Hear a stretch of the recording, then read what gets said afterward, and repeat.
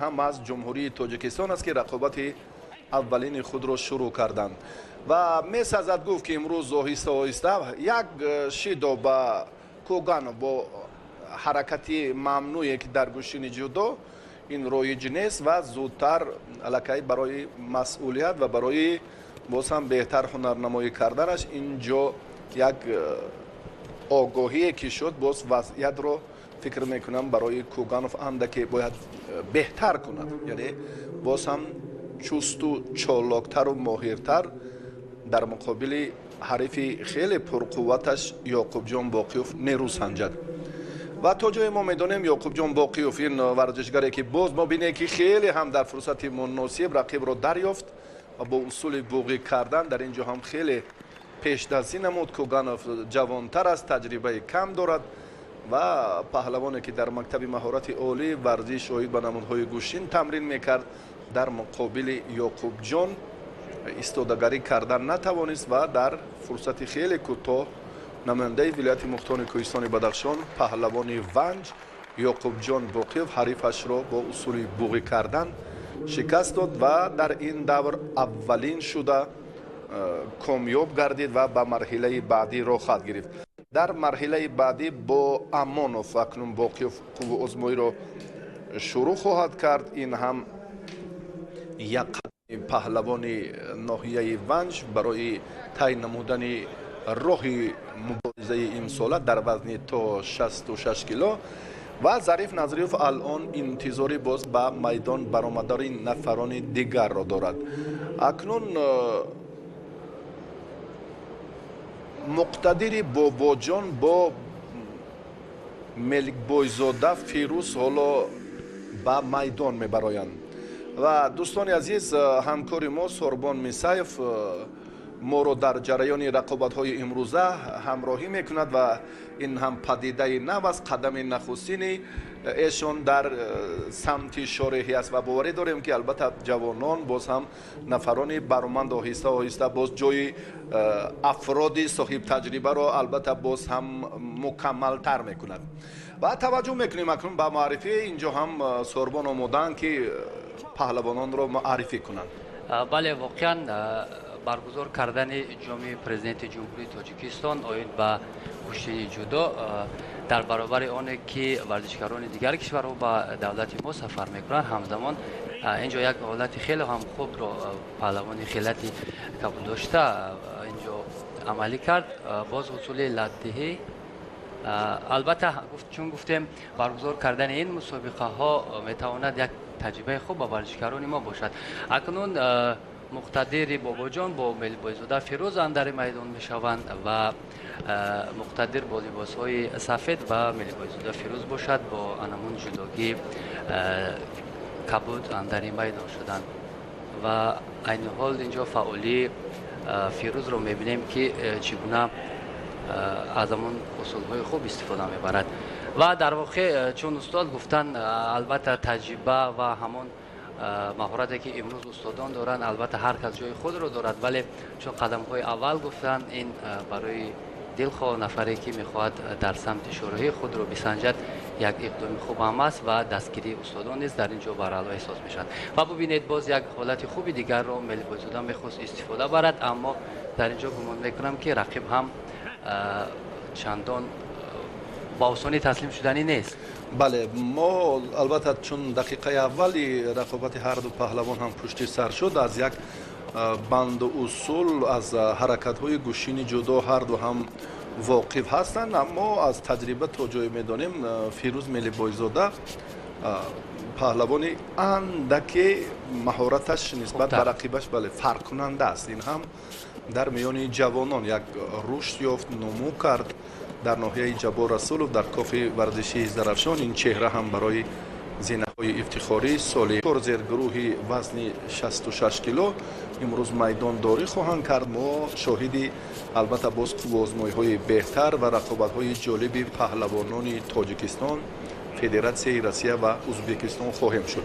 فیروز الان در سمت دفاع کردن عملکردهای پرتری باز هم فعالتر است هرچند رقیبش اینجا هم بسیار باباجان مقتدر باباجان رجوع میکند برای برابر کردن натиҷаи нерӯсанҷии даври аввал, аммо барояш фурсат ё имкон даст намедиҳад ва алон боз ҳам рафти мубориза андаке муътадил шуд дар хусуси дарёфти имтиёзҳо. албатта чун дар сонияҳои аввал ҳам фирӯз коре ки хост анҷомаш дод ва барои ин ҳам раванди мубориза чун сипарӣ шавад барояш беҳтар аст.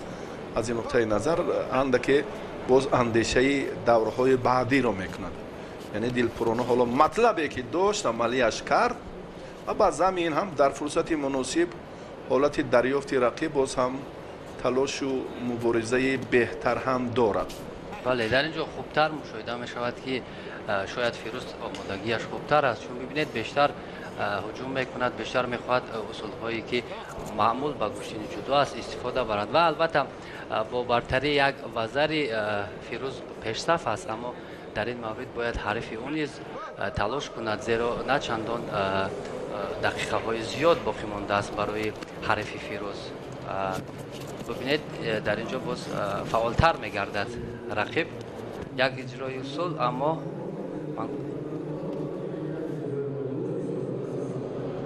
бале дар ин ҷо мехоҳад фирӯз ҳолати дар замин доштанро истифода барад, аммо бибинед пои фирӯзро рақиб мустаҳкам доштааст. дар ин ҷо дар сурати агар аз ана ҳамин ҳолат барояд, ман гумон мекунам дигар барои рақиби фирӯз ягон имконият ба меояд. ин ҷо довар истед мегӯяд. ва чун устод дар мавриди маҳорати фирӯз гуфтанд, мо дар мусобиқаҳои рейтинге ки дар дохили кишвар федератсияи ҷудои тоҷикистон баргузор кард, мо мушоҳида кардем ки фирӯз хеле маҳорати баланд нишон дод ва бар муқобили бародарон анамон ду бародаре ки дар гӯштини хеле маҳорати хуб нишон дода буд. ва ҳоло акнун камтар аз як дақиқаи дигар вақт дар ихтиёр доранд. ҳарду ҳам инҷо ҳам ба тадриҷ роҳи дигарро ва бобоҷон бештар акнун бибинед. аммо фирӯз коре ки хост, матлабе ки дошт амалияш кард, боз ҳам барояш як вазари лозим буд, инро ҳам ба даст овард дар сонияи 29 ва бо ҳамин тартиб 29-и охирини дақиқаи охиринро дар назар дорем ва ба ҳамин тартиб акнун ин паҳлавон ҳам аз даври аввал натиҷаи хубро ба даст овард ва ба марҳилаи дигар роҳ ёфт. ва дар марҳилаи дуюм бо Комилов акбар, бале, намояндаи дигари шаҳри ҷумҳурии Тоҷикистон нерӯ месанҷад. мо як лаҳза ба ҳамон фишурдаи амалҳои ҷолиби паҳлавонон таваҷҷӯҳ мекунем ва баъдам боз ҳам барои муаррифии паҳлавонон боз инҷо ҳам чун фурсат фаро расид, боз таваҷҷӯҳи дигар хоҳем кард. ба майдон акнун даъват мешавад. Комилов дар даври аввал озод аст. Акбар чун гуфтем ки бо Мели Боизода дар даври дуюм ба майдон мебарояд ва боз ҳам инҷо нафари дигар Ҳусайнов ҳоло ҳам дар даври аввал озод аст ва Мирзоев Абдулло бо Исҳоқзода Ҳасан ба майдон мебароянд ва Исҳоқзода бо хилъати кабуд аст, паҳлавоне ки мо андаке пештар дар бораш гуфтем. дар он дугоникҳо Ҳасан ва Ҳусайн Исҳоқовҳо, инҳо ҳам аслан зодаи Темур Маликанд ва дар шаҳри Бухтар тамрину боз ҳам фаъолияти варзишии худро таи чанд сол такмил доданд. бале, чун дар мавриди бародарон гуфтед, зиёди мухлисони гӯштини ҷудо ва гӯштини миллӣ низ инҳоро хубтар медонанд ва дар ин вазни 66 килограмм бештар мушоҳида мешавад ки варзишгарони ҷумҳурии мо рақобатҳоро оғоз карданд ва агар бо майдон омадани варзишгарони дигар кишварҳо ва рақобат кардани паҳлавонони мо бо онҳо, ман гумон мекунам рақобат боз ҷолибтар мешавад ва айни ҳол аз ҳар ду ҷониб ҳаракатҳо барои ба даст овардани имтиёзи аввал хеле зиёд аст ва аслан дар ин ҷо нафаре ғолиб мешавад ки шояд омодагиаш хубтар бошад барои ин мусобиқа. мураббиёне ки вобаста ба ин шогирдон фаъолият мекарданд, агар шогирдо хубтар омода карда бошанд, пас дар ин ҷо муваффақият албатта ба даст меояд. و بازم این هم سوربان این مرحله های اول و دوم رو پهلوانان هم اکنون در منطقه های خیش انجام دادن. امروز چون میبینیم که فقط همون چهره های موفقی دو مرحله و مسابقه جام پرزیدنت جمهوری تاجیکستان راه یافتند. این هم یک وسیله دیگری دریافت چهره ها هست. ظریف نظریف اکنون با پهلوان خلعت سفید داشته اینجا هم شیر داد. اینجا میرزایف باز مجبور است که اندکی یک مسئولیت جدی هم داشته باشد و رقابتش رو باز هم پرشده تر کند. خب اصلا من گمان میکنم که رقابت هایی که اینجا جریان دارد هر دو ورزشکار از همدیگر شناسی خوب هم دارند در مسابقه داخلی. بله چنین هم هست. اینها در تاجیکستان که البته آنقدر بزرگ نیست و چاره‌بینی های بیشتری که میان جوانان یا میان جودوکاران دایر می شود، این پهلوانان ها رو زود به هم میارند و یک امید دیگر، یک سبب دیگری خودداری کردن یا بسیار احتیاطکارانه مبارزه بردن هم همین است. اما حسن اینجا فوق‌العاده بودن خود را تا اندازه ثابت میکند، نوبسته از آنکه نتیجه ندارد. حصول واقعی کردن ترتیب دیگری سبقت در حالت پرتری است، اما این عمل هم تا به خاتمه انجام نیافت. چون از تجربه معلوم است در وزن‌های پایانی عادتاً رقابت‌ها پرشده‌تر جریان می‌گیرد، اما از چی باشد با سرعت‌تر، بله چابک‌تر هم با سرعت‌تر هم، چون ورزشکاران وزنشون سبک است، مثلا حرکت‌هاشون زیادتر است. از همین خاطر یک پرتاب در اینجا، اما من می‌بینم حسن خود نبود.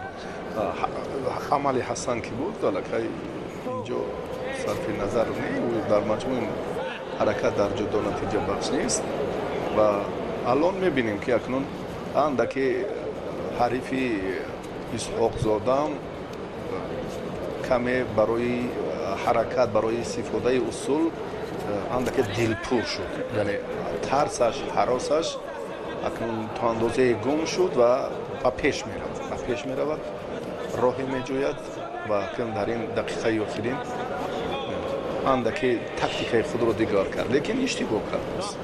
اینجا با کدام خاطر شدگی؟ با خود کم فعالی هر دو. بله اشاره داور کرد اینجا هم با هر دو که سرعت نیروسنجی باید تیزانیده شود.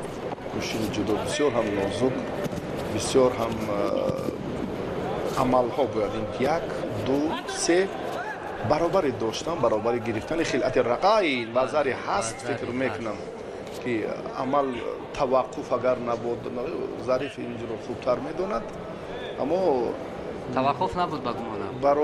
برابر نیروسنجی که یک فرصت دیدیم، حالت تکراری رو اینجا فکر میکنم ظریف هم نیاز دارد به تکراری همین حالت، یا چگونه نه دلپرانه اینجا نظر میکند یا خود بیاد یک بار دیگر اندک حرکت به ایست بود به فکرم. عملی که اجرا شد ببینید داور در اینجا هم اشاره نکرد برای شاید از خود تر نداشت که در این خاطر است که یک بار دیگر رجوع کنم. بله حالا این فرصت بیاد یک بار دیگر فیروز وقتی بیکوف کامران ناروف ما رو خوب درک میکنن در این لحظه که انا همین چهره از خود دلپرانه اینجا باز هم نظارت دارد به این عمل. حالتی تکراری نوار و هم دیگر بار دیدیم و خلاصه داوران اینجا هم بعد اینجا سهراب رحیم و فرهاد رحمت الله شخصانی مسئول اینجا دقیقاً هست. با احتمال زیاد اینجا وزری هست، اما توقف را اگر مد نظر نکنند اینجا کاملا درست است که وزری هست، اما گپ سری همون توقف می رود که آیا ایست بود یا چی حالتی که دیباره. بله اما حالت ایست بود، وگرنه در این مورد کتفش علاقه در تکیه به همون حالت تخت پوش داشت. از این هم باز کوتاه‌تر لحظه که حتی سری کتف هم رسیدنش علاقه در گرند اسلم و گرند پری معلوم است که وزری است. این همون حالت ایست رو مد به نظر گرفتن و این رو هم بهوگذاری نکردن کار به همون امتیاز طلایی می رود به وقت اضافه یا چگونه که بله همین طور هم می شود در یک ثانیه دیگر کار خوب انجام نمی یابد. بله بله اکنون جفت اولین جفته که به دور دقیقه های اضافه یعنی همون گلدن اسکور می‌پرویند و اکنون در اینجا هر یک امتیاز میتواند مهم باشد. از همین خاطر اولین امتیاز بله حالتی که اولین امتیازی که حسین اینجا براسی باید چنین عمل نمیکرد. حسین دستانش رو آزاد گذاشت حرکت حلوک داخله را چون در اینجا خاص استفاده کند، اما بدون داشتن سر یوسین یا خلعت رقیب این بسیار غیر امکان است این عمل برای با موفقانه سامان یافتنش. دیگر بار این ببینید که تاکتیکای حسن از همان گوشتین ملی سرچشمه میگیرد و در گوشتین جدا اینها بسیار هم نازکی خاص خود را دارند، یعنی بسیار باید احتیاطکارانه عمل کنند از تمامیل هایی که عنصرهای یا اون پهلوهای دیگری که در گوشتین ملی رایجند اما در جدا باعث مجازات می شود.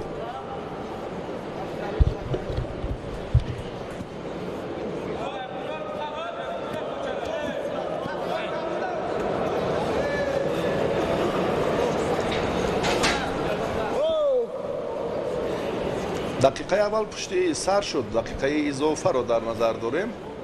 فکر میکنم اینجا بین خورشید، سید مختار رسولوف، چندین پهلوانانی که حالا باز هم اینها سید مختار پگاه نمایی میکند در وزن 81 کیلو و حالا دقیقه دوم رو مشاهده میبینیم که اندکی باز هم در مبارزه پهلوانان. این احساس من از سوربان و من فکر میکنم که تقدیر رقابت رو شیدو حل میکند، شیدوی سیوم میرزایی. بله شاید از سبب کمفعالی هر دو شیدو دیاند غالبیت رو به حسن دیاند. چون این هم شدنش از استثناء دور نیست، اما ببینید داشتن گریبان رقیب حرکتی که میخواهد یا با همون اصطلاح کمیکت هم میگویند در گوشین جدا بیشتر رجوع پهلوان خلعت سفید داشته اینجا هم نقص دارد، اما حسن رجوع میکند که اثبات سازد و پهلوان خلعت سفید داشتم با استثنای آن مشکلات آن مثلا جزئیات هایی که در جدا معلومند این ورزشگر اونقدر برخوردار نیست، از حسابی کم تجربگی اش است که الکی در رفت نیروسنجی امروزه مشاهده می شود و نشان می دهد. ببینید بسیارتر ما مشاهده میکنیم همین پهلوانان ما کوشش میکنن که از یک اصول استفاده برند، کم در کم می شود که از مثلا اصول های گوناگون استفاده برند. نه من فکر میکنم که حسن چند ترتیبی نیروسنجی های گوشتین ملی رو اینجا منظور کرد، اما اینجا بسیار استفاده اصول گفتید اینجا بسیار نقش بارز دارد. وقتی ورزشکار ببینید چرخ گشته حرکتی خیلی خوب رو هم انجام داد در روند مبارزه و ببینید که گفته های ما هم باطل برآمد و ببینید که بسیار غیر عادی عمل کرد، چگونه که براستی کسی منتظر هم نبود. یک چرخ گشته با اصطلاح ملنیت عمل کرده که این پهلوان در گوشین جدا هم بسیار معمول است و در حقیقت هم این هیجان این لحظه احسنش میگیم که در چنین مورد این حالت غیر عادی رو هم منظور کرد. بسیار اصولی این از ورزشگر کسبیت بلند رو طلب میکند. ولی چون ما در اینجا در مورد اجرای اصول ها گفتیم، اجرای یک رنگ اصول ها گفتیم، الکی رقیب حسن خیلی برای یک اجرای اصول خوب کرد. ببینید بعداً هر از جون برخستن. عادت همیشه حسن از همین این وضعیتی همون حالت پیشینه بود. پیشینه است. و وقتی اضافه رو حالا اکنون بعد چند لحظه ما میتوانیم امتیاز تریلر رو اینجا ببینیم. بله انا این حالت چگونه اصول رو سری وقتی خوب اوی اوی اوی اوی اوی ببینید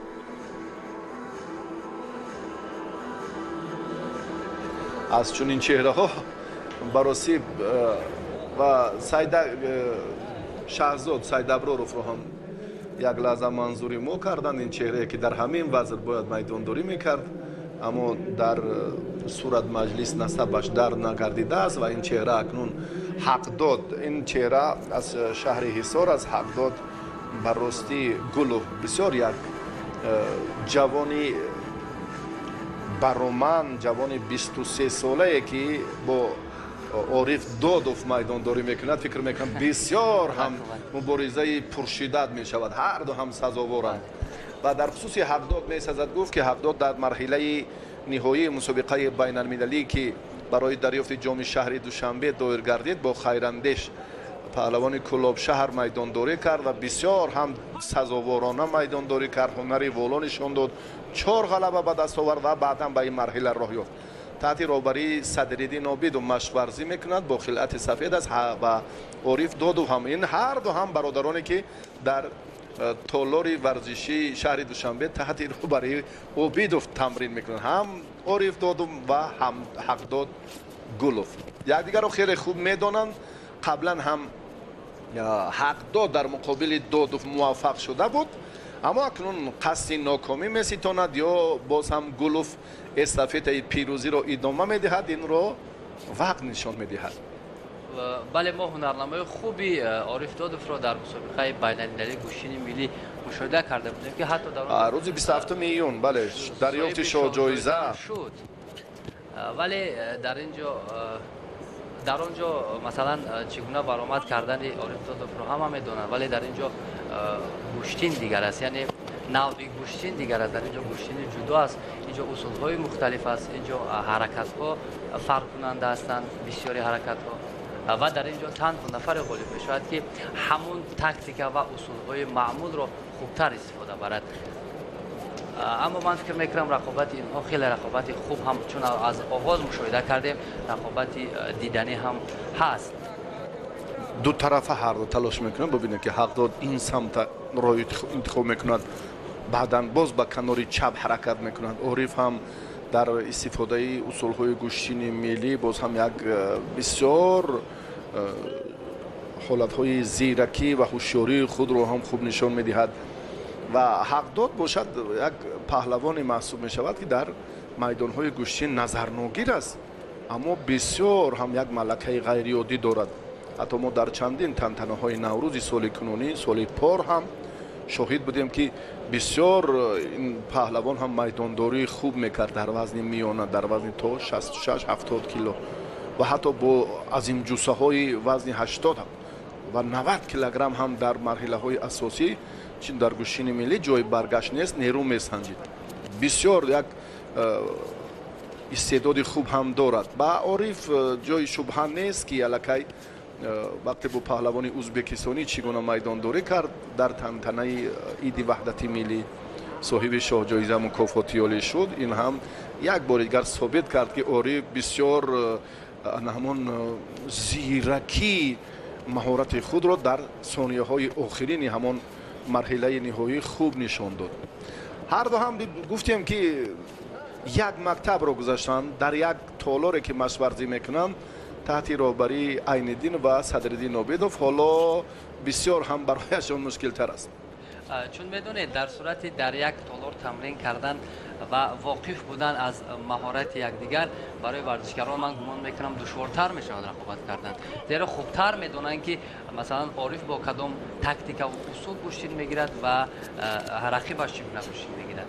сабаби асосӣ ҳам ҳамин аст ки аз якдигар имтиёз ситонида наметавонанд, якдигарро хуб медонанд ва маҷбур аст довар инҷо хулосаи Шидо ба хотири боз ҳам бо суръаттар яктарафа доштан тарзи боз ҳам ғайриқоида дар гӯштини ҷудо аст. акнун Ҳақдод Гулов Шидо гирифт. муборизаи паҳлавонон боз ҳам идома меёбад дар лаҳзаҳое ки ба усули сари кит ҳарду ҳамин амалро хуб истифода мекунанд. аммо бештари муваффақиятҳое ки мо медонем аз ҷониби Ҳақдод Гулов тавассути ин усул, яъне сари кит ва сари ҳарду син доштан. аммо ин ба кор намеояд дар муқобили Ориф Додов, чунки Ориф нафари дигар аст, боз як тарафа дошт. ин ҳам ҷавонтар аст Гулов, чун дар хусуси назорат кардан наметавонад ва ду дафъа аллакай иштибоҳ кард. акнун ориф доду бо як ҷуръат ва як тавони дигар дар 30 сония чӣ корро анҷом медиҳад. боз аз пушти по ҳаракате ки муқобили ориф додов инҷо гулов сомон дод хуб анҷам намеёбад. аз сари осин бубинед, аз гиребону сари осин дошт ҷустуҷӯи ҳамон роҳи босамари сари китф. ин усуле ки бисёр ҳам усули дӯстдоштаи ҳақдод аст. خب در اینجا میتواند که گذشت باشد، یعنی اگر دو ورزشگر از یک تالار باشند مثلا با آسانی غالبیت رو با یک دیگر میشود همین طور شدن ممکن است. اگر از میدانداری دست که از هنرنمایی دست کشد به میدان آید تا تسلیم شود، بله چونی هم هست. خیر لایزاتوف، استادان ورزیده، تور علی غنیف، احتام راجموف، چندین و خورشید پهلوانی سید مختارو چند تن از چهره هایی که این رقابت رو تماشا دارند. اکنون دومین سبقتی که با همون امتیازی طلایی آورده میرساند. این هم مبارزه هر دو در خصوصی مقاومت کردن هر دو، برابری هر دو، ملکه خوبی هر دو سخن گفتیم و این رو هم وقت ثابت ساخت که کار به امتیاز طلایی در وقت اضافه رسید و وضعیت حقداد گلوف از حساب آگاهی هایش آنقدر خوب نیست و این رو هم ملکه عارف داد و خوبتر میداند و باز هم اگر فشار رو دوچند کند و اکنون میدان نشان میدهد. ما قبلا با میرزایف آنقدر توجه نداشتیم. بسیار یک جوانی که واقعا به حیرت آورده، بسیار هم یک اصول غیر عادی رو هم خوب استفاده کرد. میشود چون این لحظه های هست که الکی مربیش هم چون این فرصت رو انتظاری نمیکشد. چی دو یک طرف داشتن حرکتی که ما در این لحظه ها میبینیم الکی مجازات است. الکی حقداد نیز یک شیدو گرفت و در اینجا میگوید که فعالتر گردد. اینجا یک اجرای اصول وزری و غالبیت با عارف دادوف.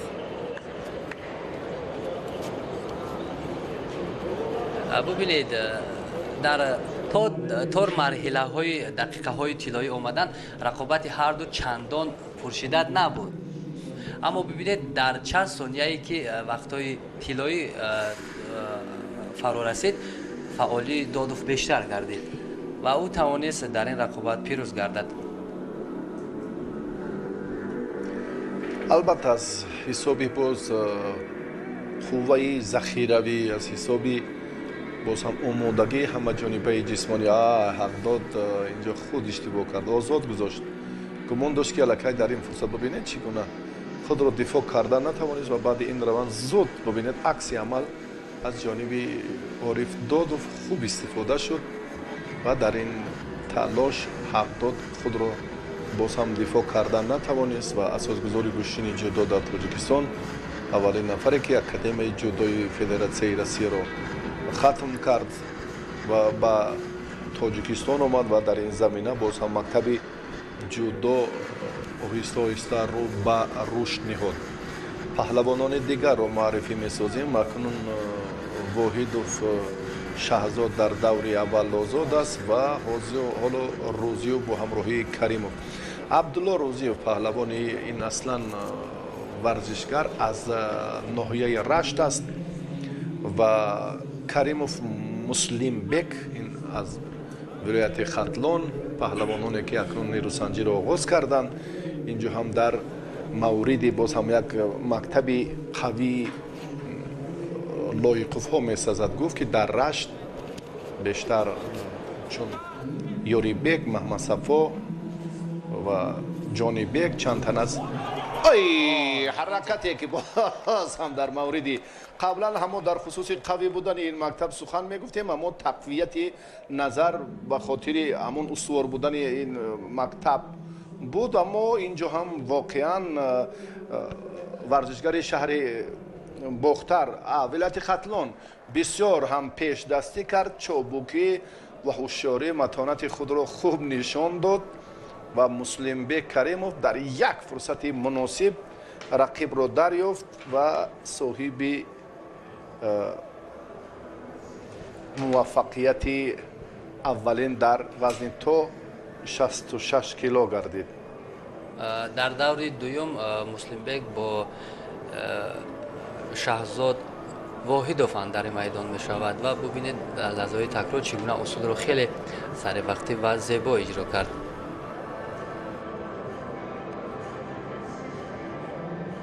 خب اکنون ورزشکاران دیگر در میدان می شوند.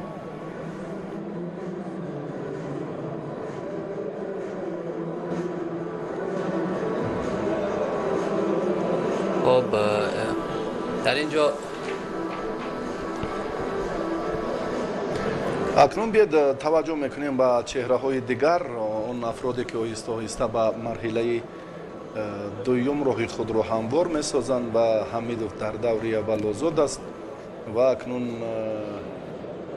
امامعلی نورعلی با همراهی بلال یوسفعلی حالا به میدان میبرایند. دو پهلوانی که امروز هم اینها از تاجیک نیروسنجی ها ثابت میسازد که این دو نفر زین است و یک واسطه بهتری برگزاری مسابقه بین المللی جام پرزیدنت جمهوری تاجیکستان این البته دریافت چهره های اصیل است و قبلا چون گفتیم که تعدادی مراسم یک مشکلی بیماری کووید 19 چون دیروز هم در مراسم قرعه‌کشی بیان کردن باعثی کم شرکت ورزیدنی پهلوانانی راهم شد که در این مسابقات شرکت ورزند. تعداد زیادی مدعیان وزن تا 66 کیلو از جمهوری تاجیکستان. بله چون اینجا شما در مورد استعدادها حرف زنید ببینید هر سال بعد برگزاری مسابقه های شهری و جمهوری یا چمپیونات های تاجیکستان چهره های نو روی میدان میآیند. در داخل بیشتر رقابت پذیری سال از سال دیده می شود و بعض شاید برگزاری چنین مسابقه ها باشد که ورزشکاران ما امکانی بیشتر پیدا میکنند و در اینجا یک عملکرد توقف بود. دیگر بار برگشت به این زمینه اندکی حالتی در زمین داشتن استفاده بوده میشد اما نه داخل استفاده بوده نتوانست.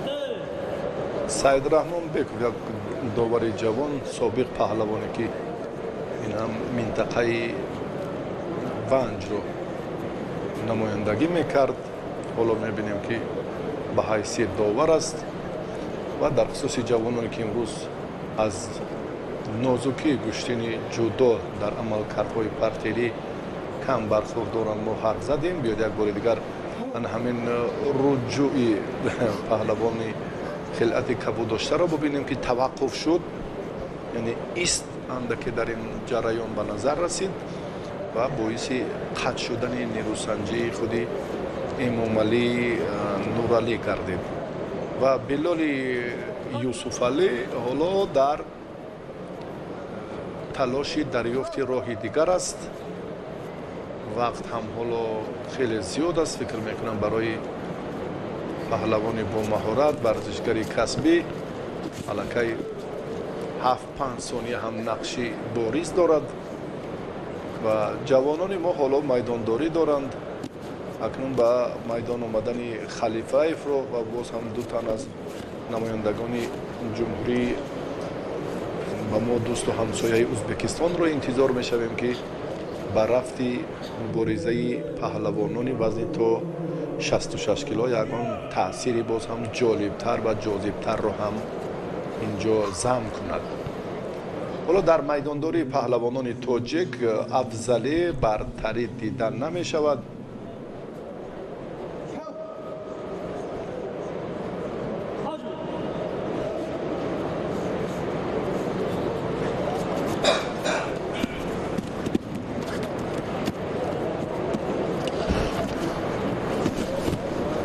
این هم در حالی بود که امامعلی نورعلی دست حریفش رو داشتن نتوانست. دیگر بار هم باز بلال یوسفعلی خود رو کنار گرفت از این عمل کردی رقیبش. ببینید بسیار شباهت دارد به همان مبارزه میدان‌های گوشتین سنتی. آن این طرز دیگر بود اما ترتیب سابقه ببینید موازنت نقش بزرگ دارد. نگاه داشتی فاصله در اینجا بسیار هم باید مشخص هم باشد. اینجا دقیق اگر 1 سانتی متر نادرست موازنه یا فاصله نادرست استفاده شود الکی نتیجه بخش سامان نمی‌یابد و بلال انا همین مورد خیلی خوب رو خواست پوشناکی یک پرتافتی انجام دهد اما خاتمه کارش ببرار انجام یافت کمربند رو خلعت رو درست کردنش و معلوم است نقص علت در لباس در ترتیب درستی نیروسنجی ها جوانانی که کم تجربه اکنون ظاهر این بر علام معین می شود که اینها نفرانی کم تجربه که آیسته آیسته به مسابقه های بین المللی قدم می نهند به هر نوع اشتراک در این مسابقات برایشان فکر میکنم که بله افتخار هم هست یک فرصتی خیلی مناسب بود که وزاری بهاگذاری گردید امام علی نورعلی بله امام علی و اکنون حرکت باز هم حالت استحکام به تخت پشت نگاه داشتن جریان دارد 10 ثانیه کافی است برایش چون این هم شد اکنون 10 ثانیه پشت سر گردید و با همین ترتیب یک عملی امام علی با وزری بود و حرکت دیوم دریافت وزریش از حسابی حالتی به تخت پشت نگاه داشتن رقیبش و با همین ترتیب امام علی از این مرحله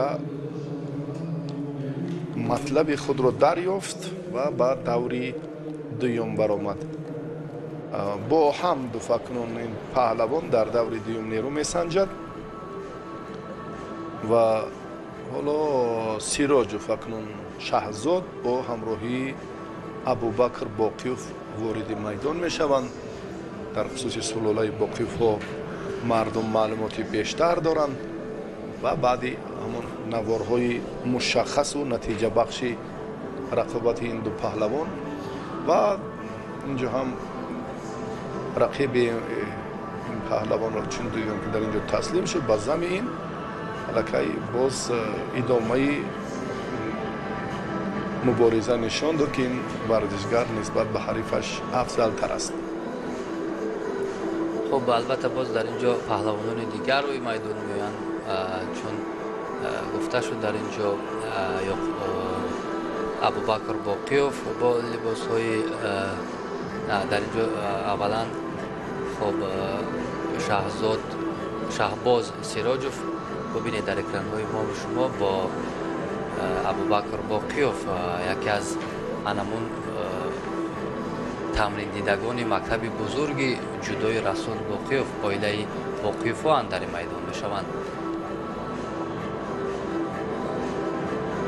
خب راستی درباره شهباز چندان معلوماتی کافی نداریم شخصا من اما درباره مهارت و ملکه ابوبکر باقیوف من گمان میکنم همگان خوب میدونند هیچ گونه میدانداری میکند.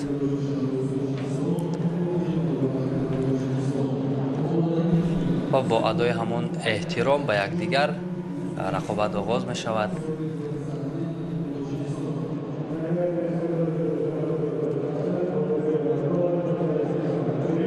اگر گویم که اینجا وضعیت سیراجوف مشکل تر است این هم البته چنین گفتن هم اساس ندارد بله چون که بسیار امروز جوانان رو دیدیم که الکی در میدان اون طوری که ما با مهارت اونها بهاگذاری کردیم چنین نبود یعنی جوانان اون افرادی که پشت پرده ماندند امروز به میدان آمدند اندکی خود رو هم ثابت کردند به هر نوع الکی این مکتب قوی با قیوف ها خیلی خوب می درخشد برای ابوبکر این آسانتر است در میدان امروزه مقابل رقیبش در عمل پرتری اکنون این زیر چنگال باقی موند این فرصتی که 20 ثانیه خیلی و خیلی مشکل از چنگال ابوبکر رها یافتن رقیبش در گمان است براستی الکی 16 17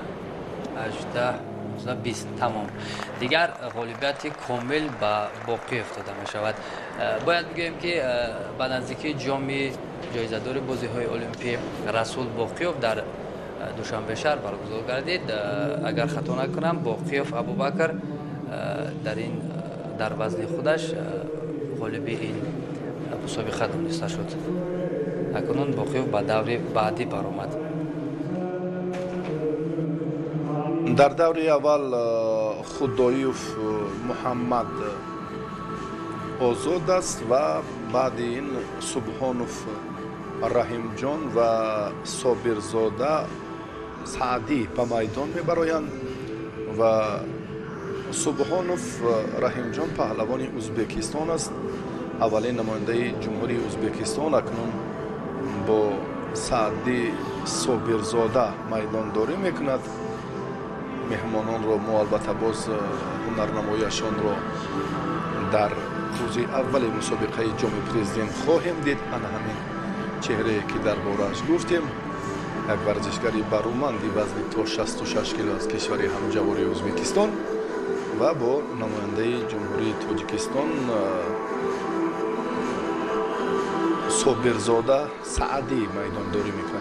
در خصوص مهارت صابرزاده ما معلوماتی نداریم و این پهلوانان چون جمهوری تاجیکستان رو امروز معرفی میکنن، اکثرشون از دیگر منطقه های تاجیکستان است، از سوگد و ختلان و از ولایت مختار کوهستان بدخشان، از دسته شهر و ناحیه های تابع مرکز و از شهر دوشنبه هم چند تن از جوانانی که باری اول شرکت ورزیدند اینجا هم حضور دارند. بیا توجه میکنیم اکنون به مبارزه پهلوانان تاجیکستان و ازبکستان.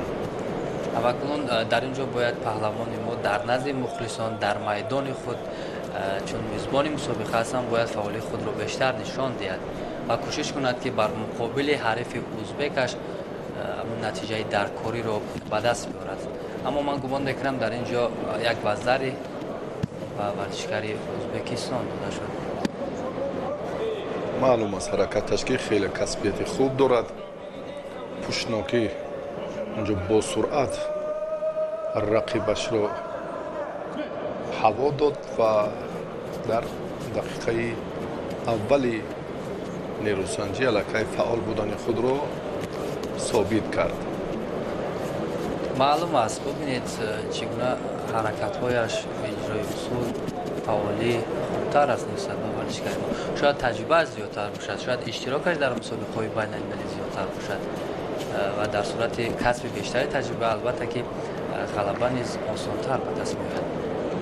اما در اینجا ورزشکار ما نیز آسانی تسلیم شده نیست و می‌خواست یک پرتاب را اجرا نماید اما من می‌گم چندان موفق نشد. این خوب است. البته رقابت کردن با ورزشکاران خارج برای ورزشکاران ما خیلی خوب است. اگر بیرون از کشور هم سفر نکنند در داخل کشور برگزار شدن چنین مسابقه ها میتواند به تجربه آنها یک تکان خوب رساند. استید امری دوباره است و ببینید مربی ورزشکاری ازبکستان چگونه به او توصیه ها داده ایستاده است. هر دو اکنون مجازات شدن، هر دو هم باید اندکی جدی‌تر باشن و علاخصوص پهلوان جمهوری تاجیکستان که امتیاز اول رو از دست داده است، حالا باز همون حرکت پیشینه ورزشگری ازبکستان سبحانوف تکرار یافت و این مراتبه علاقه نماینده تاجیکستان واقف شد که کار در این زمینه بسیار مشکل تر است. خود را دفاع کرد و وضعیت را برطرف نمود. مبارزه پهلوان ازبکستانی بسیار هم باز جالب تر می شود. ببینید این کاملا هم برای تکرار کردن این اصول رقیبش این عمل و این نگاه داشت فاصله این حرکت پهلوان تاجیکستان مساعد نیست، سازگار نیست. وضعیت در پرتر مرکب تر می گردد. سبحانوف می تواند باز هم در این جریان با همون ترتیب دیگری که اصول بقی کردن نام دارد حرکت نهایی خود را انجام دهد. یک وزری دیگر برایش کفایه است. اما نماینده تاجیکستان اکنون چون گفتیم که تا بود توانی برداشت این لحظه ها را بسیار در دقیقه اول نداشت، امتیاز را از دست داد، دیگر باره رجوع کرد، تلاش میکند. اما اینجا هم سخن در باب کسبیت می رود، در باب آمادگی قوی همه‌جانبه جسمانی می رود که از جانب ورزشگر خیلت سفیدآشه این بسیار خوب به نظر می رسد. البته ما سالهای خیلی زیاد مشاهده میکنیم که ورزشکاران جمهوری ازبکستان در مسابقه‌های سطح بلند چگونه خوب هنر نمایی می‌کنند، حتی در بازی‌های المپی نیز چگونه مهارت خوب نشان دادند. البته ورزشکاران ما نیز پیوسته در مسابقه‌ها اشتراک می‌کنند، اما اگر در مورد نتیجه حرف زنیم ورزشکاران همسایه کشور ما بیشتر نتیجه خوب را به دست می‌آورند و شاید محض همین چیزها باشد که امروز جودوی ازبکستان خیلی هم رشد کرده است و در اینجا معلوم است که چگونه ورزشکاری ازبک رقابت کرده ایستاده است. بله، با امکانیت‌های مساعد با اشتراک در مشق‌های دسته‌جمعانه بیرون از کشور علاقه این پهلوانان کشور همجواری ما خیلی نمونه هم هستند. حالا در میدان بسیار رجوع میکنند، چون در خصوصی باز هم با دور دیگر اکنون ما شاهد این خواهیم شد. با دور دیگر اکنون چون این پهلوان ازبکستانی راه یابد، اینجا میسازد گفت در مورد البته هنرنمایی پهلوانی دیگر با جمشید نورعلی میدان داری میکند و بعدا در دور سیوم شاید با باقیوف این پهلوان با ابوبکر اگر میدان داری کند اونگاه رقابت جالب می شود. اکنون ما این رو بیاید پیشگویی نکنیم. با جمشید نورعلی ورزشگر حالا که اکنون غلبه به دست آورد، نماینده جمهوری ازبکستان، با جمشید نورعلی در دور دوم رقابت میکند و باقیوف در حالت غلبه کردن دوری دوم بعدا همین چهره ها به هم می آیند. فکر میکنم اون زمان بسیار رقابت پرشدت‌تر می شود.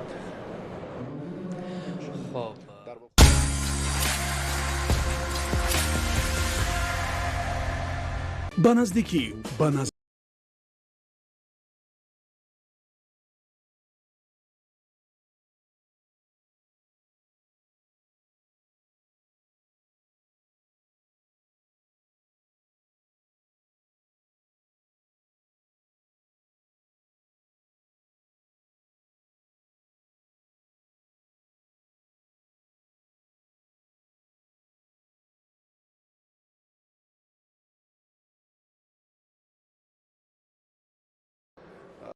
در خصوص پهلوانی دیگری ازبکستانی یگان فکر یا دلگی دیگری ندارم، اما بسیار هم دو چهره هستند که باید در لااقل سبقت‌های چهار نهایی یا نیمه نهایی دیدار انجام میدادند. اکنون این دیروز هم توسط تلویزیون ورزش مراسم قرعه کشی چون منظور گردید همین طور شد. بیاید ببینیم اکنون آنچه در میدان میبینیم باز هم دقیق‌تر، روشن‌تر، واضح‌تر خواهد شد. و خلیفایف ملا رجب این هم زاده ناحیه رشت است، پهلوانی که در فدراسیون روسیه اقامت میکنه، شهروندی این کشور رو دارد. 2 سال قبل هم در چمپیونات روسیه برنده مدال طلا شد. این بزرگترین دستاورد برای دستپروری مکتب ورزشی تاجیک است و امسال در چمپیونات روسیه در همین وزن 66 کیلو صاحب مدال برنجی شد، عضو منتخب فدراسیون روسیه. حالا از تیم روسیه اینجا هنرنمایی میکند، یعنی فدراسیون روسیه رو در مسابقه بین المللی جام پرزیدنت معرفی کرده ایستاده است. و بهرام صوفیوف که چمپیون چند کاراته مملکت هم در گشتین جودو، هم در گشتین ملی و هم در سامبو در مسابقه گران پری ازبکستان هم شرکت ورزید. یک تجربه بهتر، یک مهارت خوب هم دارد. هر دو هم ارزندند. براستی اینجا یگان نفر نمیتواند بگوید که کار چگونه صورت میگیرد.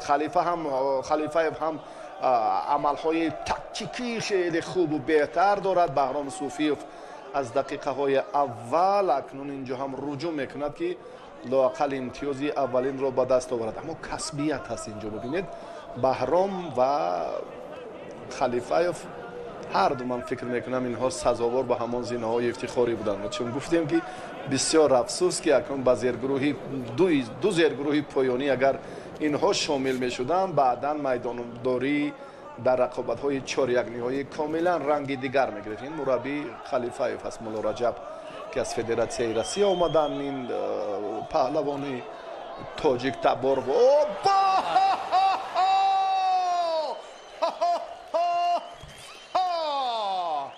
واقعا هم در این روند، در این لحظه که بسیار هم جالبترین فرصت رو دریافته، جالبترین فرصت رو شیرعلی بازاروف و چند تن از نفران دیگری که واقعا هم در این جریان میسازد از این حالت. من در خصوصی انا همان حالت بیاد گفتم که یگان سخن نگویم که بهرام افضلی دارد یا خلیفه، و دقیق اینجا هم مکتبی گشتین کلاب شهر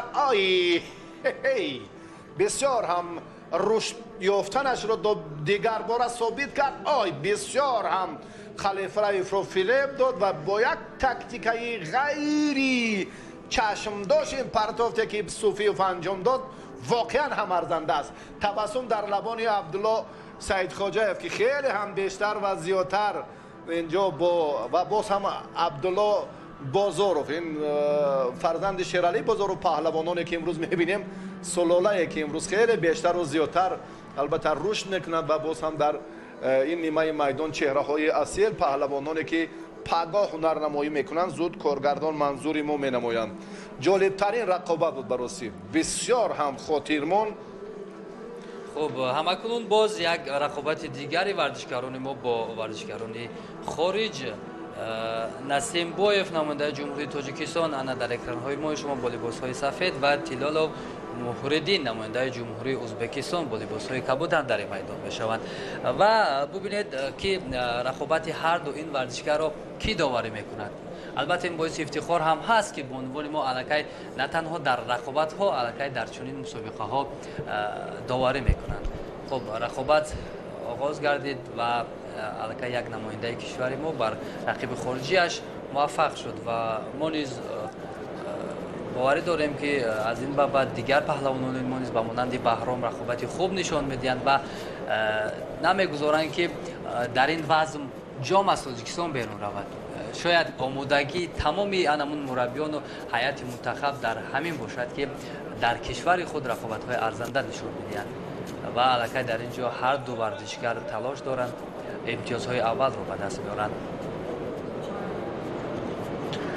و در خصوص خلیفه‌ایف و صوفیوف هم روز کارشناسان بیان کردن، بسیار اظهار تأسف کردن که هر دو این در دوری اول وا میخورند و اکنون ببینید میدانداری که چگونه صورت گرفت و باز هم اینجا ما میتوانیم شاهد دیگر پرتافت‌ها، دیگر هنرنمایی پهلوانانی که البته انتظارش نیستیم شویم، چون که الکی در یک دوری قبلی چی حالتی که یک پهلوان رو گفتیم که نفری اونقدر معروف شناخته نیست باری اول میدانداری میکند، اما ببینید که چگونه حسن اسحاق فروش شکست داد و باز هم امروز ما میتوانیم که از متانت دیگر پهلوانان وصف آنها رو هم بیشتر سازیم.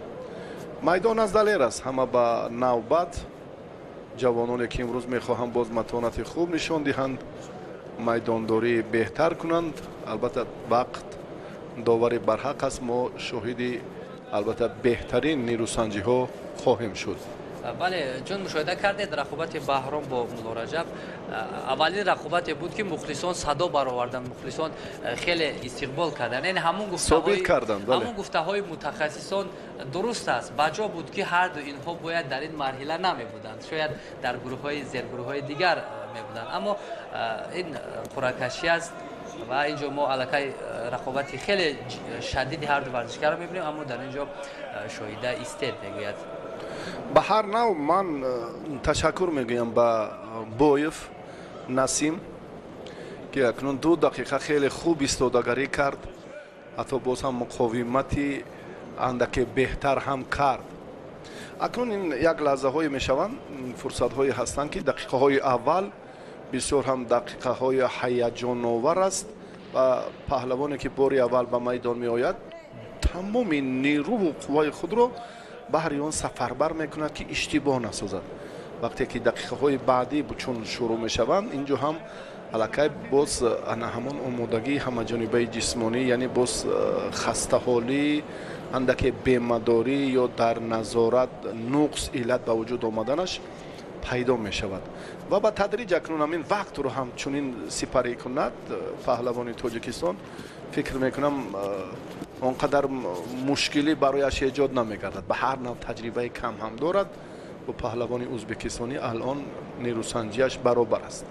اکنون هر علت و مشکلی که به وجود می آید بعدی اکنون دقیقه سیوم چون وقت آهسته آهسته قوه زیادتر رفتن میگیرد، باز هم تاکتیک دیگر می شود، باز هم عملهای پای در پای مقابلیت رقیب که بیشتر دوچند می شود.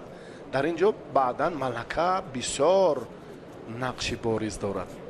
یک عامل دیگر هست اگر مشاهده کرده باشید، ورزشکاران چندان مثلا آنقدر سست نیستند، اما یک چیزی که برای اکثر ورزشکاران ما به وقوع می‌پیوندد و سبب مغلوبیت آنها می‌شود کم اشتراک کردن در چنین میدان‌ها است و باری اول که اشتراک می‌کنند در اینقدر محیط کشاد، در اینقدر مخلصان کمی هیجان زده هم میشوند.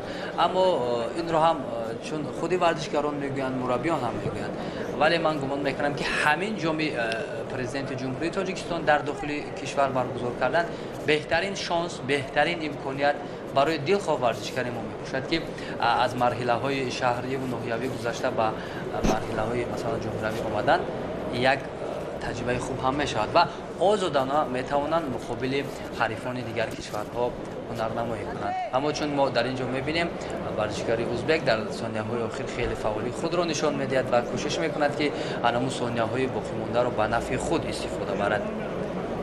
در اینجا خستگی هر دو ورزشکار دیده میشود. پهلوان ما اکنون شیدا گرفت، یک جهت مسئولیت دیگر، یک راهی باز جدی‌تر عمل کردنش را نشان میدهد.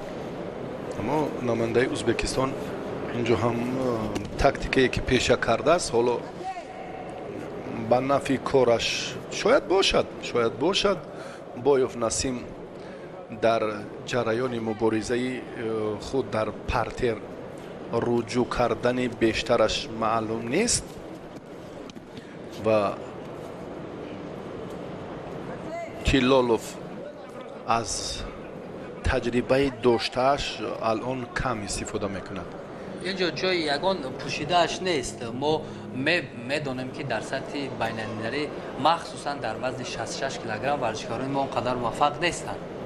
همین خیلی هم هست و به حیات منتخب ما چون چهره هایی که سزاوارانه در مسابقات گران پری، گران سلام چون مبارزه برند سالی پار، اکنون این هم در وزن 61 شعباز سیدپورف اندک خود را نشان داد و بعدا ناپدید شد.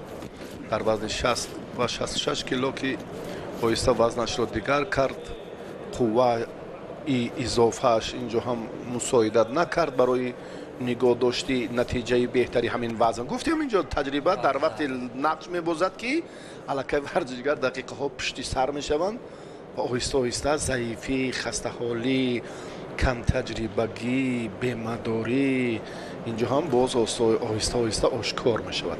این رو که در ابتدای اول هم یک نقطه اشاره به همین خاطر بود و پهلوانی که تجربه دارد این رو ببینید دل پر عمل کرد و در روند مبارزه برای امتیاز طلایی یک پرتافت بهتر رو هم انجام داد و به مرحله بعدی راه یافت. این رقیبی صوفیوف خواهد شد.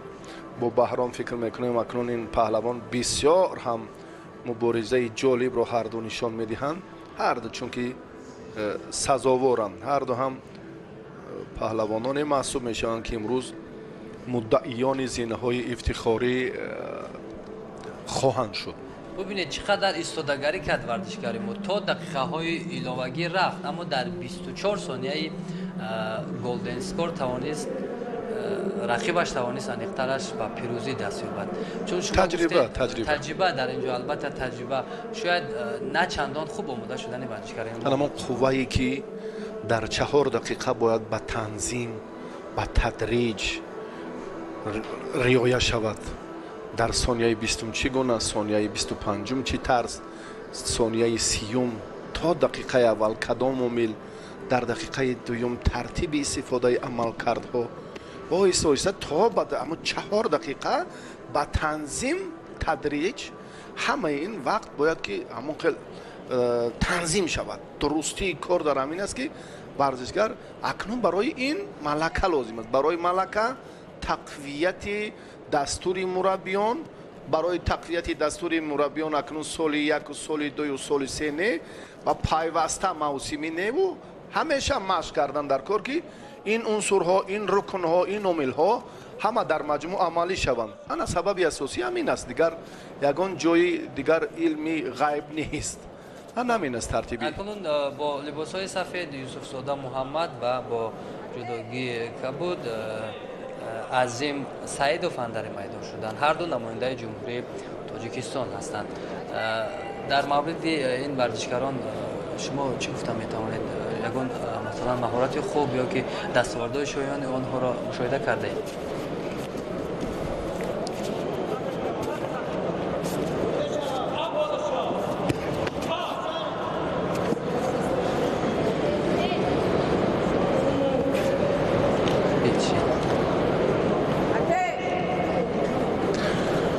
алон дар муборизаи паҳлавононе ки инҷо як лаҳза мо таваҷҷӯҳ кардем, бале боз ҳам чеҳраҳои нав, паҳлавононе ки имрӯз ҷавонанд, таҷрибаи ками, мусобиқаҳои сатҳашон бо нуфузро доранд. аз ҳисоби ба тадриҷ аз марҳилаҳои ҳамон муборизаи ҳайати ҷавонон ба бузургсолон қадам мениҳанд. ин ҳамон афроде маҳсуб мешаванд чун Юсуфзода ва боз ҳам Азим ки имрӯз бо хилъати сафед аст. ин аз сабаби ба ҳайати ҷавонон шомил буданашон ва имрӯз ҳам аз дигар минтақаҳои кишвар чун Тоҷикистонро ҳам маърифӣ мекунанд дар мусобиқаи байналмилалии ҷоми президенти ҷумҳурии Тоҷикистон. ба ростӣ дастовардҳояшон ҳам камтар аст ва як тақвияти маҳораташон дар оянда албатта ин мусобиқаи байналмилалӣ хоҳад шуд ва дар раванди муборизаи ҳарду паҳлавон ҳоло мо афзалиро ба ростӣ намебинем. кашмукашиҳое ки он қадар натиҷа бахш ҳам нест, ҳаракатҳои гӯштини миллӣ бештар истифода мешавад. бисёр ҳам вазарӣ фикр мекунам дар як лаҳзаи муносиб ҳам акнун Азим тавонист ки кори беҳтарро инҷо анҷом диҳад ва ҷавонон имрӯз хеле зиёданд. бароси 49 нафаре ки мо мебинем, андаке баҳс ба миён омад, он вазари буд ё набуд, ҳолати такрорро баъде ки Фирӯзбахтӣ беку. бале ташаккур. биёед як бори дигар бибинем. бароси ҳатто оринҷаш ҳам такя ба он самти вай надошт. бале дидед ки аллакай баъди ҳолати такрорӣ имрӯз ҳам нақши муассисаи давлатии телевизиони варзиш дар шаффоф ва одилона сурат гирифтани рақобатҳо, ҳакамии кори доварон бисёр ҳам бориз аст. бароси бисёр ҳам баъди наворҳои такрорӣ ин фурсатро мо дигар бора акнун собит кардем ки комилан имтиёз нест ва инҷо шоҳида қаландарро ҳам каме ба иштибоҳ роҳ дод ва баъдан хатоии худро ислоҳ кард. алон ба амалҳои партерӣ паҳлавонони тоҷик руҷӯъ мекунанд. фурсати дарёфт фаро расидааст. акнун ин кор ҷараён мегирад. 4 5 6 7 бисёр ҳам қавитар шуд. фурсати муносиб, имконияти хуб барои нигоҳ доштани рақиб дар ҳамон 20 сонияи вақти мушаххас. бале дар ин ҷо бо усули дар замин нигоҳ доштан Муҳаммад ғолибиятро ба даст овард ва ба даври баъдӣ гузашт. ҳарфи навбати Муҳаммад дар даври дуюм албатта варзишгари ҷумҳурии Тоҷикистон аст ки қаблан پیش از این رقابت کرده بود.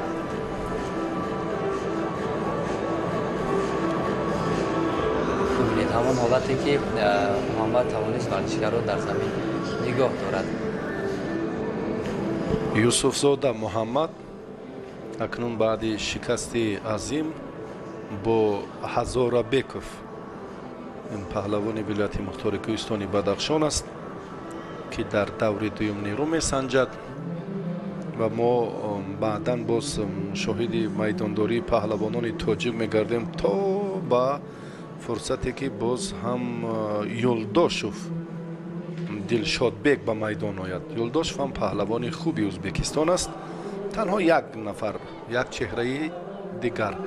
алиҷон паҳлавоне ки аслан мактаби варзиши ноҳияи муъминободро дар солҳои наврасияш хатм кард 2 сол ва сипас ба душанбе омад ва дар ин ҷо такмилу тақвияти маҳораташ. Сафаралиев алиҷон бо хилъати сафед аст ва абдушукуров сарвар бо хилъати кабуд. ҳардуам паҳлавон ҳам хубанд дар миёни ҷавонон. сарвар абдушукуров агар иштибоҳ накунам паҳлавоне ки таҳти роҳбарии рауф ҳукумат машварзӣ мекунад. қоматаш андаке пасттар аст. алиҷон қомати то андозае баландтар дорад. дар шаҳри тошканд ҳам дар мусобиқаи гран-при ширкат варзид. алиҷон ҳоло дилпурона бубинед чӣ гуна аз боло доштан. боз ҳам як одати сорбон, одати ҳамешагии паҳлавонони мо ҳамон анъанаи бобоӣ гӯем ҳам иштибоҳ нест дар ҳамон майдонҳои гӯштини миллӣ бештар таҷассум меёбад. алиҷон ҳамин ҳолатро манзури мо кардан. сафарализода ва акнун бубинед як ба ҳалуки дохила чун таваҷҷӯҳ кардам бубинед ки бисёр ҳам сарвар инҷо бениҳоят ҳам ҷасорати худро мехоҳад хубтар нишон диҳад. ана инҳо то андозаи фавқулода ҳунарашон нисбат ба ду ҷуфте ки андаке пештар баромад. алиҷон худро беҳтар дифоъ кард вагарна дар ин пешбо додан ин ҳаракате ки аллакай хеле ҳам наздикӣ ба имтиёзи аввалини вазари дошт. шумо дар мавриди фаъолӣ гуфтед ранг масалан мусобиқа рақобати инҳо ранги дигар гирифт, зеро таҷрибаи иштирок дар мусобиқаҳои байналмилалиро дорад. махсусан аминҷо сафаралиев ки мо чандин бор мушоҳида кардем рақобатҳоеро ва бештар дар гӯштинҳои суннатӣ сафаралиев рақобати хубтар нишон медод ва дар мусобиқаи байналмилалӣ гӯштини миллӣ низ иштирок карда буд. бале рақобати хуб нишон дод. сарвар ҳам нафари тасодуфӣ нест. ин чеҳра ҳам бисёр миёни ҷавонон як шӯҳрати хоса дорад. ҳоло иштибоҳ кард, як тарафа дошт, шидо гирифт.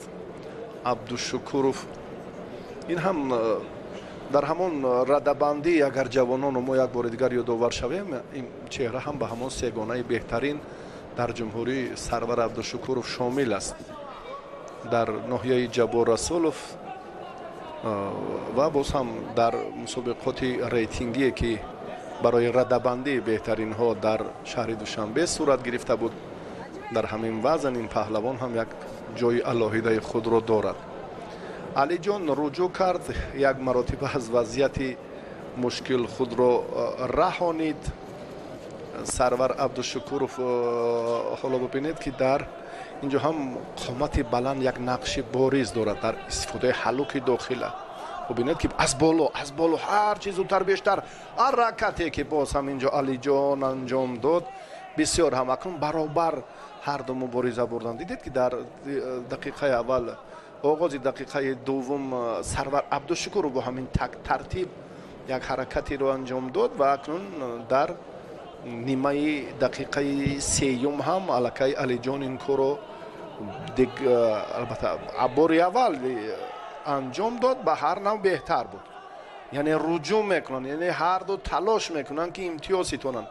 муҳим ана ҳамин аст дар майдон масъулият доштан ва ҷиддӣ мубориза бурдан. ва дар ҷудо ин бисёр нақши бузург дорад. вақте паҳлавон бетарафӣ зоҳир мекунад, ва ниҳоятан ҳам از میدان بیرون شدند. فکر میکنم داور اینجا باید مته امر داور رو چرا اینها اونقدر با این نوبت نمیگیرن؟ اینجا داور بر وقت استیت گفته بود، اما ورزشکاران من گمان میکنم یا مشاهده نکردن یا این امر رو نشنیدن. اما در اینجا برای چی شاهده داورهای تکراری اشاره میکنند؟ بیاد یک بار توجه میکنیم با انا برای همین عمل نبود یگان امتیازی هم وزاری چون به گذاری کرده ولن برای دو دیلگی به میان اومد که چگونه برای سرور نبود. من فکر میکنم اینجا کاملا این امتیازی هم نبود.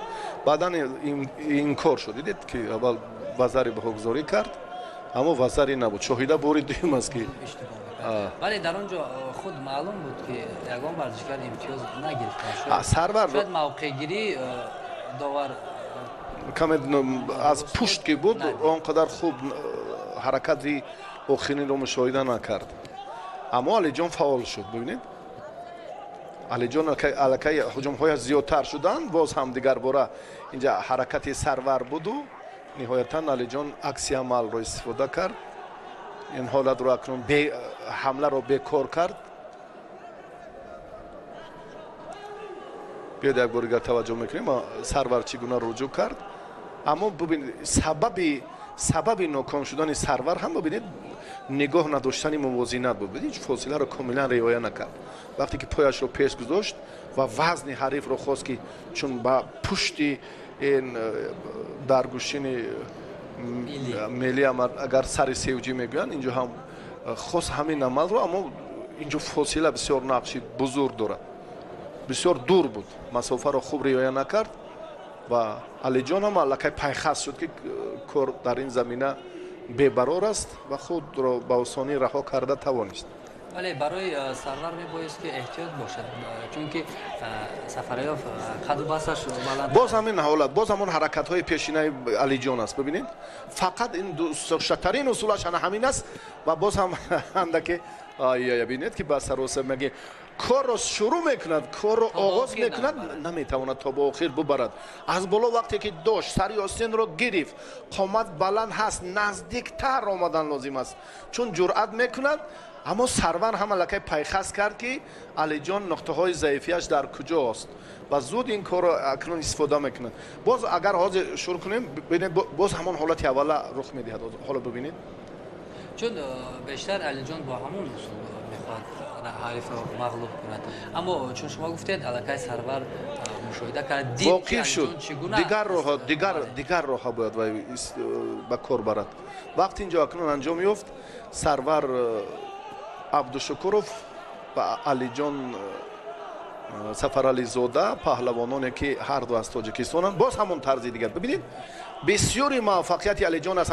پیش دستی کند علی جان باید نسبت به رقیبش پیشتر رود، کناری نزدیکی به پای چپی رقیب رو باید اختیار کند. اما او ببینید داشته میایستد با موازینت، با تغییر دادن موازینت، با نزدیک شدن کناری چپ پای رقیب مقابلیت نمیکند. این هم از شاید این هم از سیر تجربه بودن همون رقیب است. سرور میداند که الکی وقتی که علی جان از بالا داشت باز همون حالت پیشینه حرکت علی جان بود. اینجا امتیازی هم نیست اکنون.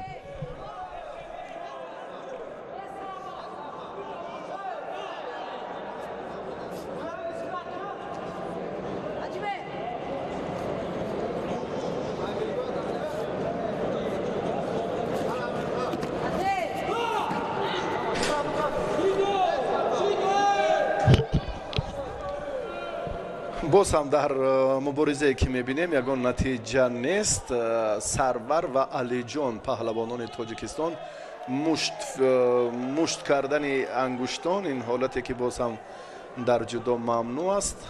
پنجه هایی که در اینجا اشاره است اشتباهی علی جان بود، سفرعلی زاده سفرعلی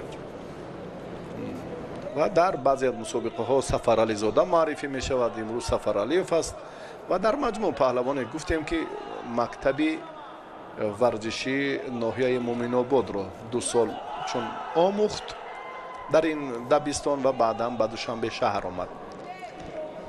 дар мавриди мактабҳои варзишӣ шумо гуфтед, имрӯз мактабҳои варзишӣ махсусан дар риштаи ҷудо дар Қаламрави инҷо 100% мушоҳида мешавад, ки кадом минтақа, кадом мураббӣ чӣ гуна дастпарварони худро ба ин мусобиқа омодагӣ хуб омода кардааст.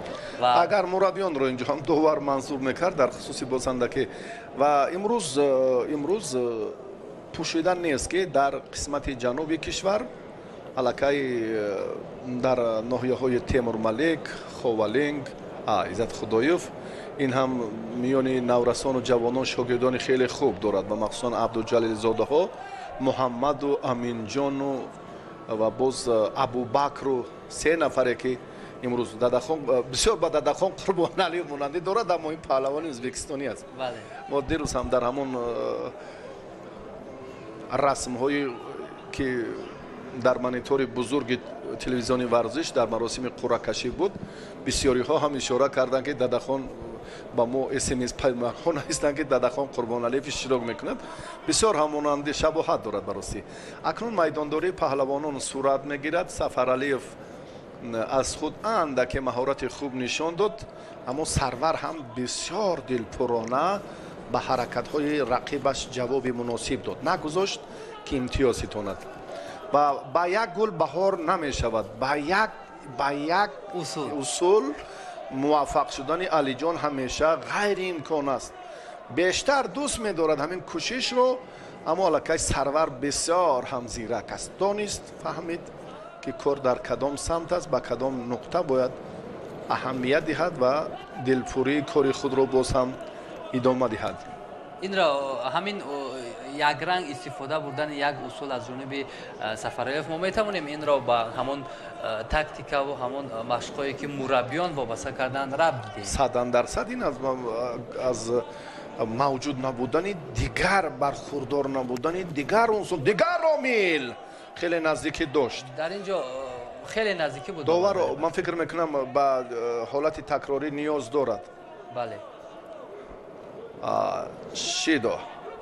шидои дуюм акнун ба ин паҳлавон Сарвар Абдушукуров дода шуд. боз ҳам Алиҷо дигар бор Алиҷон ин корро наметавонад хуб анҷом диҳад, чунки акси амалро Сарвар хуб мефаҳмад, медонад. оҳиста оҳиста барои тағйир додани мавқеаш акнун дигар роҳро меҷӯяд ва Алиҷон метавонад дар як ҳаракат ҳалоки дохиларо хуб истифода кунад ва метавонад таваққуф кунад. ҳоло ду маротиба ин корро анҷом дод ва якранг акнун якрангии усул барояш бисёр гарон шуд. бибинед ҳар ду ҳамин тараф ой вазари дигар Алиҷон ҳам ниҳоятан ҳам корро ба ҳамон нуқтае бурд, ки 1, 2, 3, 4, 10 маротиба акнун дар ниҳояти кор ба ҳамон амали дӯстдоштааш, ба ҳамон матлаби ниҳояш ҳам расид. вазари баҳогузорӣ шуд ва Алиҷон аз ин мубориза акнун натиҷаи дилхоҳро ба даст овард, соҳиби вазари шуд ва ба даври дуюм баромад Сафаралиев. хуб дар даври дуюм Алиҷон бо намояндаи ҷумҳурии Тоҷикистон Айниддин Нуров андари майдон мешавад ва бубинед ҳолатҳои ҳамон ҳолате ки Алиҷон вазаре гирифт. ин ҳам аз ҳисоби ҳамон хастаҳолӣ, аз ҳисоби бемадории паҳлавони Абдушукуров ба вуқӯъ пайваст. ҳамин рақобатҳои Алиҷонро шахсан ман чӣ дар гӯштинҳои миллӣ, дар гӯштинҳои ҷудо зиёд мушоҳида кардам. дер хаста мешавад. як муваффақияти хуби ин варзишгар дар он аст, ки дер хаста мешавад. Саид Аброров имрӯз мунтахаби Тоҷикистонро кӯмак кардан наметавонад. як лаҳза ҳам коргардон чеҳраро манзури мо карданд.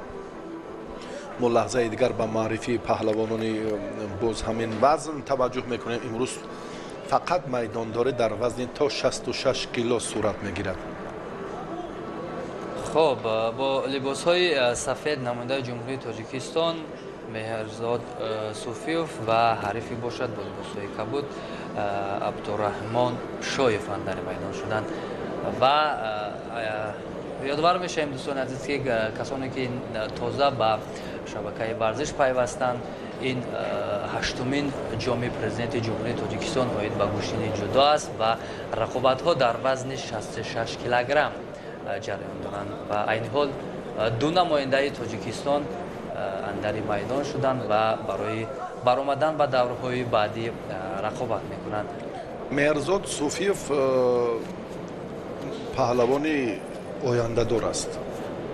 نسبت به دیگر جوانانی که امروز آمدند و آنقدر آشنا نبودند با ما، مهرداد صوفیف اندک ملکش فرق میکند. اکنون در مقابل رقیبش چگونه میدانداری میکند این را وقت نشان میدهد. اما اینجا یک نقطه فعالی این پهلوان در چمپیونات جوانان کشور، این چهره که امروز هم از نورسی باز 2 سال قبل با حیات جوانان پیوست آهسته آهسته مهارتش را تکمیل میدهد و مهرزاد صوفیف همچون مدعی در میان جوانان یکتازی گوشین جودو در تاجیکستان یک محبوبیت خاصه هم دارد. اما ما اینجا چند ورزشکاری که برتری را با او دادیم در اینجا مغلوب تنها یکی را اما در اینجا باز گپ سر همون چون گفتیم تجربه ملکه و چوست و چالاکی می رود و چون ورزش است نفر غالب می شود که ببینید تدی رینری با تجربه را چگونه ورزشکار روس در بازی المپیک توکیو چگونه مغلوب کرد که شاید کسی باوری نداشت از این. اما میدان گوشتین همین است، کسی که خوبتر آماده شده است، کسی که همون اصولهای گوشتین جودو را زیادتر میداند همون موفق می شود. خب رقابت اینها جریان دارد اما در اینجا چندان خوب همون اصول را تا به آخر برده نتوانست. اکنون صوفیف کارش هنرش دیگرتر شد. دقیقه اول رو دید، مشاهده کرد کار در این زمینه چگونه است و بعدا ملکه ترتیب نیروسنجش رو دیگر کرد. اینجا می‌بینیم که خاص به یک اصول نیست حرکت پهلوانان. اولا دیگر در دقیقه دوم کاملا سمت جهتی باز تکمیل دادن همون سلسله حمله ها دیگرگونتر می شود.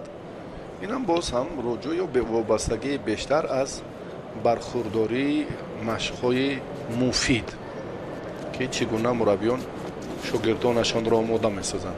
افضل تر است اکنون صوفیف حرکت هایش بیشترند. اکنون اینجا یک مقاومت رقیبش سهراب رحیموف، یک داوری خیلی جوان امیدبخشه که چون بسیاری ها هم بیان کردند که در قطار رمزی شمیرف اگر باز هم از زبان انگلیسی برخوردار باشد میتواند تاجیکستان را در مسابقات سطحی باشکوه به حیث داور نمایندگی کند. سهراب رحیموف، برادرش هم فرهاد رحیموف پهلوان خیلی ممتاز و سلاله رحیموف ها چون در خصوص فخرالدین و سید احتم و بعدا باز تقویت یافتن مکتب امروزه رحیموف باز هم از حساب فرزندان مرحوم سید مومن رحیموف چند نفری آنها هم به همین شغل، به همین کسب، به همین جاده علاقه یک توجه خاص هم دارند. و ما بیاد به صوفیف بیشتر توجه کردیم. حرکت هایش خوب هست، نتیجه مفید مهمتر است در میدان امروزه و شایف هم بسیار مقاومت یا مقابلیت سزاوارانه نشان داده ایستاده است در سمتی برطرف کردن وضعیت های مشکل. خیلی هم رجوع کرد. اعظم رسولوف این مربی شهر حصار با نمایندگان دسته ناحیه رشت، یک موی سفیدی که قبلا هم ما با او مصاحبه انجام داده بودیم، 80 ساله است، 220 کیلو وزن میبردارد و در روند تلاش های شاگردانش امروز هم بسیار خوشحال است. ببینید از تمام منطقه های تاجیکستان، از رشت و ختلان و بدخشان و از زرافشان و از سوغد و دیگر منطقه ها، از مسچاه علاقه هواداران گوشین به شهر دوشنبه تشریف آوردند. این هم باز دلالت محبت گوشتین ملی ما را نشان میدهد که بعداً تقویت یافت با گوشتین جدا و امروز هم بسیار аудиторияи бузург дорад ин намудҳои гӯштин махсусан гӯштини ҷудо ҳам ҳамонанди гӯштини миллӣ. Дар муборизаи паҳлавонон мо ғолибро муайян накардем ва акнун кор ба ҳамон самти ниҳоӣ ба имтиёзи тиллоӣ рафта мерасад. бубинед аввалин рақобате аст ки то даври тиллоӣ рафтан варзишгарон ягон огоҳӣ нагирифтанд. яъне ин аз он далолат медиҳад ки ҳарду серталош ҳастанд, ҳарду мехоҳанд ҳамон лаҳзаҳои хубро истифода боранд то соҳиби натиҷа шаванд.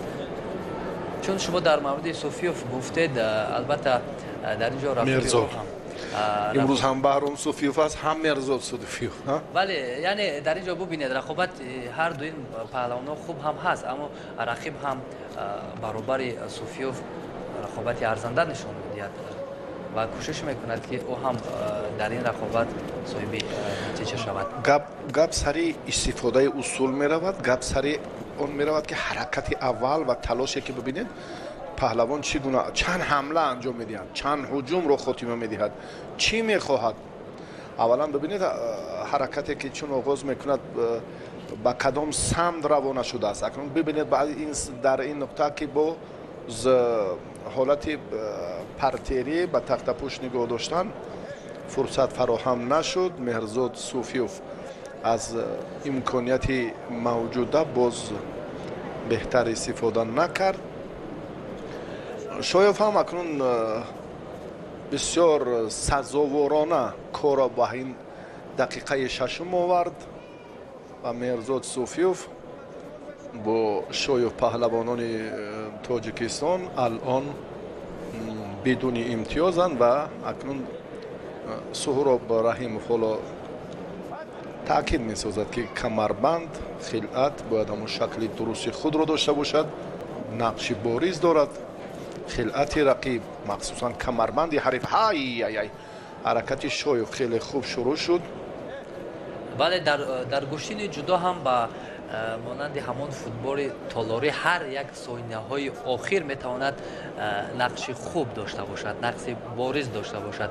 агар дар ҳамон лаҳзаҳои охир як партофти саривақтӣ агар иҷро шавад, варзишгар аллакай метавонад соҳиби натиҷа шавад. ва дар ин ҷо чун мо мушоҳида мекунем рақобат хеле шадид ҷараён дорад ва ҳарду варзишгар бубинед аллакай 2 дақиқаи вақти тиллоӣ сипарӣ шудааст, вале варзишгарон то кунун ягон имтиёз ва ҳатто ягон огоҳӣ нагирифтанд. боз як ҳуҷуми тарафайн аз ҷониби ҳарду варзишгар. اینجا هر دو ورزشکار از میدان بیرون میشوند و داور امر ایستاد میگوید. معلوم است که تا این دور یعنی تا دقیقه های ایلاوگی تا دقیقه های طلایی رفتن برای ورزشکاران هم ببینید یک نوع خستگی در چهره هر دو ورزشکار دیده می شود.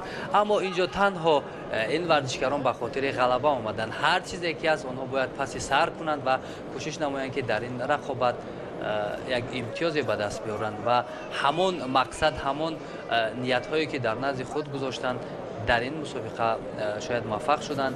در این مسابقه توانند که زینه های افتخاری را صاحب شوند و اگر ورزشکاران ما توانند به دورهای نهایی روند و بیشتر مقام های افتخاری را گیرند خوبتر می شوند.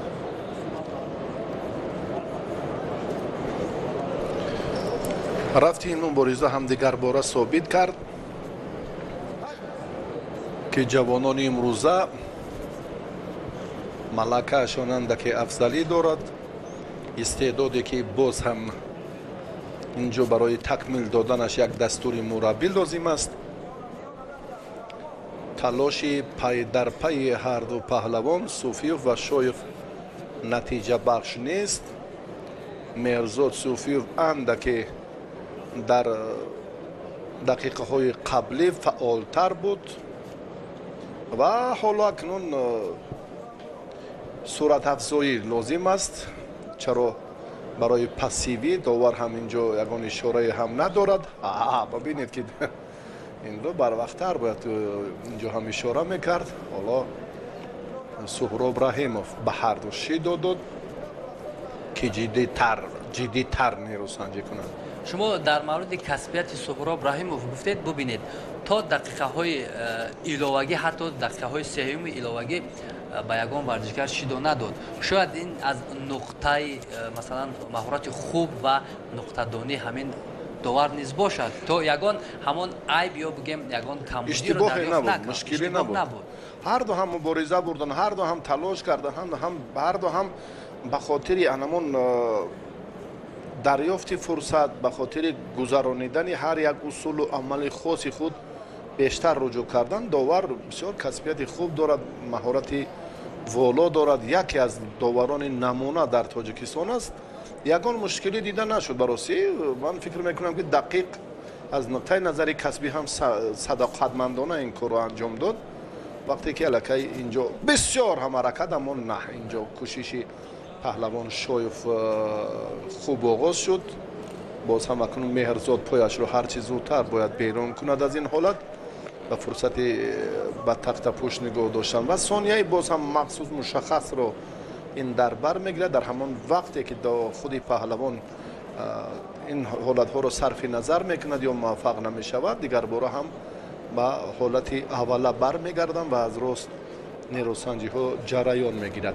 دقیقه پنجم از همه مبارزه طولانی که اکنون دقیقه نهم در مجموع میان هر دو پهلوان سپری میگردد، بسیار هم لحظه بهتر بود. اما اکنون اینجا باز هم تمرین بیشتر، ملکه زیادتر اینجا نقش بارز دارد.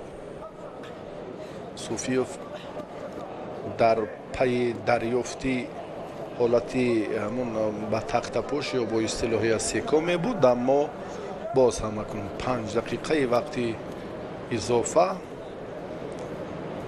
خب اکنون در این لحظه ها تنها از جهت فیزیکی خوبتر بودن به ورزشکاران کمک میرساند. اساس همین است. اساس همین است. ببینید الکی دقیقه ها 5 دقیقه در وقت ایلوگی اینها رقابت میکنند. در این حالت اگر فیزیک خوبتر باشد همان ورزشکار موفق‌تر میشود.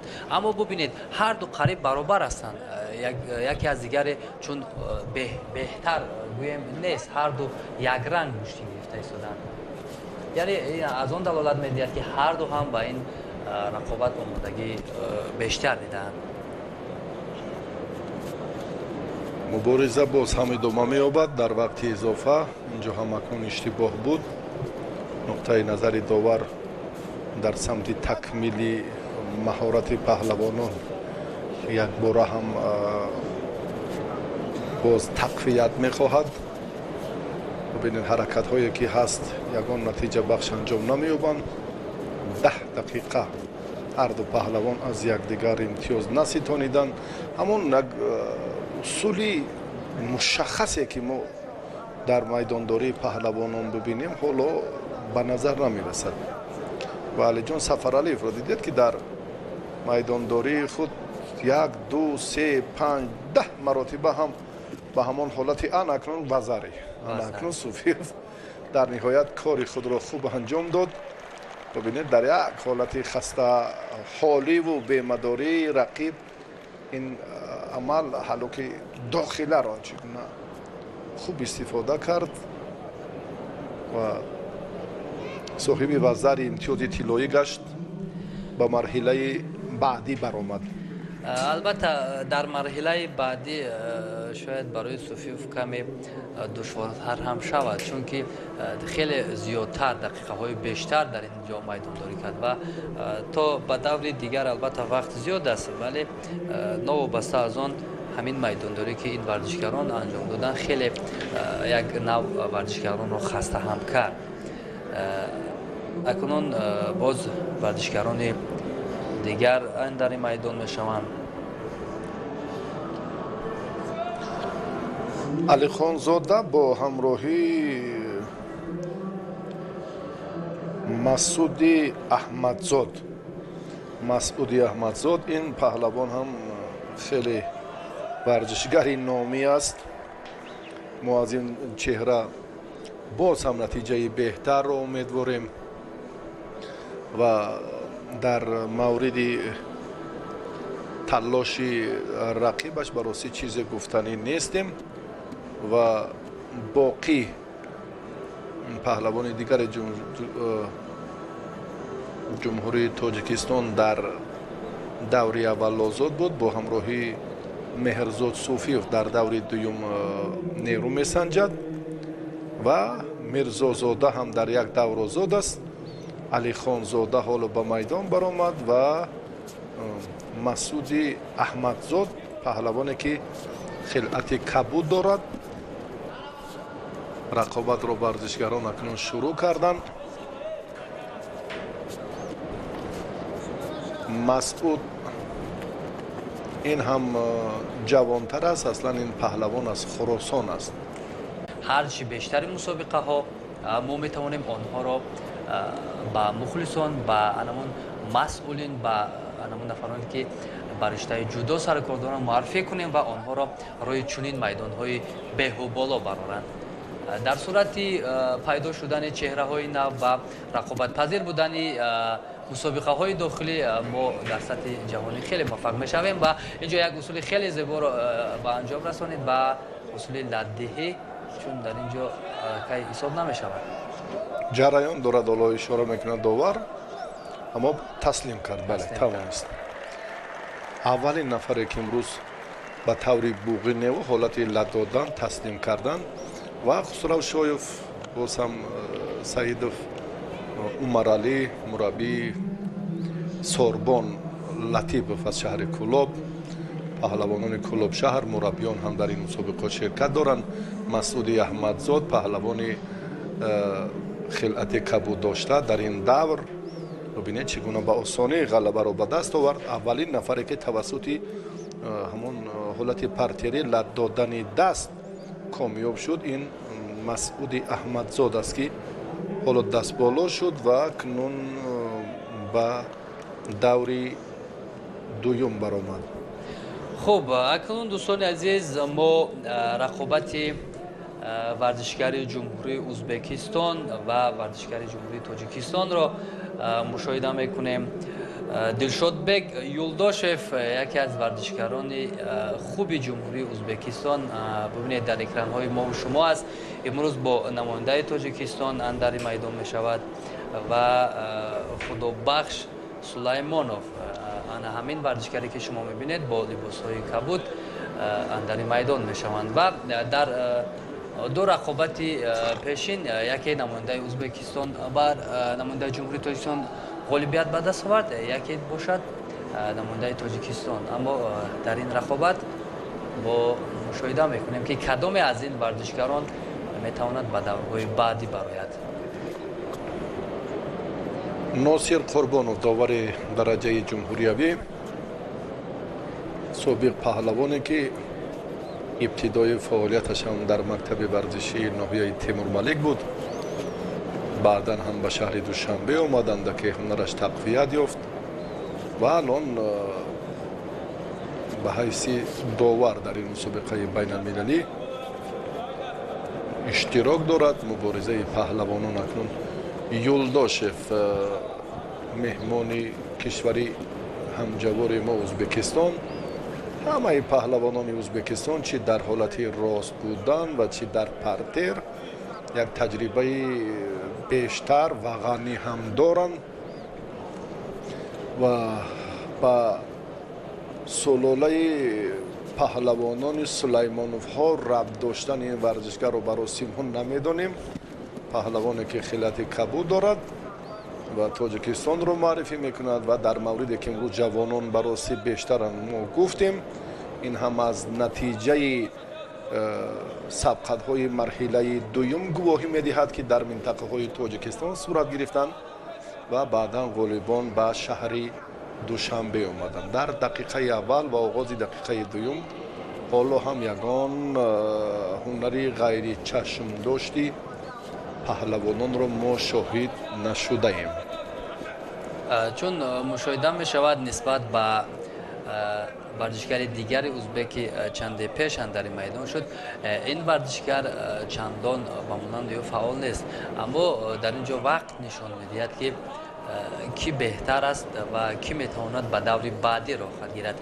اما ما از ورزشکار خود امید داریم و شاید همون تمرین های زیاد تواند که ورزشکار ما رو به دور بعدی برد. اما در اینجا چون گفتیم روشتین است، رقابت است، نیروسنجی است و تنها نفر غالب می شود که زیادتر استفاده میبرد. اما در اینجا یک بازاری ورزشکاری ازبکستان و در حالت زمین داشتن و نه. به هر حال ورزشکار ازبک پیشرفت است با برتری یک بازاری. این کار رو هم بسیار دلپرانه انجام داد. از این هم نتیجه خوبتر را میتواند صاحب گرده. ببینید برعکس حرکت رو به پیش نشان داد و به قفا پرتافت. بسیار هم از ورزشگر نگاه داشتی موازنتی بزرگ رو طلب میکنند. وقتی که به تیمور رحیموف امکان دادن که سلسله هجوم ها رو به همون حلوک بیرونه زیادتر کند و بعدا پهلوان چمپیون جهان پهلوان گورجی عکس عمل رو در 2 ثانیه حتی 1 ثانیه استفاده کرد و نگاه داشتی موازنت کاملا غیر امکان بود و این پهلوان هم حالا به مقصد خود رسید. یک پرتافتی انجام داد که الکی وزری است. از این هم مهارت خوبتر دارد، بالاتر دارد پهلوانی ازبکستانی یولداشوف در مقابل سلیمانوف. اما این بسیار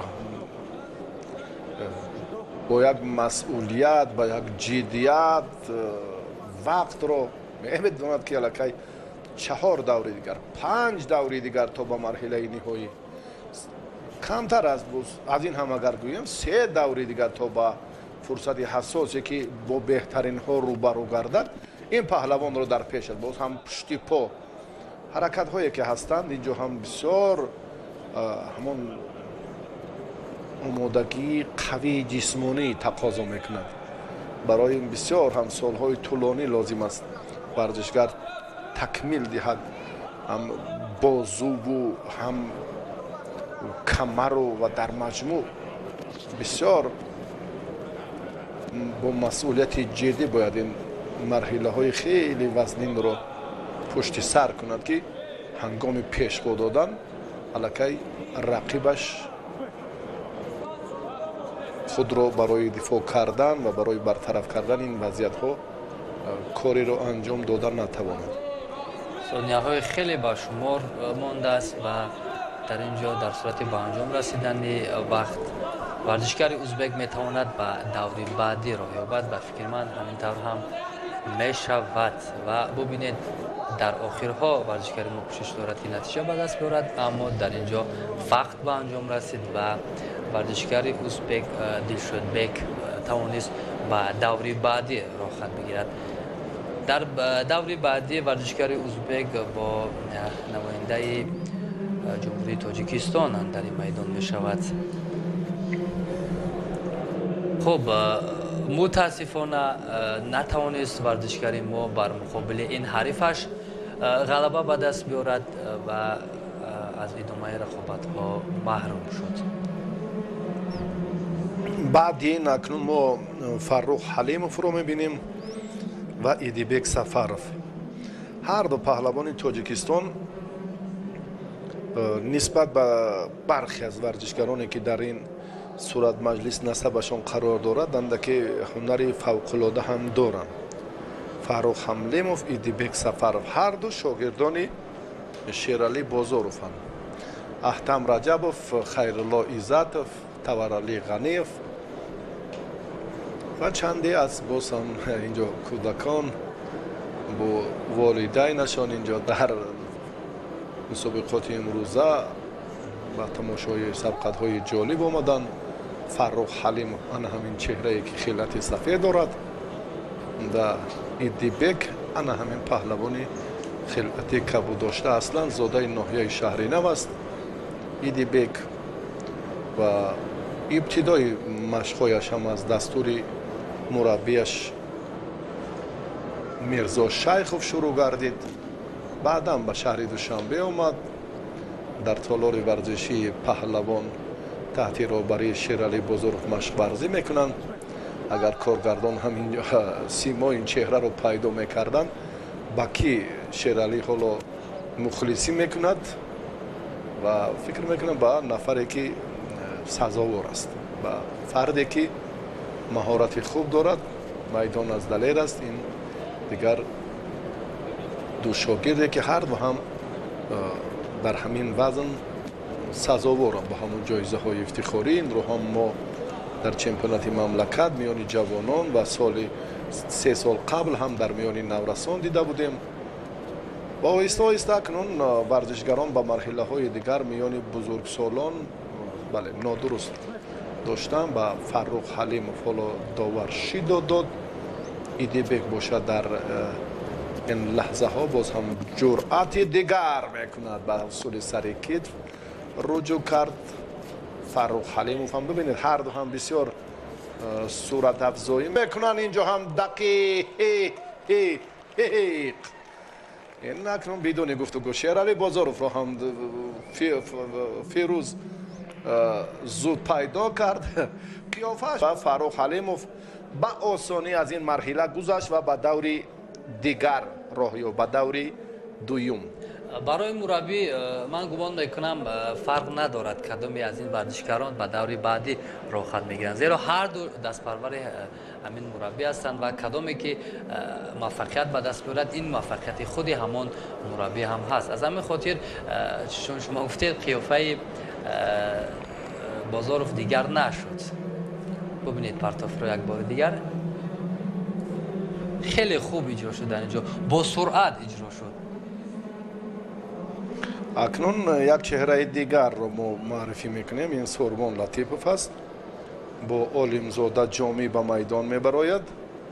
Олимзода Ҷомӣ ин чеҳрае ки дар хусуси дастовардҳояш наметавонем ҳарфе занем ва ин паҳлавони Кӯллобшаҳр барандаи ду дафъаинаи ҷоизаи биринҷии мусобиқоти қаҳрамонии ҷаҳон дар самбои размӣ аст Сурбон Латипов ва дар мусобиқаҳои зиёди мамлакат натиҷаҳои шоиста ҳам дорад. барандаи шоҳҷоиза дар ҷоми Пойтахт 2 сол қабл ва дастовардҳояш хеле беҳтаранд таҳти роҳбарии Умар Сафаров ки чанде қабл ҳайати мураббиёну паҳлавонони Кӯллобшаҳрро мо дидем ки дар ин толор қарор доранд ва Умар Сафаров бештар ба хотири дарёфти натиҷаҳои арзанда дар мусобиқоти қаҳрамонии ҷаҳон дар риштаи самбо Сурбонро омода кард.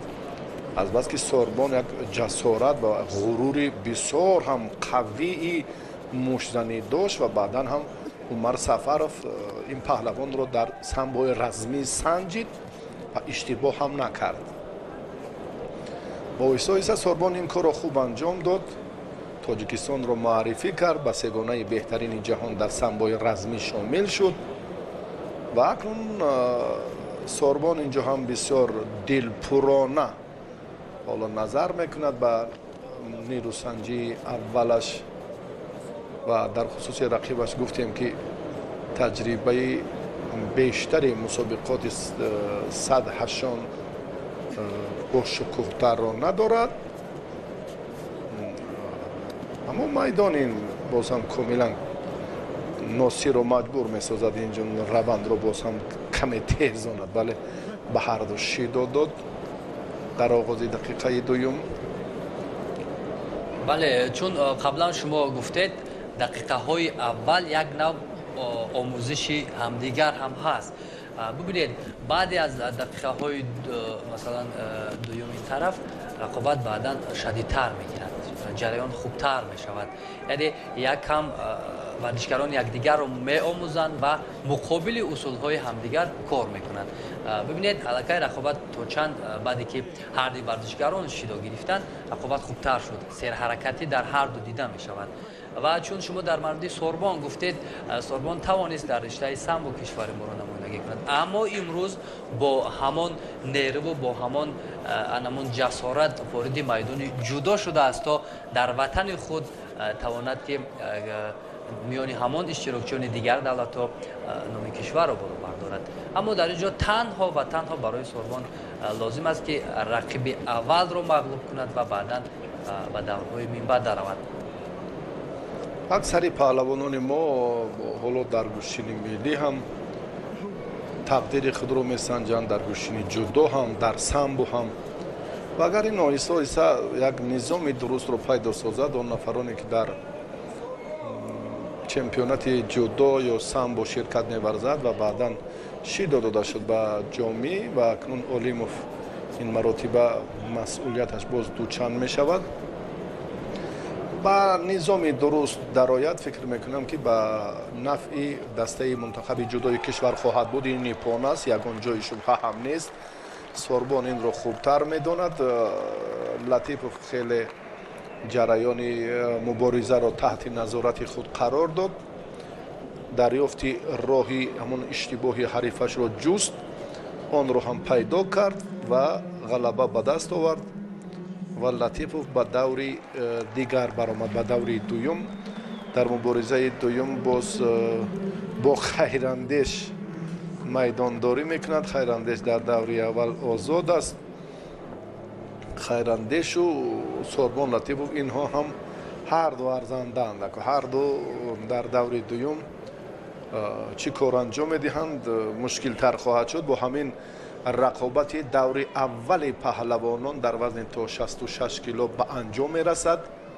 اکنون دوری دومی مبارزه پهلوانان اینجا شروع می شود و یعقوب جان باقیوف حالا با امانوف نیکروز به میدان میبرایند و اکنون اینجا ما انتظار آغاز دوری دومی سبقت ها خواهیم گردید. نیروسنجی های 1/16 نهایی را ما منظور شما کردیم تا این مدت. رقابت های 1/8 نهایی اکنون چون اینجا شروع می شوند و سعید ابراروف شهباز متاسفانه در اینجا خواجه‌زاده چند وقت الکی در معالجه بود. ظریف نظری افتاور درجه جمهوریوی حالا انتظاری به میدان برآمدن پهلوانان را دارد. ما با دوری دوم با سبقت های 8 نهایی منوچهر صابیروف برادری پرویز صابیروف، فروخ صابیروف، منوچهر، پرویز صابیروف، سه تن پهلوانانی که در تیمور ملک به کمال رسیدن و بیا توجه میکنیم به یعقوب و با رقیبی و امانوف نیکروز که اینها با هنر جالبشان قسمی بعدی یعنی مرحله 8 نهایی نیروسنجی های وزن تا 66 کیلو را اکنون زینت میدهند. خب یعقوب جان باقیوف در دور اول خورسند قول را شکست داد و امانوف باشد در دور اول آزاد بود و رقابت ها را همکنون با یعقوب جان از دور دوم شروع میکند. چون در مورد رقابت یعقوب جان ما مشاهده کردیم چگونه مهارت دارد، چگونه ملکه دارد و همکنون با حریف تازه نفس خود که در دور اول آزاد بود ما میبینیم که چگونه میدان داری میکند. ببینید با سرعت الکی هر دو ورزشکار شروع میکنند. این هم از آن شهادت میدهد که رفته رفته تا دورهای دیگر دور به دور رقابت شدیدتر می شود و باز ورزشکاران تلاش میکنند که همان امتیازهای درکاری را به دست بیارند. این حال ببینید موقع گیری باز همان گفته های بالا که آموزش یکدیگر، ولی رقابت اینها از آغاز پرشدت است. ببینید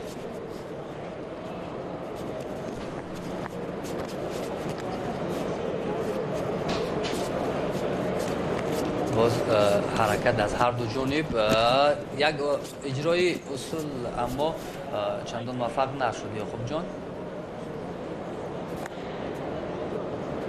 در تلاش پهلوان ونجی افضلی هست، یعنی یک نوع دلپوری دیده می شود. این پهلوان بسیار дар майдонҳои гӯштини миллӣ бо бузургсолон дар чандин мусобиқаҳое ки мебинем барои ҷоиза талош мекунад. яъне ин аз ҷуръати қавии ёқуб дарак медиҳад. ӯ медонад ки дар муборизаи ҳарифи камтаҷрибааш чӣ омил бояд истифода шавад ва захираи қувваи доштааш ба давраҳои баъдӣ чӣ гуна бояд мавриди истифода қарор гирад. ой дасти чапи ҳариф ва инҷо ҳам каме осебаш дод ва акнун майдондориро идома медиҳад. ёқуб худ мехоҳад ки албатта ба дарёфти ҳамон мақомҳои шоиста шарафёб гардад. инҷо ҳарифи азалию боз баҳром суфиев аст. акнун тақдири нерӯсанҷии баҳром бо паҳлавони ӯзбекистон чӣ натиҷа медиҳад. аз сади роҳаш халифаев мулло раҷабро акнун ба осонӣ бартараф карда тавонист баҳром суфиев. ва акнун дар даври баъдӣ ҳоло мо дар сабқати 8 якниҳоӣ қарор дорем ва акнун агар ин маротиба боз барои рохат ба сабқати 8 якниҳоӣ инро ҳам барои маълумоти тамошобинон мерасонем ки мазарат қаблан чун нерӯсанҷиҳое ки инҷо ғолиб ба муборизаҳои 8 якниҳоӣ рохат мегирад. ҳоло мо дар марҳилаи 1/16 қарор дорем. бале қаблан мо зуд хулосагирӣ кардем андаки пештаҳсӣ намудем. 49 нафар муддаӣ аст имрӯз. бубинед дар вазни то 66 кило ки вақт хеле зиёд тӯл мекашад. нисбат ба ҳарифи аввалае ки ёқубҷон дошт, бубинед ин ҳариф каме ман фикр мекунам нобоб аст. наметавонад ки ба осонӣ ҳамон мавқее ки чизе ки мехоҳад иҷро кунад. бале барои ҳамин шояд аз тозанафасӣ ҳамин варзишгар бошад ки дар даври аввал озод буд. инам як паҳлу як ҷиҳати беҳбудӣ аст. ҳамон таслим кард. бибинед ин нақтаи дигар дорад, самти дигар дорад. ёқубҷон бисёр гуфтем ки зирак аст ин паҳлавон. акнун аввалин шуда ба даври 8 якниҳоӣ баромад. аввалин нафаре ки дар майдони имрӯза дар рақобати дуюм ҳам соҳиби пирӯзӣ шуд ва боқиёв акнун аввалин шуда ба вохӯрии 8 якниҳоӣ баромад.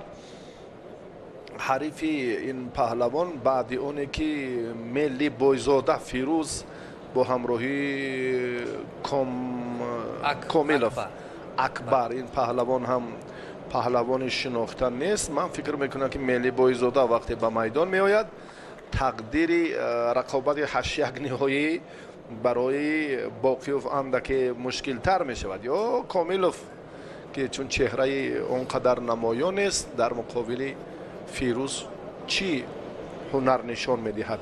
дар инҷо ба фикрам ягон шаку шубҳае ба миён омад. аммо таслим шуд. фикрам биёед як бори дигар бубинем ки чӣ гуна иҷрои усул нодуруст буд. биёед як бори дигар таваҷҷӯҳ мекунем. агар бибинед агар ҳамон ҳолати гиребони рақиб агар ба даҳони ё ба дандони ва рӯи ҳариф таъсири бад расонад, таъсир расонад дар маҷмӯъ, аллакай бекор карда мешавад. бояд аз зери гулӯ, инҷо зери гулӯ бошад. ҳамон ҳаракате ки дар ин ҷо истифода мешавад аз ҳамон гиребони рақиб даҳонашро пӯшонидааст. ба мо ҳамон қадар маълум нест ва дар маҷмӯъ ин ҷо бале акнун хулосагирӣ шуд ки дуруст аст, дақиқ аст, ягон ҷои иштибоҳ нест. дар хусуси наворҳои такрорӣ, дар хусуси шаффофу одилона ҷараён гирифтани рақобатҳои имрӯза кори доварон месазад ки боз имрӯз ҳам мо ба гурӯҳи техникии телевизиони варзиш аз номи мухлисони сершумор ҳам сипос гӯем ки бисёр ҳаминҷо хеле ҷолиб гулдухтараки зебо, писарбачаи азизе ки имрӯз ба хотир ба шарофати пирӯзӣ боқиёв кафкӯбӣ мекунад. аҳсан. инро ҳам бисёр коргардон хуб пайхас кард. ин чеҳраҳо ояндаи дурахшони моанд. воқеан ҳам бубинед ки пиру барно ҳатто наврасони синашон аз 3 то 5 сола инҷо ҳам муҳаббат ба гӯштин доранд ва ҷараёни рақобат бисёр боқиёвро дигар бора боз ҳам ҳушдор кард ки омодагиашро ба марҳилаи баъдӣ бубинад. ман фикр мекунам бо фирӯз мели бойзода нерӯсанҷӣ мекунад. ба ҳар нав ин назари ман аст. و عبدالله سعیدخواجه با همراهی حلیم نبیزاده حبلین نبیزاده این هم سردار شعبه کار با دسته های منتخب کمیته کار با جوانان است. فیروز ملی بایزاده این چهره که در دیدار اول غلبه به دست آورد و اکنون بعد دوری دیگر را خواهد گرفت. این دور بعد فکر میکنم اندکی و این ورزشگر باید گردنبند خود را فراموش کرد. به یادش اومد گرفت عارفی فیروز در دور اول آزاد بود. اکبر کاملوف در دور اول آزاد بود، اما ببینید رقابت ها را از دور دوم شروع میکند. فیروز باشد البته یک غلبه دارد. در صورت غلبه فیروز ما میتوانیم رقابت خیلی خیلی جالب را ببینیم. اگر اینها سزاوارند، اگر فیروز اگر در این مرحله غلبه به دست آورد آنگاه سبقت اولینی یک هشت نهایی هم جالب تر می شود. این بدون گفتگو ایپون هست. بسیار هم در دقیقه در دقیقه اول اینجا هم بسیار با جرأتانه ملی بایزاده غالبیت را به دست آورد و اکنون جفتی اولی سبقت های یک هشت نهایی الکی معین شدند. فیروز ملی بایزاده با باقیف یعقوب جان اکنون میدانداری خواهد کرد در رقابتی اول یک هشت نهایی و با همین ترتیب اکنون حسین حالا به میدان می آید. حسین با همراهی میرزایف. ابراهیم حسینов در دوره اول آزاد بود و میرزایف انا همون چهره که ما اشتباه کردیم به خاطر دارید سوربون که با حسن اسحاق زاده نیروسنجی کرد و واقعا هم اثبات دقیق کرد که از هر گوشه اینجا هم باز توشه هست و از یک گوشه دوردست کشور و توشه ارزنده مکافات بهتر و باز هم موفقیت اولی دوری سبقت های 66 کیلو را این پهلوان به دست آورد و به مرحله دوم راه یافت. اکنون کارش در این دور چگونه سامان می‌یابد به کسی معلوم نیست و عبدالله میرزایف ورزشگر حالا با خلعت کبود در میدان است و حسینov این پهلوانی که در دیدار اول ابراهیم آزاد بود و میدانداری پهلوانان اکنون شروع می شود.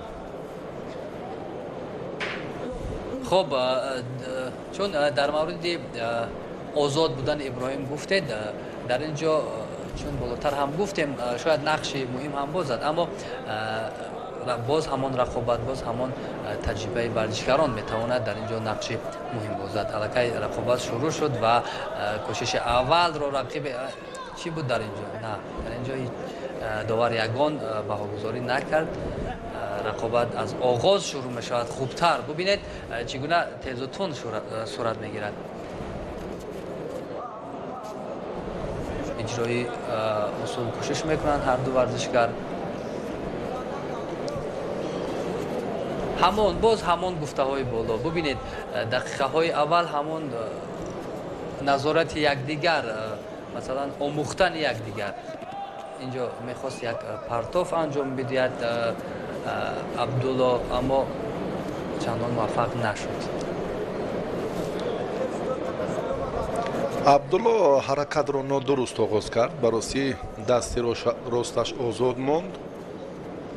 عبدالله ابتدا باید از گریبان رقیب دقیق تر دارد. این بسیار نقش بزرگ میبازد برای هر یک ورزشگر. سرچشمه معتمد داشتن اول است. اما با اصطلاحی که بیشتر همکار ما کریم خان بگمدوف کمیکت اشاره بکند، این هم بسیار داشتن یا گرفتن گریبان سر یا سین رقیب. ابتدای کار که خوب شد، انتهایش رو هم امیدوار شدن ممکن است. از همین نقطه نظر میرزایف کمی به سراسیمگی راه داد در داشتن سری استین رقیبش و اکنون باز هم من فکر میکنم که اینجا مبارزه پهلوانان کسبیتی که ما میخواهیم در تلاش هر دو پهلوان نیست. ҳар ду ҳам дараҷаи варзишиашон баробар аст. имкониятҳои ҳар ду ҳам якмаром аст. чун дар ҳаракатҳои ҳар ду ҳам иштибоҳ дида мешавад. дар кӯшишҳои ҳар ду паҳлавон ҳам андаке муваффақият ҳамон аст ки руҷӯъ мекунанд, руҷӯъ доранд ки як кори беҳтареро анҷом диҳанд. аммо барои кори беҳтар анҷом додан донистан дар кор ки чӣ амал, чӣ ҳаракат, чӣ бояд кард ки баробари бибинед Соня Вазари ту дар ҷараёни кор акнун дигар ҳамон фарде ки хеле дар васф карданаш ҳам худдорӣ кардем, ҳоло вазъиятро аз даст дод.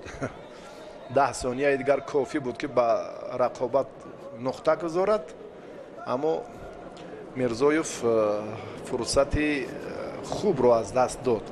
ба ҳар навъ имтиёз дорад, дилтур аст. як вазари дошт, агар ҳадақал 10 сония метавонист рақибро дар замин нигоҳ дорад, метавонист имтиёзи комил ипонро ба даст биёрад, аммо натавонист охир мубориза барад. ана ин амалро сари вақт иҷро кард ва тавонист ба даври баъдӣ аввалин шуда боқиевро хат. аллакай дар ҷуфти дуюм аввалин шуд. дар ҷуфти дуюм, бале. Мирзоев ба марҳилаи дигар рафт. нафари сеюм аст ки ба вохӯрии 8-1 ниҳоӣ мебарояд ва акнун ин паҳлавон вазъияташ ман фикр мекунам мураккабтар мешавад, чунки баъди чанд лаҳза акнун Додов ба майдон мебарояд ва Додов инҷо ҳам акнун андаке дигар паҳлавоне ки чун ишора карданд инҷо ҳам бештар ба мо кӯмак мекунад. Ҷонибек ташаккур мегӯем ба бародар ки ин лаҳза тавассути боз смс паёмакҳо ки ин шогирди Рауф Ҳукуматов аст дар дидори дуюм пирӯз шуд. бароси мо ин чеҳраро он қадар хуб намешиносем. мураббиёне ки бештар дар тарбияи насли наврасу ҷавон саҳм мегузоранд таваҷҷӯҳ мекунанд, инҳо волидан ширкат мекунанд ва боз ҳам бароси маълумоти хубтару беҳтар ҳам доранд. ташаккур мегӯем. ва Додов акнун баъди чанд лаҳза ба майдон мебарояд. Додов бо Муборак Қадамов паҳлавони вилояти Мухтори Кӯҳистони Бадахшон, ҳамин паҳлавоне ки дар чемпионати самбо ин чеҳраро ҳам мо дидем, дар мусобиқаҳои 108 бошукӯҳ таҷрибаи ғанӣ ҳам надорад ва акнун Додов барости дигар васфи ҳунару маҳорати ин паҳлавонро кардан зарурат надорад ва чунки мо аз ин ҳам бештар мехоҳем ки боз ба марҳилаҳои баъдӣ. Мирзоев интизори ғолиби ҳамин ҷуфт аст, шогирди Рауф Ҳукуматов, паҳлавоне ки андаке пештар муборизаи дуюмашро ҳам бо муваффақона анҷом дод, Абдулло Мирзоев. ва акнун ғолиби ин ҷуфтро бибинем, Муборак Қадамов бо Ориф Додов акнун майдондорӣ мекунанд ва ғолиби ин ҷуфт нафари чаҳорум маҳсуб меёбад ки ба сабқатҳои 1-8 ниҳоӣ мебарояд.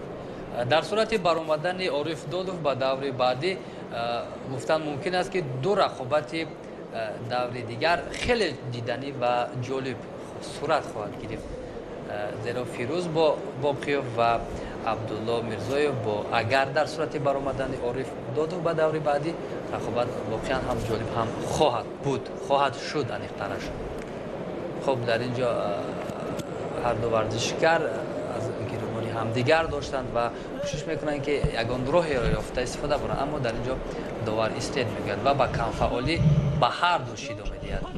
бибинед аллакай дар оғози рақобат камфаъолӣ ҳар ду мушоҳида шуд, вале рақобати гузаштаи худро Додов дар дақиқаҳои қариб охир ба даст овард. хеле ҳам талош ҳам кард. ҳақдод комилан нафари дигар буд. бале Гулов хубтар буд маҳораташ. ҳар ду ҳамин паҳлавон ҳам ба монанди чун Суфиеву Муллораҷаб Халифаев ба ҳам омаданд, бисёрҳо коршиносон ҳам ба он назар буданд ки ҳамон Орифу боз ҳам ҳақдод дар зергурӯҳи дигар мешуданд. баъдан рақобатҳои 8-1 ниҳоиву 4-1 ниҳоӣ ранги дигар мегирифт. акнун ин аз мо вобастагӣ надорад, аз мураббиён ҳам вобастагӣ надорад, аз ҳамон нерӯсанҷӣ аз ҳамон маросими шаффофи қуръакашӣ ки бо ҳамон тартиби мушаххас комилона одилона чун он сурат гирифт.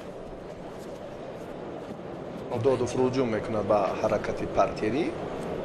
аллакай боз ҳамон аз дақиқаҳои дуюм фаъолӣ бештар мешавад ва гумон мекунам ки инҷо бартарӣ бештар ба Додов аст. аз ҳисоби ҳамлаҳояш Додов худро хуб нишон медиҳад. Додов бештар то ҷое мо медонем ба амалкарди партиерӣ руҷӯъ намекунад, лекин дар ин мубориза муқобили Муборак Қадамов дилпур аст ки иштибоҳ намекунад ва дар ҳолати партиерӣ ҳам инҷо ба ҳамон хотири таваккал карда инҷо ҳам як таваҷҷӯҳи дигар кард. Аммо вақте ки рақибаш агар ҷиддитар боз ҳам пурқувваттар бошад, Додов бисёр дар амалкарди партиерӣ эътибори махсус медиҳад. Агар мо боз шоҳиди ин рисанҷиҳо шавем, дар ин маврид боз муфассалтар хоҳем гуфт ки ё бо Боқиёв ё бо Суфиёв ё ба Сорбон Латифов, агар боз ба даврҳои дигар бо Хайрандеш агар Додов рақобат кунад, комилан тактикаро дигар мекунад. ҳоло аз Муборак Қадамов он қадар интизориҳои муқовимати шадидро интизор нест. медонад ки дараҷаи касби ин паҳлавон бо кашол додани вақт, бо ҳамон сипарӣ кардани ҳамин 4 дақиқаи вақти мушаххас пайдо месозад. Дар ин фурсат як ҳолат, як лаҳзаи дилхоҳро меёбад. аммо дар муборизаи нафарони сазовору соҳибтаҷриба комилан дигар аст. ба ростӣ инҷо ҳаманда ки дар мавриди мубориза бале, ман фикр мекунам он ҳолате ки агар афтиду китф ва такя, агар ҳолати ин фурсатро агар нишон диҳад довар, фикр мекунам иштибоҳи накардааст. аммо агар дар сонаҳои ки хеле сонаҳои ба шумор мондааст, агар ҳамин пешсафии худро Муборак Қадамов нигоҳ дорад, пас барои Ориф Додов идомаи рақобатҳо ба анҷом мерасад. бибинед таъсири гӯштини миллӣ чӣ гуна аст. ана ин ҳаракат ҳам хеле беҳтар буд, аммо бибинед вазаре буд ба фикрам, ё на? на инҷо ҳаракате ки доварра маҷбур шуд ки ба наворҳои такрорӣ руҷӯъ кунад, хеле наздик буд ба вазаре. ҳоло дар сурати такрор нишон додани ин фурсат, фикр мекунам Додов дилпурона ин амалро хуб истифода кард. як бори дигар бетаваҷҷӯҳ мекунем, ҳаракат аз ки аст? аз Додов. ҳаракате ки дар монитори мо босам нопадид шуд. биёд як бори дигар аз ин минтақа ва дақиқан ҳам баръакс 100% ҳаракати хеле ва хеле беҳтареро ки барои дарёфти имтиёзаш иҷро кард. ҳоло боз ҳам машвара дар наворҳои такрорӣ дигар бора баъди ин лаҳзаҳои такрор Додов Муборак Қадам худ вале ҳаракат аз аввал то охир буд беист. гап сари беист намеравад, гап сари он меравад ки ин паҳлавони хилати сафеддошта руҷӯъ кард пушт ва самти чап партояд. ҳаракат аз паҳлавони хилати сафеддошта буд. бисёрам имкони 100% буд. як лаҳзаи дигар 24 сонияи дигар. акнун на, бояд рақибро сар надиҳад, озод нагузорад. аммо Додов вақте ки ба замин афтид, ин ҳолати дигарро ба мусоидат кунанда барои натиҷаи баробари Ориф Додов. инҷо вазари ҳаст. дар ниҳоят ҳам Додов тавонист ки натиҷаро дар сонияҳои охирин 9 сонияи дигар баробар созада, чун гуфтем ки Додов бисёр ҷавони бо тамкин аст, равони қавӣ дорад ва маҳорати хуб ҳам дорад. андаке иштибоҳи худаш буд ки дар фориғболӣ кард дар муқобили Муборак Қадамов ва ниҳоятан натиҷаро баробар кард, андаке таскин ёфт. акнун вақти изофа нишон медиҳад ки гуфтаҳои мо асос доранд ё на. ба ҳар нав ман ба Муборак Қадамов ташаккур мегӯям ки аз фориғболии Додов хуб истифода кард. аз фориғболӣ ё маҳорати хуби ҳамин фориғболии Додов 100% аз фориғболии Додов ки иштибоҳ кард. Баъд бибинед чӣ гуна масъулият ҳис кард, фаҳмид ки 24 сонияи дигар монд, ниҳоятан кори худро анҷом дод. Комилан инҷо ҳунари Додов фарқкунанда аст. Ман аз ин чеҳра медонам ки аллакай дар самти ҳаракатҳои бештаре ки боз дар партия аст, махсусан дар муқобили ҳамон рақибонаш ки дар кадом сатҳу зина қарор доранд, коро хуб анҷом медиҳад. фикри аллакай бозҳо заминаи дигари марҳилаи чорякниҳоиро аллакай ба сар дорад. маҳз аз ҳамин хотир андаке фориғболӣ кард, қариб буд ки аз идомаи рақобат маҳрум шавад. дар 24 сония хост ки баробар кунад, баробар кард. акнун вақт нишон медиҳад ки боз ҷиддитар муносибат кунад, беҳтар анҷом меёбад. Муборак Қадамов чӣ гуна анакнун ҳаракатро бединед чӣ гуна аст, пои ҳарифро чӣ гуна боз ҳам фишор меовараду боз ақибнишинӣ мекунад рақибаш ва баъдан партофте ба ин самт ва ба канори дигар боз ҳам ташвишовар аст. бубинед чӣ гуна баръакс усулро истифода бурд Муборак Қадамов. қариб буд ки имтиёз ба даст меовард. дар даври масалан вақтҳои тиллои рақобат кардан хеле барои варзишгарон хатарнок ҳам ҳаст аз ҷиҳати аз даст додани имтиёз. як имтиёз дигар тамом. вале аллакай бубинед аз дақиқаҳои аввал дида дар дақиқаҳои тиллои рақобат шадидтар меравад. зеро анакун шидо таҳдид мекунад Додовро. пассив шуд. анакун ду шидо гирифт. боз Додов ман фикр мекунам ки бояд бо қомати баланд, бо ҳамон тактикаи пештараш, бибинед ҳалоки дохилиро хуб истифода мекунад, гиребонро сари осини ҳарифро бояд хубтар дорад, мубориза мебарад, боз ҳам ноком мешавад. дигар бора ҳоло бармехезанд ва боз Додов ҳам ба ҳамин нуқта руҷӯъ мекунад, чунки дарёфта аст ҳамон самти хеле дилхоҳи худро. хастаҳолаи паҳлавони вилояти мухтори кӯҳистони Бадахшон акнун ҳис мешавад. бубинед вақтро оҳиста кашол медиҳад, аммо ҷои баргашт нест. Додов бубинед ҷаҳида интизорӣ фурсати ҳассосро дорад. Муборак Қадамов камарбандашро бояд дурусттар кунад. ҳоло ба ҳам меоянд ва Додов боз ҳамон ҳалоки дохиларо шурӯъ мекунад ва баъдан печиши пои Додов ба пои чапи рақиб пай дар пай ва тул мекашад ва кор боз ҳам ақибнишинӣ Муборак Қадамов ба вуҷуд меояд. ассалому алайкум, ассалому алайкум. бубинед ҳолате ки дигар бора фақат ҳоло Додов ба самти чап партоф анҷом медиҳад, комёб мешавад. метавонад ё на? як бубинед ду Муборак Қадамов раҳо шуд, боз ҳам печиши пои чокан. вале довар истед. пеш аз ин партоф довар истед гуфта буд. инҷо ҳам амри довар хоб мадди назар аст.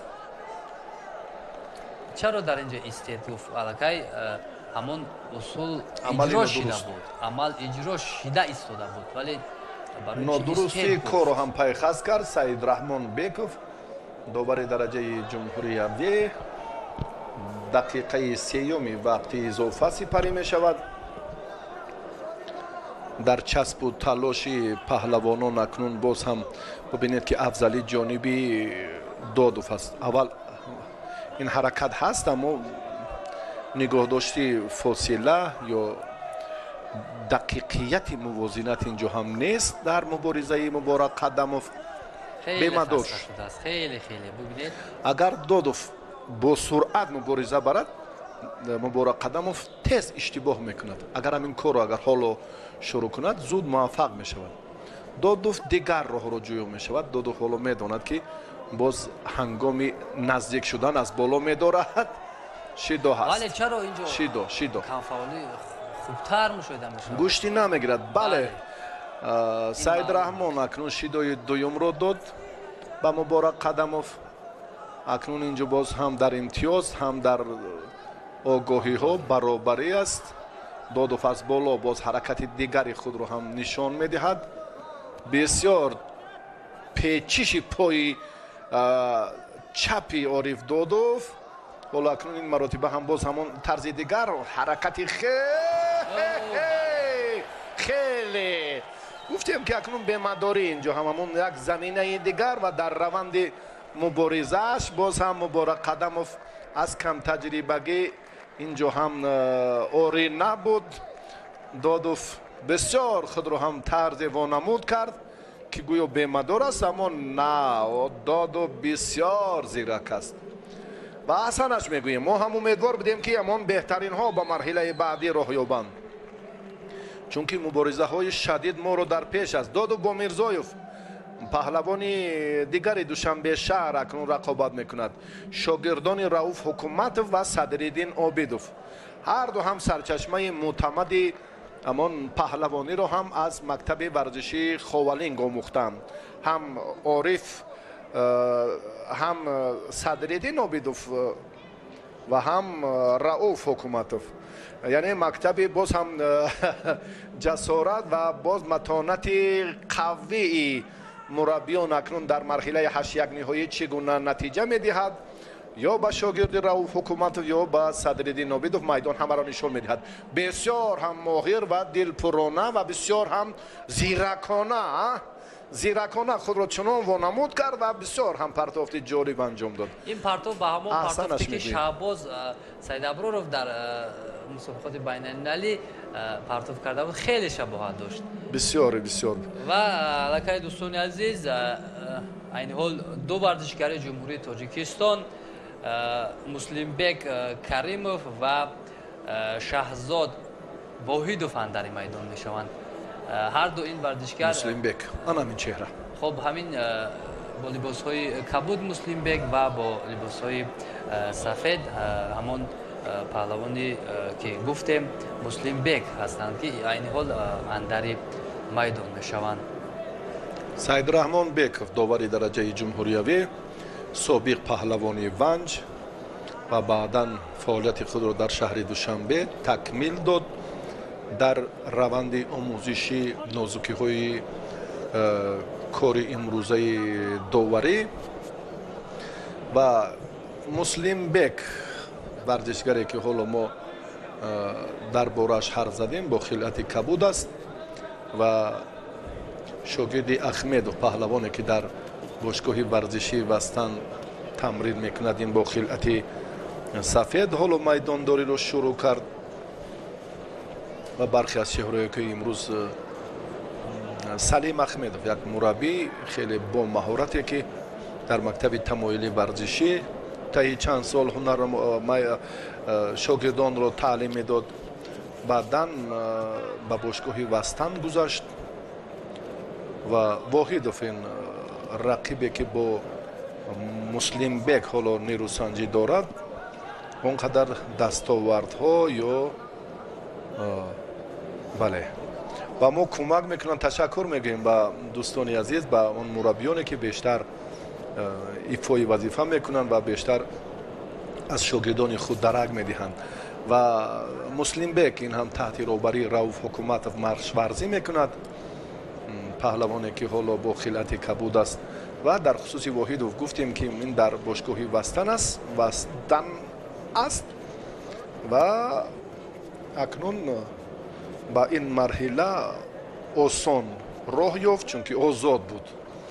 کریموف مسلیمبک در مبارزه اولش عبدالله روزیوف را مغلوب کرد، پهلوان رشتی را. 6 داده شد به هر دو ورزشکار پهلوانانی که حالا ما میبینیم کمی در اجرای عمل کرد و اصول ها سستی و ضعیفی دارند. بله، در مورد مخصوصا همون تالار و کلوب هایی که امروز پهلوانان خوب را آماده میکنن شما قید کردید، واقعا محض همین چیز یک رقابت پذیری خوب را در مسابقه ها میتواند به میان بیارد و امروز هم ما دیده ایستادیم که چگونه دستپروران همین گونه تالارها در مسابقه ها یک مهارت خوب هم نشان میدهند. در برابر مکتب های ورزشی همزمان تالارهای مخصوص امروز به نهایت سهم بزرگ دارند در رشد گوشتین جودو در تاجیکستان و این حال رقابت کردیم ورزشکار، اما در اینجا علاقه یک وزر بهاگذاری گردید و ورزشکاری تپی کبود داشته مسلیمبک. خب رقابت جریان دارد با یک وزری مسلم بگ الکی پیش صف است. وزری و ایپون. خوب مسلم بگ الکی به دور بعدی رو خط گرفت و انتظار می رود رقیب نوبتی خود رو با دور بعدی انتظار می شود.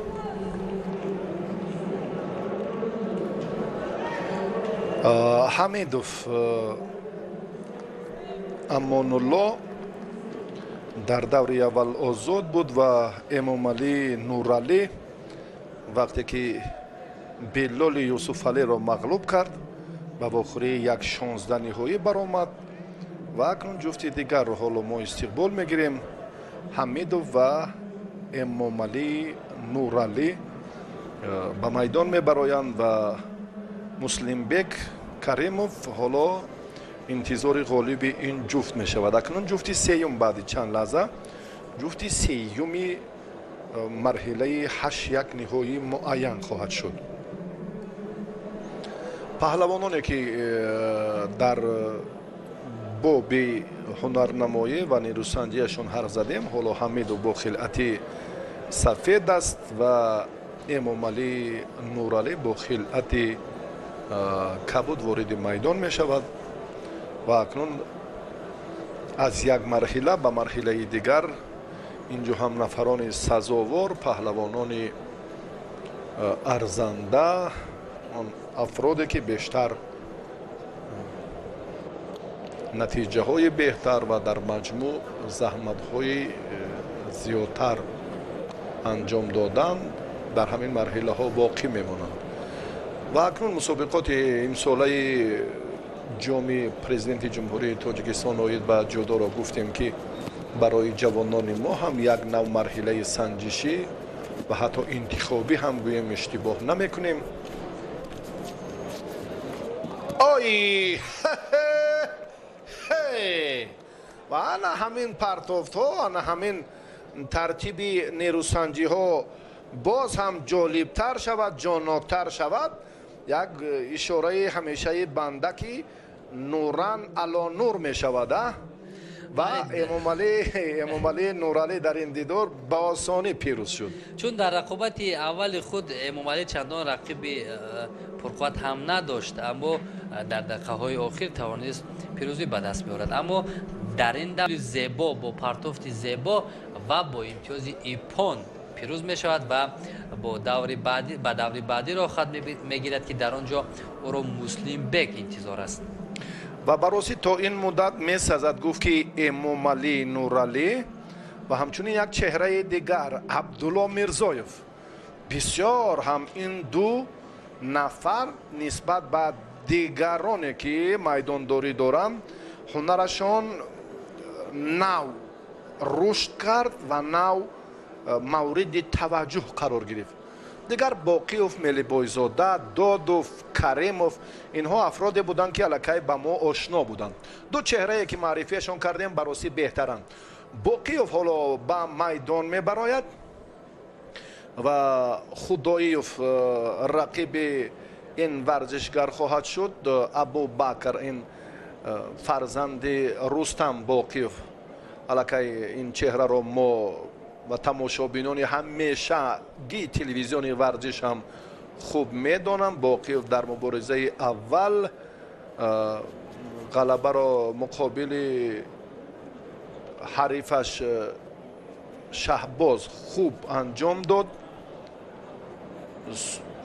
و با آسانی کامیاب شد به این مرحله راه یافت و خدایوف در دور اول آزاد بود و اکنون مبارزه پهلوانان در سبقت یک 16 نهایی قرار دارد و برای شرکت برای مبارزه جفتی چهارمی سبقت های 8 یک نهایی هر دو اولین شده به میدان آمدند. یادآور میشم که محمد خداییوف فرزند یکی از مربیان با تجربه جودو عزت خداییوف می باشد. شاید همان تجربه همان ملکه‌ای که پدر دارد امروز با پسر آموخته است و تواند تا مقابل یکی از ورزشگران پرقوت سلوله باقیوف هنرنمایی ارزنده کند. اما ما در اینجا مشاهده میکنیم باقیوف خیلی فعال است و کوشش میکند که اصول بوقی کردن رو استفاده برد، اما در اینجا داور ایستاد میگوید. رقابت باقیوف را ما خوب مشاهده کردیم در دور اول و دور دوم نیز رقیبش نسبتاً قوی تر است و نظر به رقیب اولش، اما در اینجا باز وقت نشان میدهد و باز همون تلاش و مبارزه خودی ورزشکاران اثبات میکند که کی به دور بعدی راه خط میگیرد. اما ببینید زیادتر محمد عقب نشینی میکند، آنقدر کوشش نمیکند که اصولها را خوب اجرا کند. اما ببینید باقیوف باز میخواد اصول لبدهی را استفاده برد، اما محمد چیزی را به داور اشاره میکرد، شاید نادرست اجرای عمل را از جانب باقیوف، ولی این چیز را داور به نوبت نمیگیرد. باز یک تلاشی محمد اما به نتیجه. شاید اگر از در مورد تجربه گوییم، تجربه باقیوف نسبت به محمد زیادتر هم هست، هم در اشتراک در مسابقه ها و هم در همون ببینید همون چیز هم اثبات هم شد. ببینید الکی باقیوف وزری به دست آورد و حالتی در زمین نگاه داشتن رقیب رو هم استفاده میبرد. در صورت 10 ثانیه داشتن رقیب در زمین میتواند پیروزی کامل را به دست بیارد و همین طور هم شد. با برتری ایپون توانست ابوبکر باقیوف به دور بعدی را خط بگیرد و چون محمد در دور اول آزاد بود، نفسی تازه داشت، ولی نتوانست بر مقابل این حریف پرقوتش غلبه به دست بیارد. باقیوف به دور بعدی می رود. اولین نفری که در جفت چهارم حالا مدعی برای موفقیت در سبقت‌های 8 یک نهایی هستین، اما ابوبکر باقیوف به حساب می رود و بعد این ابوبکر باقیوف در کبیرزاده، این پهلوان هم در وزن 81 کیلو پگاه هنرنمایی میکند. ورزشگرانی که حالا در تالار هستند. به توجه میکنیم اکنون به پهلوان ازبکستانی رحیم جان صابیروف سبحانوف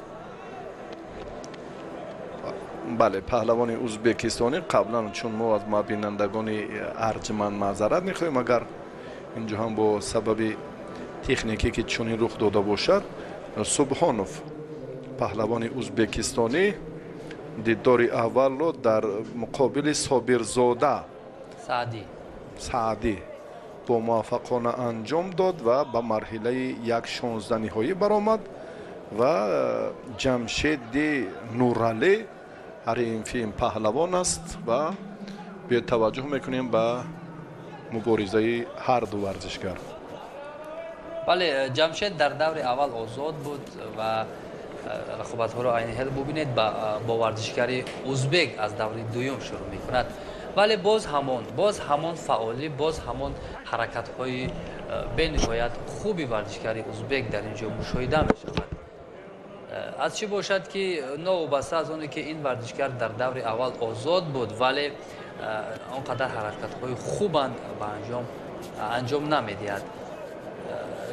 این هم من فکر میکنم از همان تجربه رقیب درک میدهد و ورزشکار ازبک کوشش کرده است که یک راه خوبی شکست رقیب رو پیدا کند.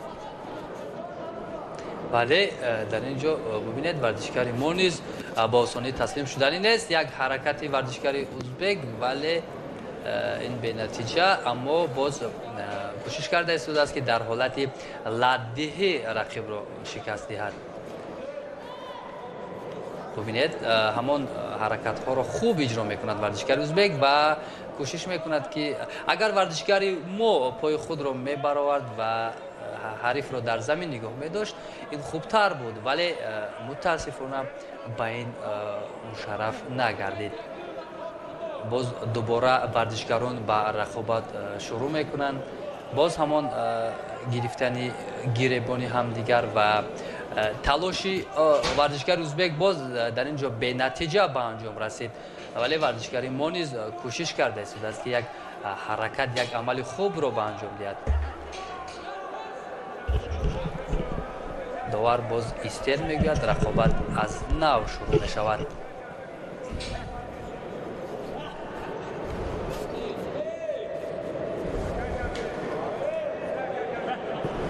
یک شیدو با ورزشکاری ما این با خاطر کم فعالی بود شاید.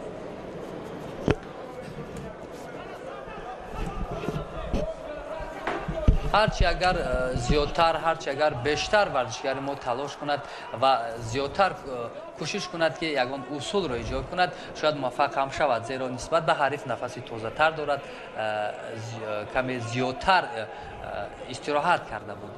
از همین خاطر اگر اجرای اصول کند برای او خیلی هم آسان‌تر هم می شود. ولی ورزشکار ازبک رو ببینید چگونه موقع گیری میکند، چگونه همون فاصله را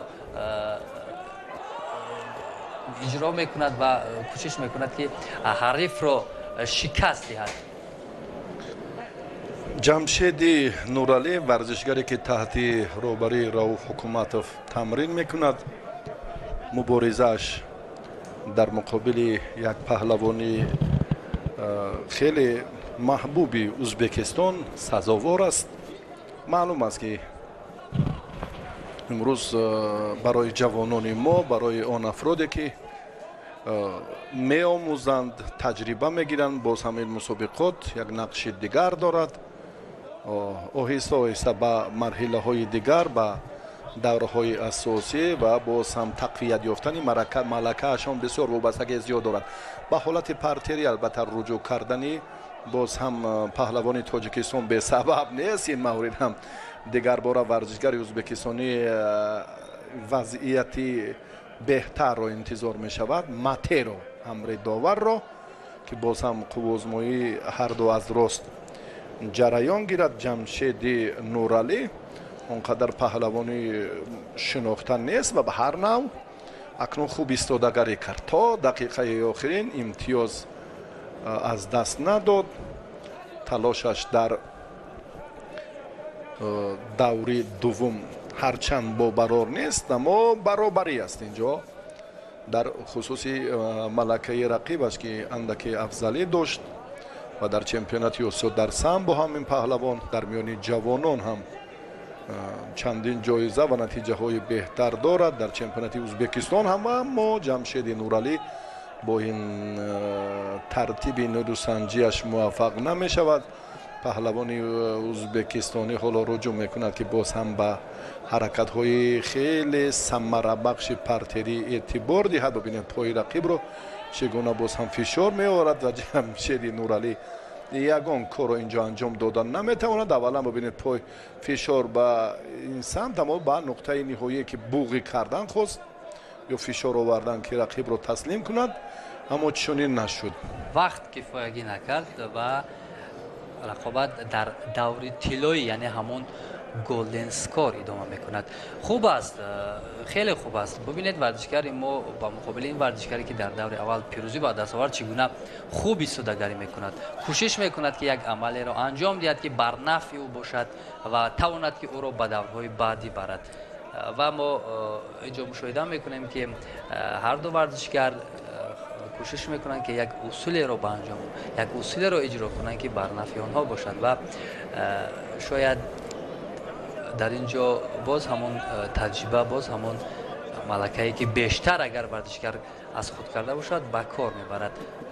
ببینید اینجا خاص ورزشکار ازبک یک اصول معموله که در همین رشته جودو استفاده میبرن، پهلوان خاص اجرا کنند اما چندان موفق نشد. اگر شما مشاهده کرده باشید قریب که همه همین رقابت هایی که برگزار شدند زیادتر آنها یک رنگ اصول ها را اجرا میکردند. همون اصول هایی که مثلا یک اصولی معمولی که رسول باقیوف در بازی های المپی استفاده برده بود، ببینید همون اصول را ما قریب در یگان مسابقه ها مشاهده نمیکنیم، مخصوصا مسابقه های داخلی رو در نظر دارم. شاید خوب کار نکردن از بالای همون باشد. شیدا اکنون با پهلوانی خلعتی کبود داشته جمشید نورعلی ورزشگر ازبکستانی هم شیدا دارد. акнун ин ҳолате ки боз аз ҷамшеди нуралӣ малакаи дигарро тақозо мекунад дар марҳилаҳои ҳассосро яъне дақиқаҳои аввалро пушти сар кардан ба рости ҷамшед аз он интизориҳое ки мухлисон доштанд бештар акнун умедвориҳоро зиёд кард яъне дар дақиқаҳои аввал гумон доштанд ки ин чеҳра он қадар варзишгари намоён нест дар муқовимати рақибаш аз ӯзбекистон тоб овардан наметавонад лекин баробар инҷо мубориза бурд инҷо ҳам бисёр самтҳои заифии ҳарифро ҷиҳати дарёфти ҳамон фурсатҳо хуб чанд дафъа ҳам пайдо кард новобаста аз оне ки натиҷа бахш анҷом наёфт аммо ба ҳар нав як руҷӯъ як ҳаракати дилпурона буд ҷамшеди нуралӣ. Ташаккур ба ҷавононе ки имрӯз бисёр ҳам кӯшиш мекунанд ки боварии мухлисонро сазовор бошанд. имрӯз ҳам дар муқовимати рақибони соҳибтаҷрибаи худ ба ҷавонияшон нигоҳ накарда ҳам барои маърифии Тоҷикистон дар ин мусобиқоти бо нуфуз таваҷҷӯҳ доранд, боз ҳам талоши бештар ҳам карда истоданд. Боз дигар бора акнун ба вақти изофа дида медӯзем ки 2 дақиқааш ҳам пушти сар шуд ва паҳлавони ӯзбекистонӣ инҷо ҳам Субҳонов агар ба қуввозмоии аввалаш эътибор диҳем андаке афзалтар буд, дар муборизаи дуюм андаке боз ҳам коркарди усулҳояш андаке коста аст ва ҷамшеди нуралӣ инро хуб эҳсос мекунад ва канори росте ки барои паҳлавони ӯзбекистонӣ бисёр муфид аст он самтро албатта намегузорад ки ба он нима паҳлавони ӯзбекистонӣ Субҳонов руҷӯи бештар дошта бошад. як ҷиҳати дифоъ карданаш як омили бартарафсозии ана ҳамин ҳамлаҳо ё ҳаракатҳои хавфноки паҳлавони ӯзбекистон аз ҳамин замина инҷо ҳам ба вуҷуд омаданд. боз ҳам ҷамшеди нуралӣ дар муқовимати ин варзишгар фаъолтар мешавад. маълум аст бубинед хоҳиш зиёд аст, ҳаракат зиёд аст аз ҷониби ҷамшед, зиёд мехоҳад ки дар инҷо пирӯз шавад ва дақиқаҳои охири қуввозмоӣ ҳам бубинед мушоҳида мешавад ки ҳамин варзишгари тоҷик фаъолтар аст, яъне аллакай шидои дуюм ба варзишгари ӯзбек, вале ана ҳамин чиз бояд варзишгари моро водор кунад ки зиёдтар талош кунад, зиёдтар кӯшиш кунад ки рақиб ба иштибоҳ роҳ бидиҳад ва як шидои дигар метавонад ғолибиятро ба варзишгари мо диҳад. ҷамшед ҳам сустӣ кард, баъд ба чунин ҳолат корро оварда расониданаш бисёр ҳам мушкилтар аст барояш. кор дар ин замина вазари имтиёзи арзанда ба паҳлавони ӯзбекистонӣ дода шуд дар вақти боз ҳам дар ҳамон лаҳзаҳое ки бисёр муҳим аст, дар ҳамон фурсатҳое ки паҳлавон мехоҳад як нуқтаи дигарро як самте ки бисёр ҳам аввалдараҷа аст дар ҳолати заифии ҳариф онро дар меёбад. чунин ҳам кард. аммо инҷо ҷамшед кӯшиш кард ки ҳамин усулро аз оғоз иҷро кунад, аммо баръакс шуд. варзишгари ӯзбек тавонист моҳирона аз аксулҳамлаи ҳариф истифода бурда ӯро мағлуб кунад ва ба даври баъдӣ барояд. ана акнун бо боқиёв хеле рақобати ҷолиб бисёр арзандаанд, акнун нафарони сазовор ба ростӣ инҷо ҳам бештар мешаванд. ҳам ёқубҷон бо мелибойзода, мирзоев бо додов, каримов бо эмомалӣ, боқиёв бо субҳонов паҳлавони ӯзбекистонӣ оҳиста оҳиста акнун нафарони арзанда инҷо ҳам вориди майдон мегарданд. бисёр ҳам меҳмононро ин чеҳраҳоро боз ҳам ҷаҳон толибов ҷон маҳмад мураббии шаҳри ваҳдатро манзур карданд. макн мо ба баҳром суфиёв ҳоло эътибор медиҳем ки кори суфиёв бо паҳлавони ӯзбекистонӣ чӣ гуна сурат мегирад. суфиёв баҳром намояндаи ҷумҳурии Тоҷикистон баъди оне ки Тиллолов Боевро мағлуб кард, Насим Боевро ба даври дуюм баромад ва Баҳром Суфиев дар муборизаи аввал Халифаев Мулло Раҷабро шикаст дод, паҳлавони Кӯлобшаҳр ва ба даври дуюм баромад. Акнун сухан дар боби фурӯтанӣ ва ҷасорати ду паҳлавони кишварҳои ҳамҷавор, дӯст ва бародар Тоҷикистону Узбекистон меравад. Баҳроми мо хилъати сафед дорад, намояндаи Тоҷикистон. Варзишгари ӯзбекистонӣ бо Муҳриддин бо хилъати кабуд аст. Тиллолов аз ҳисоби таҷрибаи мусобиқаҳои мухталифи байналмилалӣ албатта дар рақобати аввал афзалӣ дошт, аммо Баҳром ҳам нафари тасодуфӣ нест. Баҳром ҳам дар се навъи гӯштин унвонҳои арзандаи ҷумҳуриро ба даст овардааст. Суфиев ҳоло руҷӯъ мекунад, ду ҳамлаи хеле ҷолиб анҷом дод. Суфиев пешдастӣ дорад ва акнун Хусрав Шоев, як мураббии ҷавони шаҳри Кӯло, ба ин чеҳра нозукии касб меомӯзад. Ба паҳлавони ӯзбекистонӣ довар бинобар сабаби сустии ҳунараш шиддод дод Носир Қурбонов. Акнун ин рақобат ҳам бисёр ҷаззобу ҷолибу ҳам пур аз фалсафаи ғании ҷудо аст, ман фикр мекунам. Чунки ҳар варзишгар ҳам чеҳраҳои асил, устодони варзиши дараҷаи байналмилалӣ дар кишварҳои худ маҳсуб меёбанд. имрӯз ҳам Тиллолов як руҷӯи дигар дар самти аз боло доштан усули сари кетфро, аммо фишори дасти чапи рақиб бисёр ҳам барои бартараф кардани ин мушкилӣ сабаб шуд ва Баҳром ба осонӣ пайхаст кард ки инҷо ҳам рақибаш Тиллолов ба усули сари китф такя дорад. ба ин ҳолат акнун боз ҳам бартараф шуд. Суфиев дигарбора аз боло доштанро мехоҳад ки ин ҳадафи ҳамешагии Баҳром аст. ҳоло аз гиребон кӯтоҳтар доштан ва чанд унсури дигар, чанд омили ой пешпо додан, инҷо ҳам қавӣ будани омодагии паҳлавони Ӯзбекистонро нишон медиҳад. Баҳром бояд дар ин замина, дар ин самт андаке зираку ҳушёр бошад. гумонам рақобати қабли варзишгари ӯзбекро Баҳром хуб мушоҳида кардааст. бубинед чӣ гуна имкон намедиҳад ба варзишгари ӯзбек. Танҳо як ҳолатда тавонист ба бартарӣ бештар дошта бошад аз Баҳром, аммо дар ҳама ҳолатҳо бубинед Баҳром фаъолтар аст, намегузорад ки рақиб ягон усулеро ба анҷом диҳад.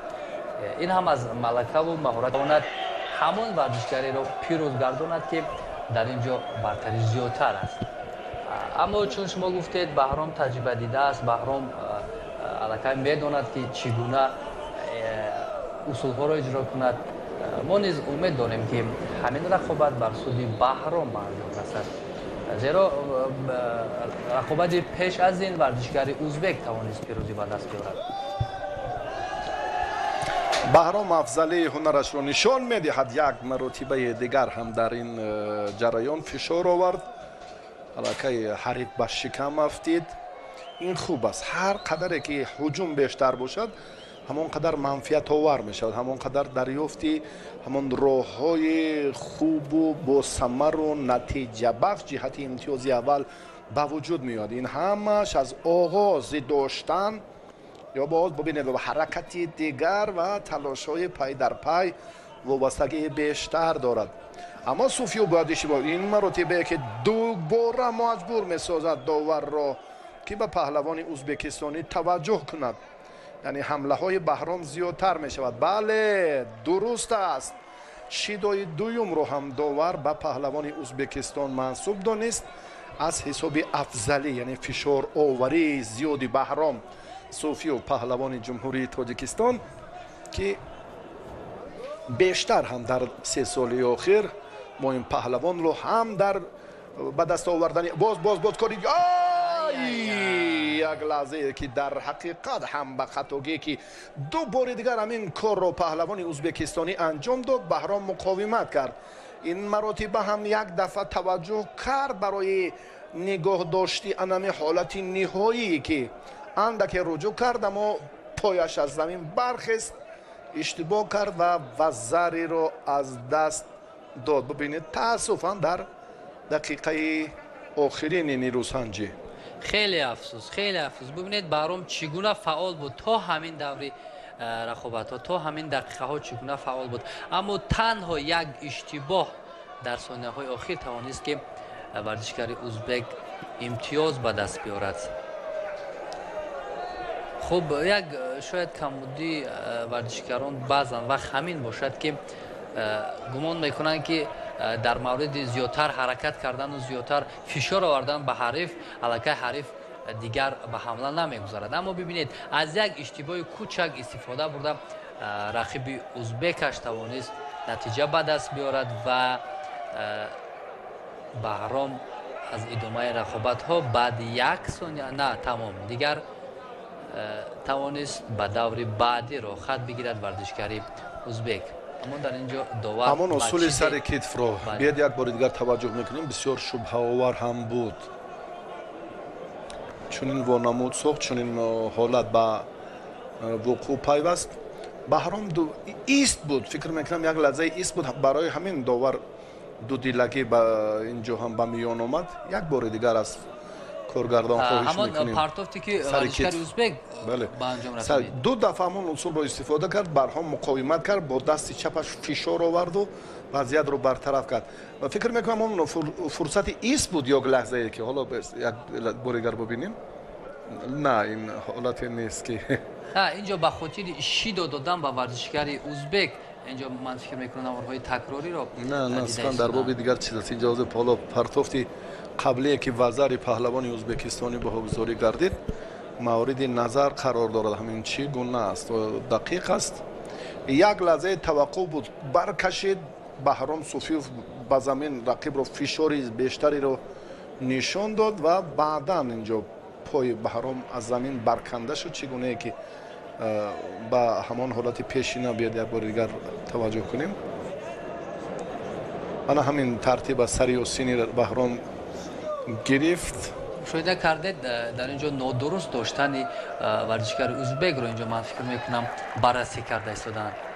یگان جای دیگر تغییر یا دیگرگون کردن نتیجه گیری این رقابت نیست. تیلالوف دقیقانه در این سن هم رجوع کرد، یگان خطاگی رو اینجا هم تصدیق نکردن. ادامه مبارزه دیگر باره نشان داد که انا همین ترتیبی، انا همین پرتافتی که بدونی است وزری بود. بهرام صوفیوف امتیاز رو از دست داد و از ادامه این مبارزه بی‌نصیب شد. بسیار هم دقیقانه و بسیار هم کسبیانه این کار استفاده شد. به مرحله 8 نهایی پهلوان ازبکستان راه یافت. با یوسف زاده حالا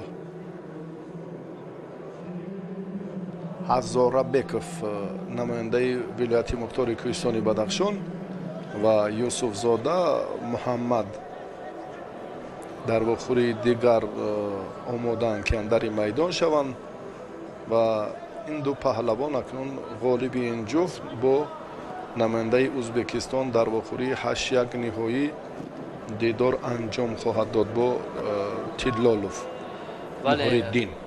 محمد با لباس های سفید و حریف او باشد، هزاربکو با لباس های کبوت در میدان شدند. ما رقابت اول محمد رو دیدیم، چگونه مشاهده کردیم، بر رقیب خود پیروز آمد.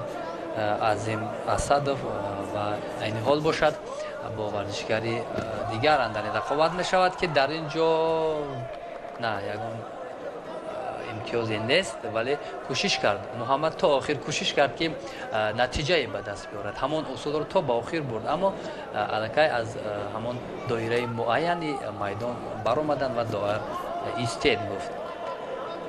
خب رقابت اینها جریان دارد و این حال چون میبینیم هر دو ورزشکار هم تلاشی برآمدن به دور بعدی دارند که در آنجا ورزشکاری ازبک تیلالوف آنها را انتظار است. اگر چون یک مرتبه ما رقابت محمد رو دیدیم، در صورت به دور بعدی برآمدن من گمان میکنم خوبتر از محمد با ورزشکاری ازبک رقابت کند. ببینید فعالتر است در این مورد.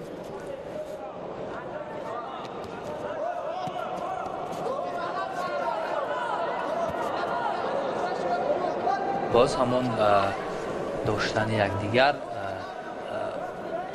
کوشش های پیدا کردن یگان موقع، یگان اصولی معین از جانب هر دو ورزشکار، ولی باز همون یگان ورزشکار این حال نتوانست ایستاده است که یگان اصول خوب را اجرا کند، یگان پرتافت جالب را اجرا کند. ولی این آغاز رقابت است، دقیقه زیاد هستند، میتواند نفر غالب در اینجا موفق شد، اما در اینجا به خاطر کم فعالی و نه به خاطر نادرست داشتن به محمد شیدای اول داده شد.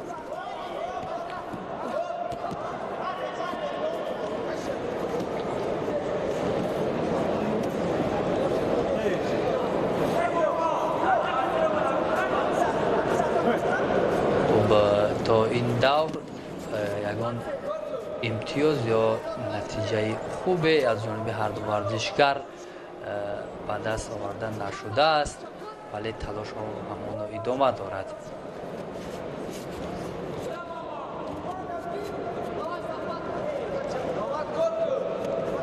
باز همان حرکت، تلاش و کوشش هر دو ورزشکار برای کسب اولین امتیاز.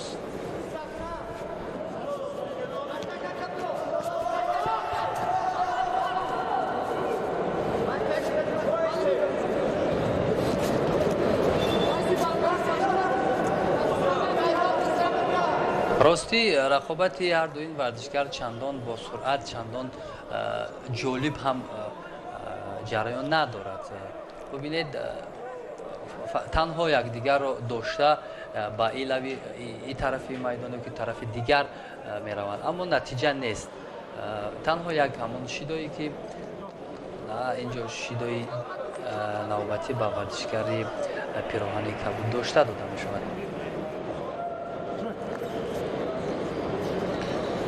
در مبارزه پهلوانان جوان البته نقص، علت و مشکلی هم به نظر می رسد.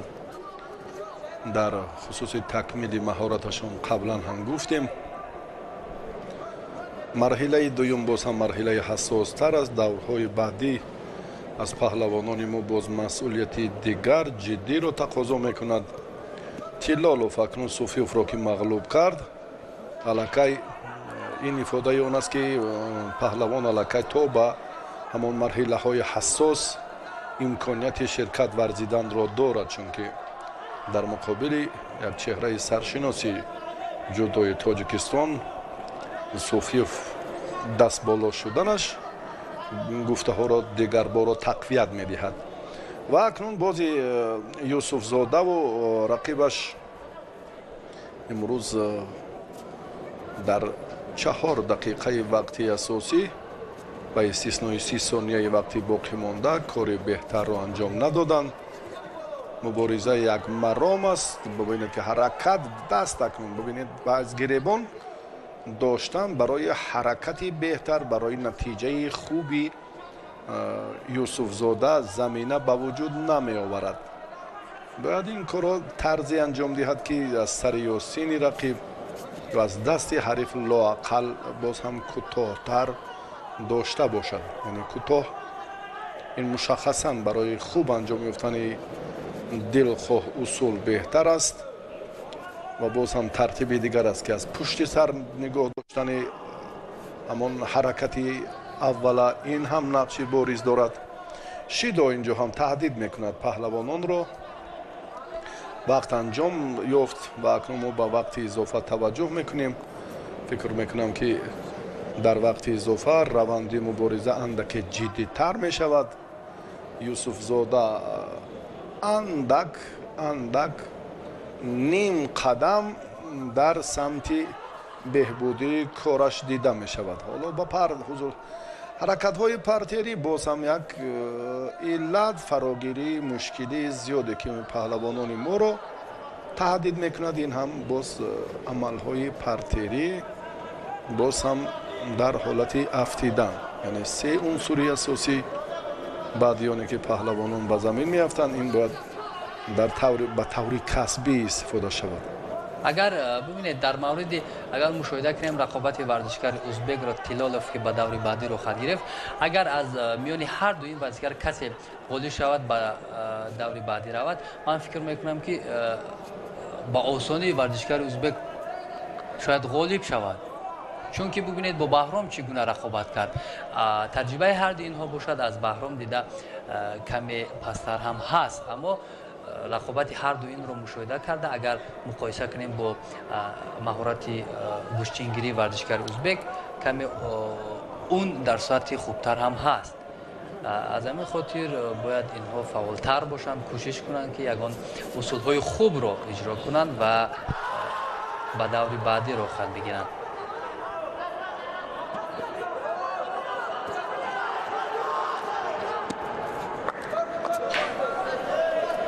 агар мушоҳида кардем, бубинед қариб ҳамаи рақобатҳо, зиёди рақобатҳое ки имрӯз баргузор шуданд, то дақиқаҳои тиллоӣ тӯл кашиданд. акнун дар муборизаи ҳарду паҳлавон ҳоло ягон афзалӣ нест. бартарие ки дар талоши Юсуфзода ва боз ҳам рақибаш инҷо Ҳазорабек мехоҳем бубинем, ягон бартарӣ нест. дар дақиқаҳои аввали вақти изофа ҳам ба ҷуз иштибоҳ, ба ҷуз хатогиҳое ки пеши назар меояд, дигар афзалӣ маҳорат мавҷуд нест. акнун ба марҳилаи баъдӣ, ба даври минбаъда роҳ ёфтани яке аз ин варзишгарон боз ҳам масъулияти дигарро тақозо мекунад. боз ҳам паҳлавононе ки дар марҳилаи дуюми интихобӣ дар шаҳру вилоятҳои мамлакат комёб шуданд, ҳаққи муборизаро дар мусобиқаи ҳаштуми байналмилалии ҷоми президенти ҷумҳурии Тоҷикистон пайдо карданд. аммо ба рафти сабқатҳои имрӯза боз андаке нуқсу мушкилии дигарро ҳам пеш оварданд. баростӣ инҷо танҳо саршиносон, соҳибкасбон, нафарони намуна ва паҳлавононе ки хеле ҳам сазоворона ва зарри сазоворона инҷо бояд ки талош кунанд. ва ниҳоятан ҳам дар вақти изофа акнун паҳлавони хилъати кабуд дошта Ҳазорабеков тавонист ки комёбии даври дуюмро соҳиб гардад. Юсуфзода дар дидори аввал зафар ёфт ва Ҳазорабеков бо ҳамин тартиб ба марҳилаи дигар баромад ва дар марҳилаи ҳаштякниҳоӣ фикр мекунам ки вазъияташ боз ҳам мушкилтар мешавад. инро ҳам дар мубориза бо Тиллолов мо шоҳид хоҳем гашт. бале, хуб, акнун рақобати баъдӣ барои тамошобинон ҷолиб хоҳад буд, зеро Алиҷон Сафарализода, нафаре ки дар ин рақобаташ хеле фаъол буд, акнун бо рақиби худ ки дар даври аввал озод буд, Айниддин Нуров андари майдон мешаванд ва ин рақобат аз ҳар ҷиҳат ба гумонам ҷолиб хоҳад буд. зеро ана дар экранҳои мо шумо бо либосҳои сафед варзишгари ҷумҳурии Тоҷикистон Алиҷон Сафаралиев ва варзишгари дигари тоҷик Айниддин Нуров андари майдон мешаванд ва довари марказ бошад яке аз доварҳои бо таҷрибаи кишвар ва дар сатҳи байналмилалӣ низ муваффақ Сӯҳроб Раҳимов мебошад. мубориза акнун шурӯъ мешавад. Сафаралиев як ғалаба дошт дар муқобили паҳлавони Абдушукуров Сарвар. хеле ҳам ба мушкилӣ ғалаба ба даст оварда тавонист ва ниҳоятан Нуров ҳам дар ин дидор, чун дар даври аввал паҳлавони хилъати кабуд дошта ки либосҳои варзишии Додовро ба тан кардааст, насаби Додов аст дар пушти ин паҳлавон ва акнун биёед бубинем ки чӣ гуна нуров муқобили алиҷон Сафаралиев мубориза мебарад. дар хусуси андаке фавқулода будани маҳорати Сафаралиев қаблан ҳам мо вақте ки нерӯсанҷӣ кард гуфтем ва бубинем ки дар майдондории имрӯза дар даври дуюм боз ҳам ба кадом самт эътибор медиҳад. боз ҳамон ҳолати пешинаро такрор мекунад аз боло доштан аз боло доштан ин ҳам як тартиби дигари майдондорӣ ва боз ҳам Алиҷон як ҳаракати пешборо нишон дод. дигар бора бисёр дилпур худро вонамуд месозад, яъне қавӣ будани худро он қадар нишон намедиҳад. ба ҳарду фикр мекунам инҷо ҳам Суҳроб шидо медиҳад ва махсусан дастфишориҳое ки бале ба ҳарду инҷо ҳам шидои аввал дод. зуд ҷояшро иваз мекунад Алиҷон. бубинед ки бояд ҳаракат ҳамчунин бошад. акнун ба сари китф усуле ки рақиби Алиҷон инҷо хос хотима диҳад, аз амали беҳтараш олияш он қадар бархурдор набуд ва зуд инҷо ҳам таъсири боз ҳам ҳаракатҳои дигар ба он бубинед боз ҳам дар усули ҳалуки беруна ҳам иштибоҳ кард. комилан ба мувозинат ба фосила эътибор надод.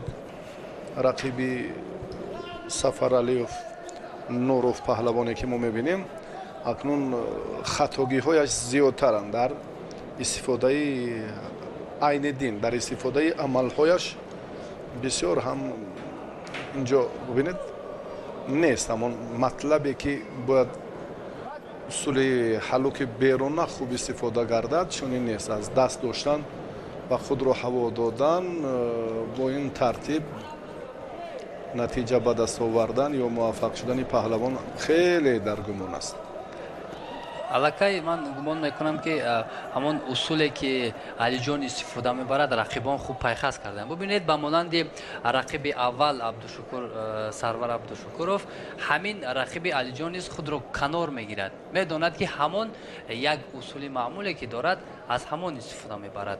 аз ҳамин хотир Алиҷонро мебояд шояд ягон тарзи дигар ягон усули дигарро ҳам истифода барад. зеро дар ҳолати доштан бубинед рақиб канор меравад, худро наздик намекунад ва ин ҳам ба фикри ман ба хотири ҳамон аст ки мабодо аз ҳамон усули маъмули худ истифода набарад.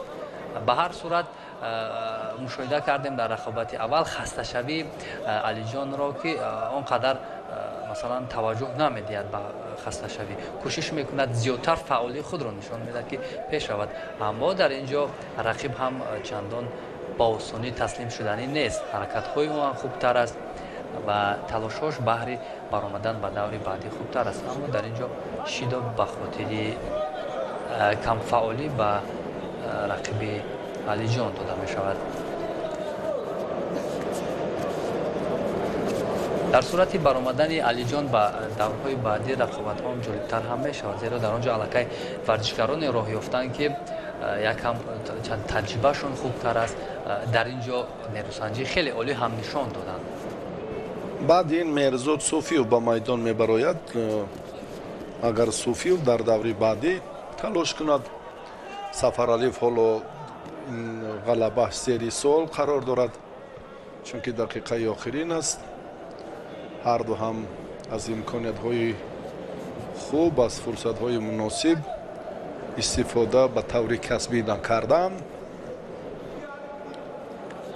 Алиҷон бояд комилан тактикаи худро дигар мекард, ба як ҳаракати пешбо дар ин раванд ҳам ҳоло муваффақ нашуд. дигарбора аз боло доштанро ҳам ихтиёр кард. ҳоло ҳам боз ҳамин нуқта ба ҳалуки дохила ва баъд дар ниҳояти кор ҳам бисёр нобоб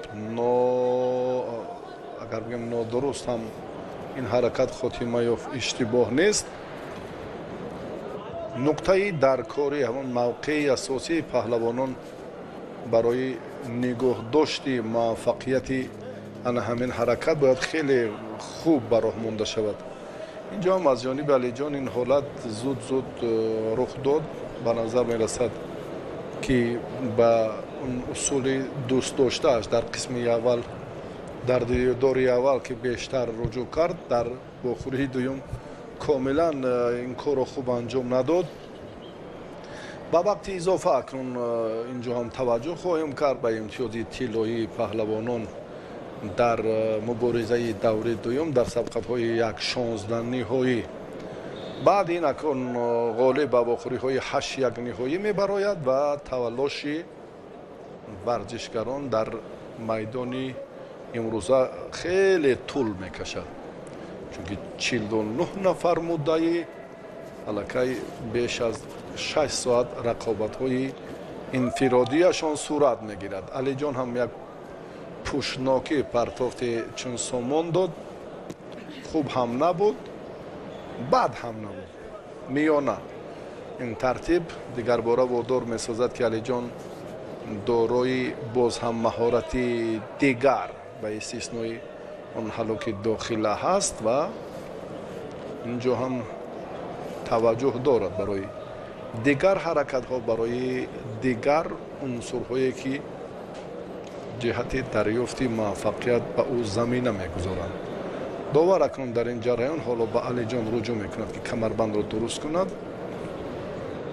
ба низоми мушаххасе ки дар ҷудо роиҷ аст. бояд ки ба ҳарду баробарӣ дода шавад дар мавриди доштани албатта камарбанд ва боз ҳам фурсатҳои хеле дақиқ ва боз ҳам дарёфти имкониятҳо.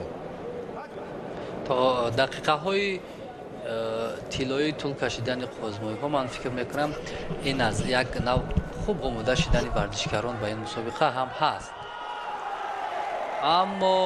аммо афсӯс он фаъоли он талошҳое ки Сафаралиев дошт дар ин даври рақобатҳо натиҷа надод ва рақиби ӯ тавонист Айниддин ба даври баъдӣ рохат бигирад ва алиҷон аз идомаи рақобатҳо маҳрум гардид. бубинед, варзиш гӯштин ҳамин аст. дар бисёри маврид нафаре фаъол аст, нафаре талош мекунад, нафаре кӯшиш мекунад, аммо тан дар сонияҳои охир дар як иштибоҳи кӯчаки рақиб метавонад ки ҳарифиро ба ғалаба даст бибарад. бубинед чӣ гуна зебо истифода буд ин ҳолат. имрӯз 3 нафар мо мебинем ки Нуров дар муқобили боз ҳам як паҳлавонигар Эмомалии Нуралӣ ҳам ва Мирзоев Абдулло 3 тан паҳлавони нав андари майдон шуданд. 3 чеҳрае ки ба тамошобин ҳамон қадар ошно нестанд ва 3 нафаре ки аз вохӯриҳои дуюм ҳам натиҷаи беҳтар ба даст оварданду ба марҳилаи 8-1 ниҳоӣ роҳ ёфтанд. Суҳроб Раҳимов довари дараҷаи ҷумҳуриявӣ интизори ба майдон баромадани паҳлавонони дигарро дорад. Суфиев дар рақобати аввал Шоевро шикаст дод ва дигар бора ба майдон баромад. ҳоло акнун Суфиевро мебинем ки чӣ гуна меҳрзод матонат ва ҳунари худро ана ҳамин чеҳра нишон медиҳад ва барои марҳилаи баъдӣ оё имконияти дарёфти роҳхатро дорад ё на. бале рақиби ӯ бо либосҳои сафед Воқӣ Вали Маҳмад андари майдон шуданд ва чун шумо дар мавриди рақобати Суфиёв гуфтед болотар хуб ҳам баромад ҳам кард, хеле маҳорати олӣ ҳам нишон дод, аммо мо мебинем ки дар ин давр чӣ гуна ҳунарнамоӣ мекунад. зеро рақиб ӯ дар даври аввал озод буд. як ҳаракатҳои хуби боқӣ дар инҷо мушоҳида мешавад ва кӯшиш мекунад ки ҳарифро дар ҳолати дар замин доштан нигоҳ дорад, аммо дар инҷо муваффақ нашуд.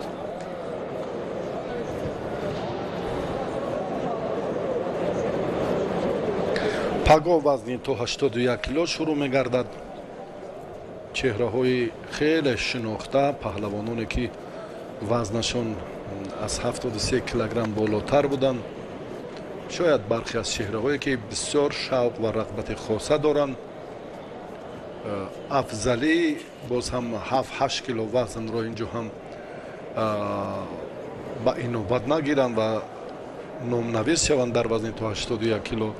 чунин чеҳраҳо фикр мекунам кам нестанд. аз рӯи иттилои худи масъулин ва мураббиёни дастаҳои якачини шаҳру ноҳияҳои кишвар ҳоло дар муборизаи боз ҳам суфиёв бартарӣ маҳорат дида намешавад. оҳиста оҳиста мо ба марҳилаи дигар ба вохӯриҳои 8-1 ниҳоӣ наздиктар мешавем. баъди албатта боз ҳам нерӯсанҷӣ 1-2-3-4 даври дигар вохӯриҳои 1-16 ниҳоӣ сомон меёбанд. баъди ин боз ҳам масъуди аҳмадзод ин чеҳра ҳам ҳамеша аҳмади масъуд муаррифӣ мешуд ва ин ҳам дар мусобиқаи байналмилалии ҷоми шаҳри душанбе дар таҷлили ҷашни 30-умин солгарди истиқлолияти давлати ҷумҳурии тоҷикистон баланд садо дод ва ҳоло акнун баъди ин ҷуфт мо боз мирзозода ва масъуди аҳмадзодро дар майдон хоҳем дид. аммо меҳрзод суфиёв инҷо бо ҳамроҳии боқӣ дар вазъияти он қадар хуб қарор надоранд. чӣ гунае ки мебинем 2 дақиқа он қадар беҳтар он қадар ҷолибтар ҳам пушти сар нагашт. на имтиёз аст ва хатогӣ ҳам дар муборизаи паҳлавонон дида намешавад. мебинем ки суҳроб раҳимов бисёр диққати ҷиддӣ медиҳад ба ҳар як ҳаракати паҳлавонон ва инҷо ҳам назорат аз ҷониби довар боз ҳам масъулияти паҳлавонро дигар мекунад. ин аз он далолат мекунад ки бархе аз паҳлавононе ки бисёр ҳам бо ҷиддият эътибори иштибоҳ накарданро доранд. ин ҳам хуб аст дар гӯштини ҷудо ва ҳоло ҳам раванди талоши ҳарду паҳлавон беҳбудӣ талаб мекунад. тақозои вақт аст ки андаке суръатафзоӣ бошад, андаке бо ҷиддият ва масъулият меҳрзод суфиёв бояд аз ҳисоби қавӣ будани худи ҳамон машқҳои пайвастааш ва аз ҳисобе ки дар миёни ҷавонон як мавқеи хоса дорад бояд дар майдон инро ҳам нишон диҳад. чун мушоҳида мекунем боқӣ фаъолтар аст дар инҷо, зиёдтар кӯшиш мекунад ки ҳамон усулҳоро иҷро кунад ва ба даври баъдиро хат гирад. бубинед то ин давр аллакай ҳарду фаъол ҳастанд, новобаста аз оне ки ҳарду варзишгар чӣ гуна рақобат мекунанд, аммо то ин давр ягон огоҳӣ аз ҷониби суҳроб ба онҳо дода нашудааст. бубинед дуюмин рақобате аст ки то ин давр чӣ гуна нуқтаназарӣ, аммо аллакай шиду ба ҳарду сусти ҳунари ҳарду паҳлавон суҳроб кам иштибоҳ мекунад. бале кӯшиш мекунад ки камтар ҳамон иштибоҳ ай назари касбӣ хуб мушоҳида мекунад. дар доварияш баростӣ саҳлангорӣ нест, чун гуфтем дар хусусе ки барои маърифии тоҷикистон ҳамчун довар ин нафар ҳам яке аз муддаиён дар федератсияи ҷудои кишвар маҳсуб меёбад ва корҳои омодагӣ ва баргузории аксари чорабиниҳо аз ин мураббии ҷавони хушсалиқа вобастагии бештар дорад. дирӯз ба мо ҳам дар маросими қуръакашӣ бо ҳамроҳии искандар хоҷаев бароси бисёр сари вақт кӯмак карданд ва ҳоло мебинем ки дар ҷараёни муборизаи паҳлавонон боз ҳам акнун дар вақти изофа масъулият ва ҷиддият чӣ гуна ба назар мерасад ва талоши паҳлавонон самараи дилхоҳ ба бор меорад ё на? ҳатман меорад, хоҳ нохоҳ. инҷо агар гӯшти нагирифтанд аллакай муҷозот мешаванд, маҷбуранд ки суратафзоӣ кунанд. дар баробари суратафзоӣ албатта дар ҳар куҷое ки инҷо ҳам ҳаракат аст, фаъолият аст, ҳам муваффақият аст ва ҳам нокомӣ. махсусан барои паҳлавонон ҳамон силсила шиддоҳо онҳоро водор месозад ки боз ҳам ҷиддитар муносибат кунанд, муборизаро пуршиддатар кунанд. дар сурати боз ҳам дар асоси яна ҳамон силсила ҳамлаҳо ҳатман инҷо иштибоҳи яке ба амал меояд. ин аст қонуни нонавиштаи ҳаёт. ҳамин аст тартиби дуруст. бале, акнун суҳроб маҷбур шуд ки ба паҳлавони хилати кабудошта дар ин ҷараён шид додиҳад ва дигар бора ҳам боқӣ бо як масъулияти ҷиддӣ раванди мусобиқотро боз тезонад. баростӣ рақобате набуд ки варзишгарон бидуни шидо, бидуни огоҳӣ майдонро тарк кунанд. яъне ягон рақобате ки зудтар, тезтар амал иҷро шаваду ғолибият дода шавад ва беогоҳӣ. аз иштибоҳ, аз камфаъолӣ инҷо зиёдтар огоҳӣ мегиранд. аммо ин дар гӯштин ҳамин аст. зеро агар варзишгарон таваккал кунанду кӯшиш намоянд ки ҳарчи натиҷаро ба даст биёранд, ба иштибоҳ ва ба мағлубият оварда мерасонад. аз ҳамин хотир чун беиштибоҳ шояд нашавад ин гуна рақобатҳо. аммо то ин давр ҳатто дақиқаҳои иловагӣ ҳам рафта изод, аммо ягон варзишгар, ягон аз ин паҳлавонон натавонистанд ки ягон натиҷаи даркориро ба даст биёранд. танҳо шидо, огоҳӣ, аммо имтиёзи зарурӣ нест. вале талош ҳаст, чун шумо гуфтед, албатта натиҷа мешавад дар сурати хуб фаъол набудану иҷрои ягон партофти хуб накардан. шояд огоҳӣ тавонад тақдири ин рақобатро маълум намояд. ба амалҳои партиярӣ паҳлавонон кам эътибор медиҳанд. андаки меҳрзод ҳам имкони хубтар дошт ки корро дар ин сан беҳтар кунад, аммо онро сарфи назар кард. акнун дар ҳолати рост будан боз ҳам меҳрзод руҷӯъ мекунад ки аввалин шуда боз ҳам гиребони рақибро кӯтоҳтар дорад, дасти ҳарифро. ҳаракаташ боз ҳам дар ин самт андаке ҷонноҳтар шуд. манзур аз ишора ба паҳлавони хилати кабудошта аст. боқӣ бошад ҳамоно вазъияташ як ранг, як маром аст ва акнун боз ҳам дигар бора руҷӯи довар ба ана ҳамон муҷозот шидо ба ҳарду ва дар хусуси силсила шидоҳои бештар. инҷо ҳам акнун ҷараёни рақобат нишон медиҳад ки паҳлавони хилати сафеддошта меҳрзод суфиев ҷараёни мубориза барояш хуб анҷом пазируфт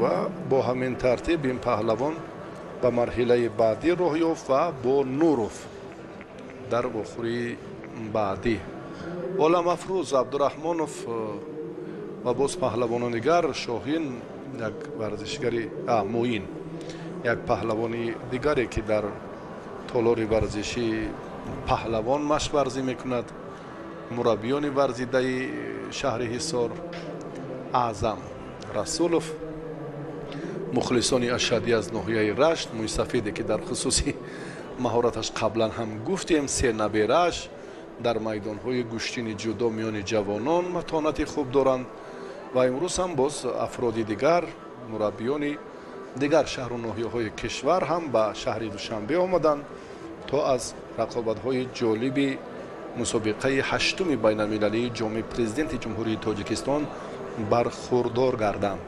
мирзо зода бо масъуди аҳмадзод акнун ба майдон мебароянд.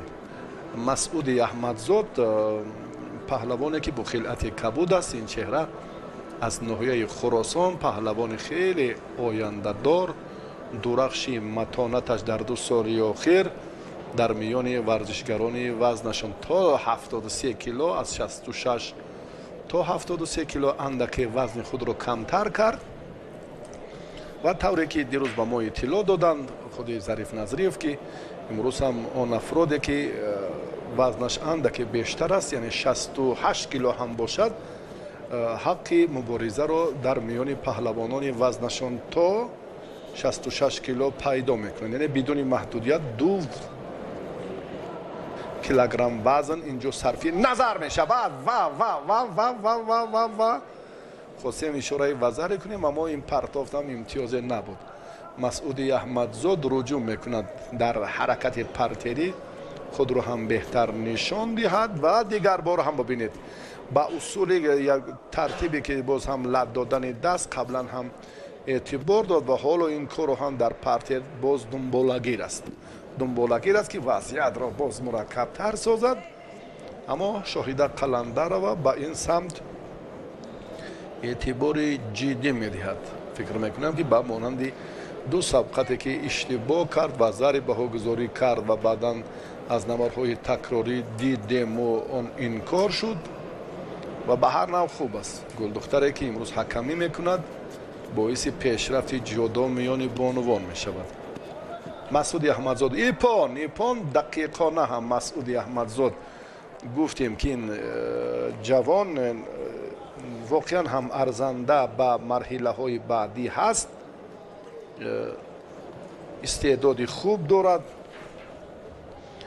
با آسانی کامیاب شد مسعود احمدزاد و به مرحله 8 نهایی برآمد. اکنون باز هم مقابل پهلوانان دیگر امروز هم میبینیم که ورزشگران ما ایستادگی کردن. جابیروف سعید بیگ حالا با پهلوان ازبکستانی به میدان میبراید. دلشاد بیگ یولداشف. اکنون غالب این جفت با مسعود احمدزاد میدان داری میکند. این همان اشتباهی بسیار کوچکی حریف مسعود بود، مرزازاده، که براسه بسیار هم خطاگی دغلانه انجام داد. بیا توجه میکنیم به معرفی دیگر چهره هایی که حالا در میدانند. خب با لباس های سفید نماینده جمهوری تاجیکستان است که چون مشاهده کردیم جاروبوف و با نماینده جمهوری ازبکستان دلشاد بیگ که در دور گذشته فعالی خود را خیلی خوب نشان داد اندر میدان میشوند و چون ورزشکاران ازبک علاقه 2 ورزشکار ازبک با دور بعدی را خط گرفتند و این سومین ورزشکار ازبک است که برای برآمدن به دور بعدی نیروسنجی میکند. ورزشکار ما در دور اول آزاد بود و امروز برای برآمدن به دورهای بعدی کوشش میکند و ما خوب میدانیم که ورزشکار ازبک دلشاد بیگ چگونه مهارت عالی دارد و تلاش میکند که برای رقابت می بعد همان نتیجه درکاری را به دست بیارد. این حال ببینید هر دو ورزشکار تلاش دارند برای گرفتن امتیاز اول. در اینجا ورزشکار به خاطر نادرست داشتن به ورزشکار ما شایده داوری مرکز شیدو میدهد و فعالی ورزشکار ما هم خوب احساس می شود. ببینید اینجا کوشش کرد که از حالت بوغی کردن استفاده کند اما چندان موفق نشد. سعید بیگ رقابت ادامه دارد. در صورت برآمدن کدام از این ورزشکاران جودوکاران به دور بعدی با مسعود احمدزاد اندر میدان بشن که شما چند لحظه قبل دیدید او چگونه حریف را با یک اصول زیبا مغلوب کرد و به دور بعدی را خط گرفت. خوب ورزشکاران سر نو رقابت را آغاز نمیبینیم ولی ما همان نتیجه خوبه که дар даври гузашта варзишгари узбек нишон дод, мушоҳида кардем. аз ин хотир бояд варзишгари мо ҳушёртар бошад, мушоҳида кунад ки чӣ гуна варзишгари узбек дар даври қаблӣ аз кадом тактика, аз кадом усулҳо кор гирифт ва ғалаба кард, муқобили ҳамон усулҳо фаъолият кунад, рақобат кунад аниқтараш.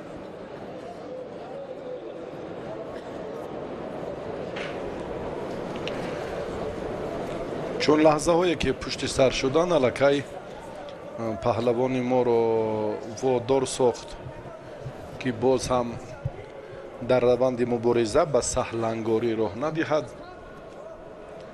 варзишгари тоҷикистон хилъати кабуд дорад ва имрӯз ҳам ҷорубов саидбек дар даври аввал озод буд. юлдошев дар муқобили сулаймонов ба осонӣ ғалаба ба даст овард, ба ин марҳила роҳ ёфт. талоши паҳлавонон боз ҳам инҷо пуршидатар мешавад. юлдошев, дилшодбек, инҷо вазари аст. ҳаракате ки хеле ҳам сари вақтӣ буд. ман фикр мекунам ки дар ҳақиқат ҳам баробари оғози ин мубориза паҳлавони узбекистонӣ ҳам ҷасораташ хуб намоён шуд ва ҳамин тавр ҷорубов саидбек имтиёзи аввалро аз даст дод ва 1 дақиқаю 15 сонияи дигар ҳоло вақт ҳаст, аммо умедвории натиҷаи дилхоҳ аз ин амалҳои ками паҳлавон боз ҳам рози камтар аст. ва чун бибинед ки ҳаракат албатта то бо нуқтаи ниҳоӣ нест. амалҳое ки паҳлавон инҷо шурӯъ мекунад, хатогиҳояш зиёд аст. ҳаракати бибинед ки дасти ҳарифро дар ҳолати доштан, баъдан дуюм унсур ё дуюм омил чӣ гуна ба ҷиҳати қисмати тактикӣ бояд руҷӯъ кунад. ин як нав малакаи хеле волои паҳлавони узбекистон дилшодбекро нишон медиҳад. бубинед, варзишгари мо кӯшиш мекунад ки худро фаъол нишон диҳад, аммо ягон иҷро, ягон усули манфиатбахшро истифода намебарад. танҳо фаъолии худро ин тараф он тараф нишон дода истодааст, аммо ба манфиат кор намекунад. дар сурати камфаъол, дар сурати иҷро накардани ягон усули манфиатовар метавонад варзишгари сеюми узбек ба даври баъдӣ рохат бигирад. сонияҳо хеле ба шумор монданд ва гумонам ки тамом ин тавр ҳам шуд. варзишгари узбек бо масъуди аҳмадзод андари майдон мешавад. дилшодбек. акнун дӯстони азиз, мо ба рақобатҳои хотимаи рақобатҳои як ҳаштниҳоӣ наздиктар мешавем. баъди ин акнун ду ҷуфти дигар майдондорӣ мекунанд. муҳаббатов бо ҳалимов, сорбон бо хайрандеши муродзода. ду муборизаи хеле пуршиддат хоҳад шуд. ду рақобат, албатта боз ҳам ҷолибтар, пуршиддаттар. инҷо ҳам фаррух албатта афзалии матонаташро дар муборизаи идибек сафаро хуб нишон дод. бо як амали ғайри чашм дошт. пеш аз муҳлат фаррух ҳалимов даст боло гардид ва муҳаббатов одина ин чеҳраро бароси мо намешиносем. ва имрӯз паҳлавонони ҷавон чун гуфтем ки хеле зиёд буданд, 3 нафарашон муваффақ шуд дар марҳилаи дигар, дар марҳилаи ҳаштягниҳоӣ қарор доранд. ва акнун таваҷҷӯҳ мекунем ба муаррифии ин ду чеҳрае ки ҳоло андари майдон шуданд. мунна муҳаббатов, оддина бо хилъати сафед аст. фаррух ҳалимов таҳти роҳбарӣ гуфтем ки шералӣ бозоров машқварзӣ мекунад. ду шогирдаш идибеку фаррух ба майдон баромаданд. Фаррух дастболо шуд. фаррух ҳам бисёр ҷавони зирак аст. фикр мекунам имрӯз ҳам барояш майдондорӣ дар даври дуввум ҳам боз ҳам пуршиддаттар ҷолиб сурат мегирад. бетаваҷҷӯҳ мекунем акнун ба рақобати 15-уми сабқатҳои 1/16 ниҳоӣ. рақобати 15-умаш миёни ҳарду ва ду паҳлавони кӯлобшаҳр, баъдан Сормон Латипов бо Хайрандеши Муродзода ба майдон меоянд ва ҷуфти 16-ум нерӯсанҷӣ мекунанд ва бо ҳамин тартиб мо инъикоси рақобатҳои 1/16 ниҳоиро ба анҷом мерасонем. сипас даври 1/8 ниҳоӣ шурӯъ мешавад. ҳоло хеле вақт ҳаст. خب алакай бубинед Шералӣ Бозоров аз нишастгоҳҳои ин маҷмӯа ба поён омад, ба хотире ки шогирди худро ба ин ҷо овард ва назорат мекунад, тавсия медиҳад. дар дидори аввал хеле дур буд. бале фирӯз Бахтибеков ҳамин чеҳраро дарёфт. ҳоло аллакунун дилпур ба хотири он буд ки ҳарду инҳом даспарҳои худи ҳаққи устодӣ дошт. бигзор беҳтарин муайян шавад. чунин ҳам шуд ва акнун ҳоло боз идомаи муборизаро тамошо мекунем ки чӣ натиҷа медиҳад.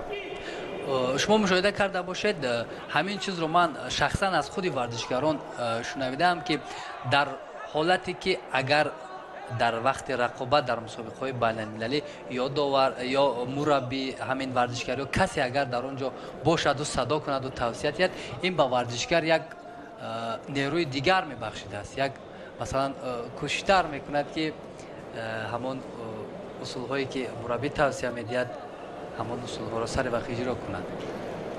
акнун биёед ба майдондории паҳлавонон таваҷҷӯҳ мекунем. Фаррух ин маротиба ба истифодаи усули сари китф, ба ҳаракате ки бештар хос ба ин паҳлавон аст, он қадар руҷӯъ надорад.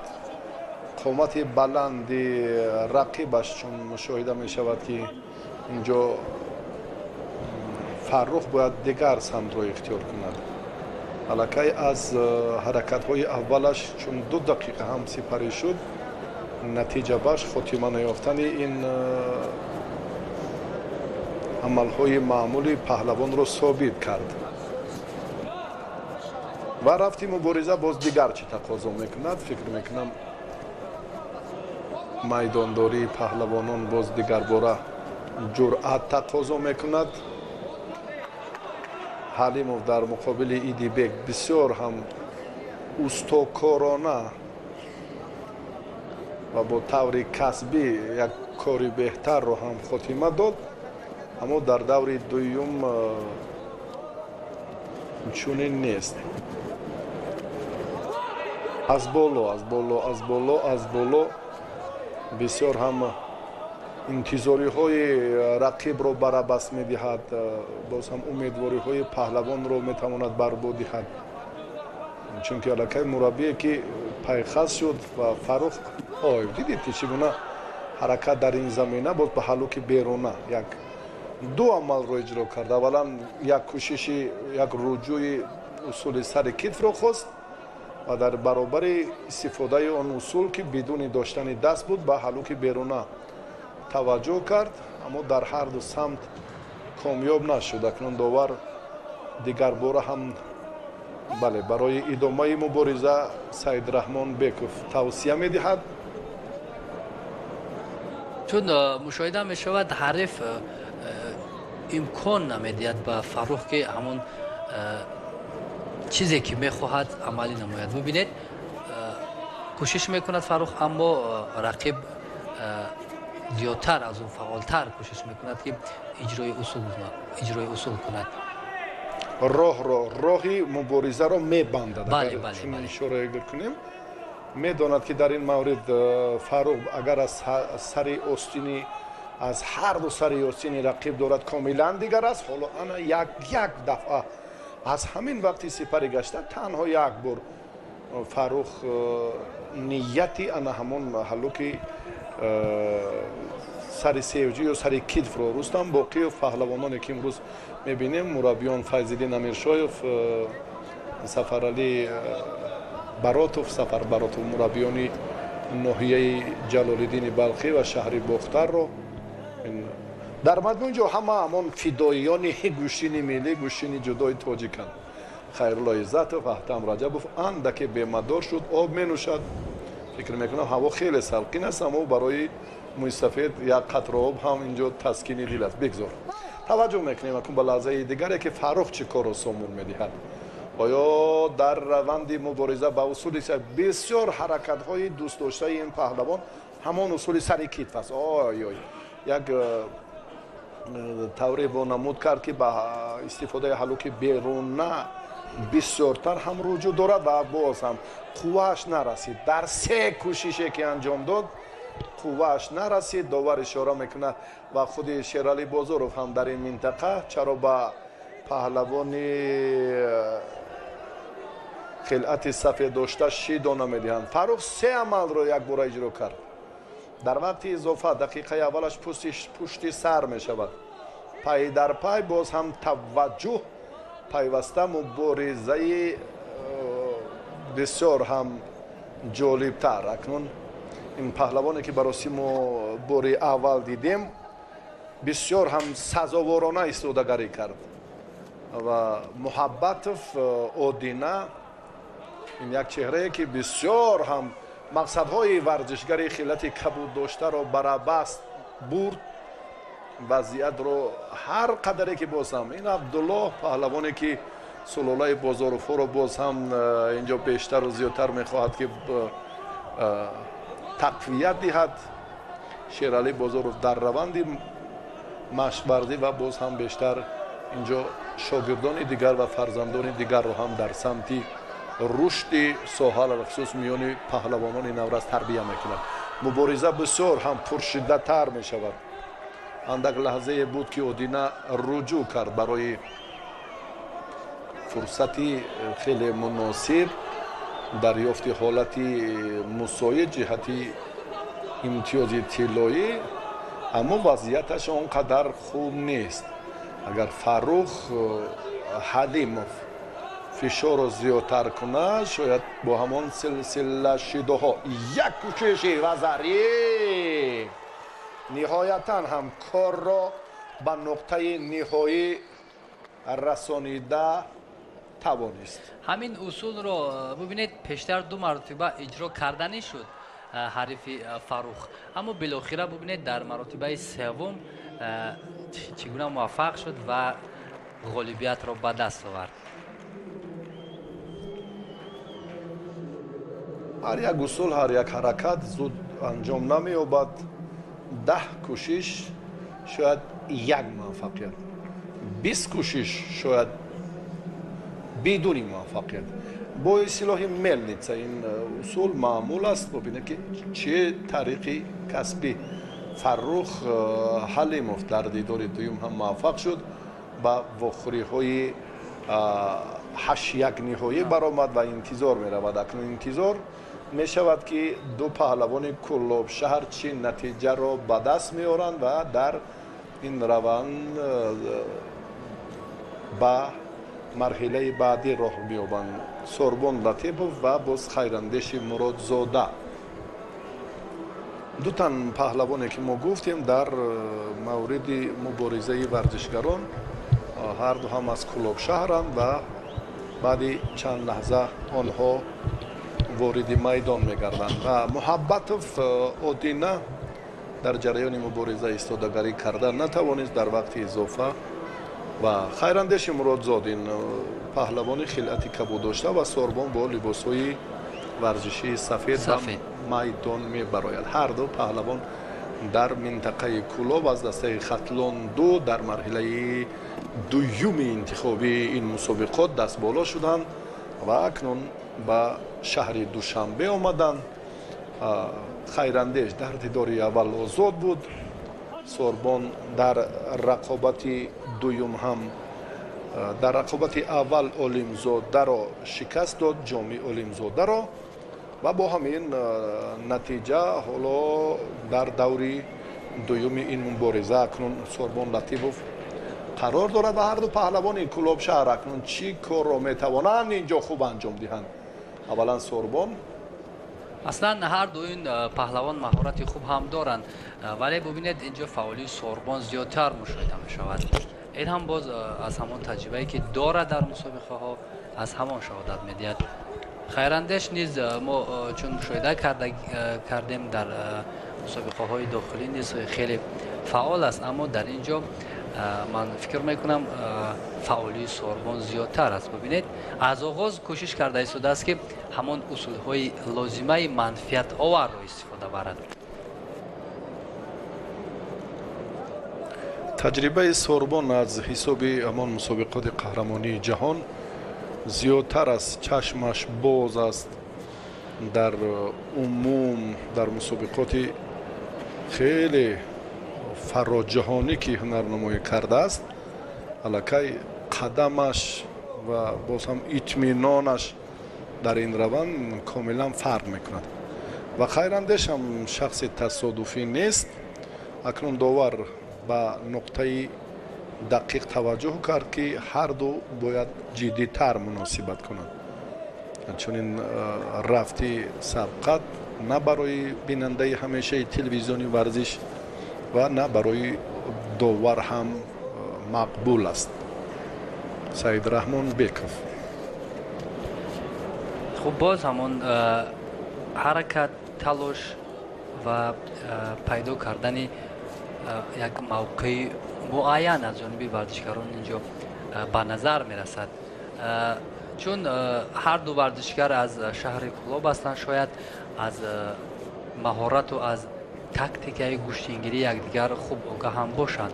از همین خاطر مقابل اجرای اصول همدیگر شاید زیادتر استفاده کنند،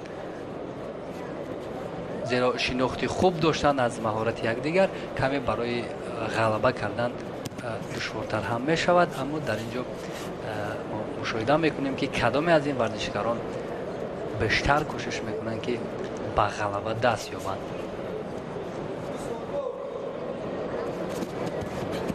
یک حرکتی خیراندش اما این بی نتیجه. اینها چون مشاهده میکنیم اصلا توجه به حالت پرتری نمیکنند، زیادتر کوشش میکنند که راستا گوشتین گیرند. ببینید از آغاز رقابت یگان مرتبه در زمین کوشش نکردند که همون یگان اصول را به انجام رسانند. فارغ بالی هر دو پهلوان داور را مجبور کرد که شیدای دوم دهد به هر دو ورزشگر. سوربن به حلوک همون پیشپا به حرکت حلوک بیرونه که اندک نشسته این کار را اجرا میکند یک بار رجوع کرد و خیراندش ترتیب میدانداریش ما در مرحله نهایی مسابقات بین المللی گوشتنی ملی در روز 12 سپتامبر چون دیدیم که بیشتر حرکت های این ورزشگر همان وقتی نتیجه بخشند که از راست میدانداری میکند، یعنی ضعیف بودن من حالت های پرتری در هر یک نیروسنجی پهلوانان تاجیک به نظر می رسد. خیراندش هم به حلوک داخله ببینید از این کار هم خواست اندکی بهتر توجه کند یا که و بعد دیگر را تقویت ملکه لازم بود. سوربن رو لطیفوف رو بسیار هم پرتافت خوب انجام داد اما خیراندش هم بسیار خوب دفاع کرد. از وضعیت های مشکل هر دو زود بیرون می شوند. این هم الکی صدرنشین مقام اول در منطقه کلوبند. محمد عبدالرحمن و سرمربی منتخب جودو ظریف نظریف هم در تربیه این ورزشگران کلوب شهر یک سهم ارزنده هم دارد، اما در مجموع مربیان هر دو این دیگر نفرانند. خیراندش تحت راهبری عبدالله سعید خوجایف مشق ورزی میکند. سوربن تحت راهبری عمر سعیدوف. در مجموع مکتب ورزشی کلوب شهر حالا دست پرورانش قوت سنجیده ایستادند و اکنون وقت هم به امتیاز طلایی رفته رسید. اینجا ما нафари беҳтарро муайян накардем. ҷуфти 16-уми майдондории паҳлавонон дар марҳилаи 1/16 ниҳоӣ, яъне охирин ҷуфт. баъд ин рақобатҳои 8-1 ниҳоӣ шурӯъ мегардад ва Ёқубҷон Боқиев бо Фирӯз Мелибойзода барои дарёфти роҳхати марҳилаи 4-1 ниҳоии ин вазн рақобатҳои пешин ба вақти иловагӣ рафт ва танҳо дар ин вақти тиллоӣ, яъне голден скор, як имтиёзи аввале ки варзишгар ба даст меорад, метавонад ӯро ба даври баъдӣ барад. аз ҳамин хотир ман фикр мекунам ки эҳтиёткорӣ аз ҷониби ҳарду варзишгар мушоҳида мешавад ва инҷо як усули хеле зебо Вазари ва Хайрандеш Муродзода тавонист дар инҷо бо усули ипон ғолибият ба даст меорад. дигар бале инҷо ҳам ҳаракати ҳамон кӯшиши аввали бо муваффақона нақш мебозад, ё Вазари аст ё ипон. дар маҷмӯи имтиёзи тиллоӣ аст. Хайрандеш хеле хуб ҳунарашро нишон дод. ба марҳилаи 8-1 ниҳоӣ баромад ва биёед акнун таваҷҷӯҳ мекунем ба муборизаи паҳлавонони муваффақи ин давр.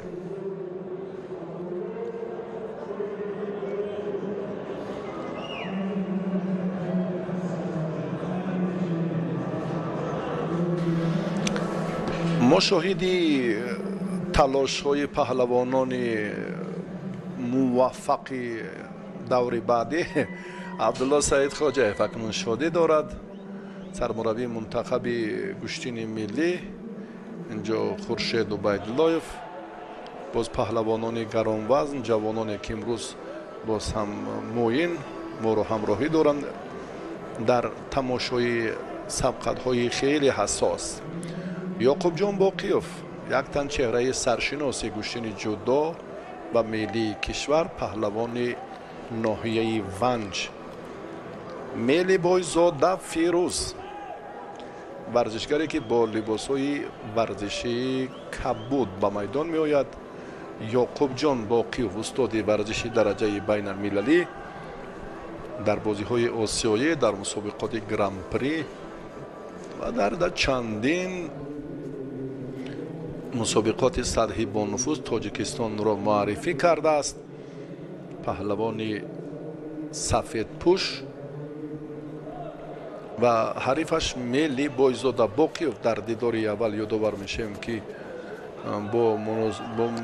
бо Кӯганов ғалабаи якумро ба даст овард. дар муборизаи дигар ҳам Амоновро мағлуб кард, ба даври сеюм баромад. ва Мелибойзода Фирӯз дар дидори аввал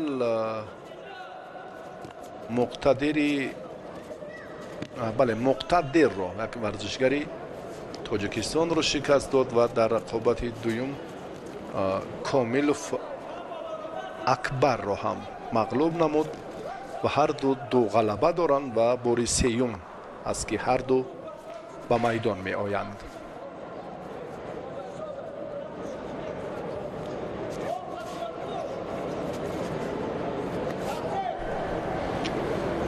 дар муборизаи паҳлавонон ҳоло афзалӣ нест.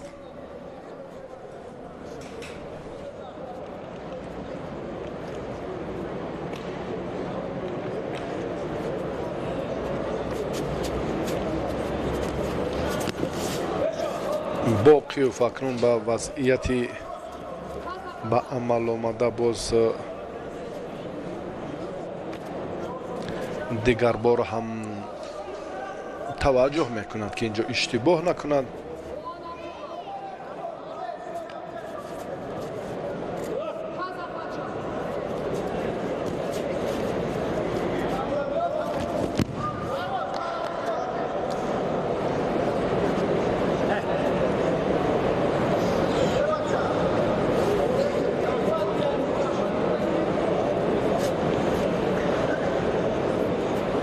фирӯз ҳам нафари тасодуфӣ нест. фикр мекунам ки майдони имрӯза барояш хеле ҳам боз як таҷрибаи дигарро нишон дод. 2 дақиқа ҳоло довар бояд ба рафти ин сабқат ҳам таваҷҷӯҳи дигар кунад. ба ҳарду фикр мекунам шидо медиҳад ки боз ҳам тақвияти масъулият, тақвияти малака бошад ва эҳсоси бештари масъулият. аммо на, инҷо ягон ҳаракате ки мо дар ҷараёни сабқа дидем барои дарёфти имтиёз ба рости созгор набуд, ҳам аз ҷониби Ёқубҷон Боқиев ва ҳам аз ҷониби Фирӯз Мелибойзода. Мелибойзода бештар ҳоло бисёр имконияти хубро аз даст дод. Чаро ҳарифро озод гузошт, чаро камарбандро инҷо ҳам то ба ҳамон нуқтаи ниҳоӣ қавитар нигоҳ надошт. фирӯз дигарбора ҳамла мекунад. фирӯз дигарбора боз ҳам Ёқубҷон Боқиевро бубинед ки ба ҳолати партерӣ мебарад. инҷо ҳам усули вуқӯъ кардан шояд барояш имкон даст диҳад дар ин ҷараён ки боз ҳаракати хубтареро ҳам анҷом диҳад, аммо на. бармегардем акнун ба фурсатҳои муносибе ки мо хеле зиёд дидем, махсусан дар мусобиқоти имрӯза дар нерӯсанҷиҳои паҳлавонони вазни то 66 кило. чун дар хусуси бори 8 сурат гирифтани ин мусобиқот гуфтем ки барои ҷавонони мо як заминаи дигар мешавад, як таҷрибаи дигар хоҳад шуд. Боқиев ай ҳаракати хеле ҳам акси амали хуб буд. Боқиев аллакай як маротиба ба иштибоҳ ки роҳ додааст дигар бора намехоҳад ки хато кунад, аммо иштибоҳ кард. душидо гирифт. ин равандро ҳам довар албатта комилан таҳти назорати худ қарор медиҳад. як муборизае ки инҷо мушоҳида кардем ба ҳолати такрори имтиёз, дарёфти имтиёз заминааш мавҷуд буд, аммо хотимааш на. Ёқуб аз банду услубҳои ҷудо хуб воқиф аст, аммо дар ҳаракатҳояш иштибоҳ ба назар расид. аз ин аллакай Фирӯз Мелибойзода рӯҳи илҳоми дигар гирифт. ба мисли рақобати пешине ки Ёқуб Боқиев дошт, чун дар дақиқаҳои охир тавонист ғалаба ба даст биёрад. бубинед Фирӯз Мелибойзода низ чандон рақиби он қадар кам таҷриба бигем барои Боқиев нест. баръакс рақиби пурқувват аст. рақибе аст ки бубинед то ба даври дақиқаҳои иловагӣ рафт. яъне аз ин ҷо шабоҳат медиҳад ки ин рақобат барои ҳарду муҳим хоҳад буд, зеро ба даври як 16 ниҳоӣ ҳоло дар муборизаи хеле ҳассос ду ғалаба доранд ҳарду паҳлавоне ки мо ҳоло мебинем. дар муқовимати Ёқубҷон мушкилӣ пеш омад, махсусан Фирӯз ин корро хуб анҷом дод. Фирӯз маҷбур кард ки Боқиев ба иштибоҳ ба хатоғӣ роҳ диҳад. Мирзо Ҷамил Рамазонов, пагоҳ мо ин паҳлавонро дар вазни то 81 кило мебинем ё на? ин баъди маросими қуръакашӣ, яъне дар вазнкашии имрӯза шоми имрӯз маълум хоҳад шуд. Ёқуб Боқиев наздиктар ки шуд бо рақиб, кор ранги дигар мегирад. Фирӯз вазъиятро барои худ мушкил карданӣ нест, аммо чанд омили, чанд ҳаракате ки бештар инҷо руҷӯъ кард, хуб анҷом наёфт, чунки акси амалашро дид ва Ёқуб ҳам бештар дифои хуб ҳам анҷом дод. инҷо бубинед Ёқуб ҳарифро тела дода аз майдон берун кардани аст, аммо дар ин ҷо муваффақ ҳам нашуд. вале барои Ёқуб Боқиев خیلی وضعیت چندان خوب نیست. ببینید الکای دو شیدو دارد. در صورت یک اشتباه یا که کم فعالی هر دو ورزشکار میتواند شیدوی سیوم با باقیف داده شود و غلبه با فیروز. از همین خاطر باید احتیاط کارانه یعقوب کوشش کند که این رقابت را ادامه میدهد. ولی ببینید یک پرتافتی خیلی با سرعت و ماهرانه فیروز، اما یگان نتیجه به دست نآورد. خوب است که ببینید سابقه داران، همون نفرانی که با گوشتین ملی، گوشتین جدا محبت دارند، امروز دستپروران خود سابق، مثلا شاگردان خود و همون ورزشکاران آینده ما را نظارت میکنند که این هم گمان میکنم که برای ورزشکاران یک الهام دیگر هم میبخشد. بیش از 12 سال خیرالله عزتов چهره که منظور کردن سرمربی منتخب گوشتین ملی بود، دستپرورانش و در مجموع امروز هم بسیار تربیه درستی خود پهلوانان شهر و ناحیه‌های کشور در گوشتین ملی است که امروز ما شاهد جالبیت گوشتین جدا میشویم. فیروز فعالتر شد. اندکی اگر این کار هم چنین جریان گیرد، یعنی فشار باز هم دو چند و سه چند شود، داور مجبور می شود که برای بنابر سببی و واقعا هم اینجا بیشتر فشار فیروز ملی بایزاده، تلاشش در این روند هم بهتر بود. یعقوب جان باقی و ویتا اعتراض دارد از این حالتی به عمل آمده. یگان جای گفتگو شبهه هم نیست. یعقوب جان گوشی نگرفت سیومین شد و این ورزشگر را ببینید که چگونه بیشتر تلاش پهلوان خیلیت کبو داشته بود. حرکت های این ورزشگر چی جای گله در میدان هنرنمایی جالب و مسئولیت بیشتر و زیادتر باید به نظر رسد. باقیف از ادامه راه مبارزه محروم شد. در سبقت 8-1 نهایی دوچار ناکامی گردید و ملی بایزاده به واخوری 4-1 نهایی اولین شده راه یافت.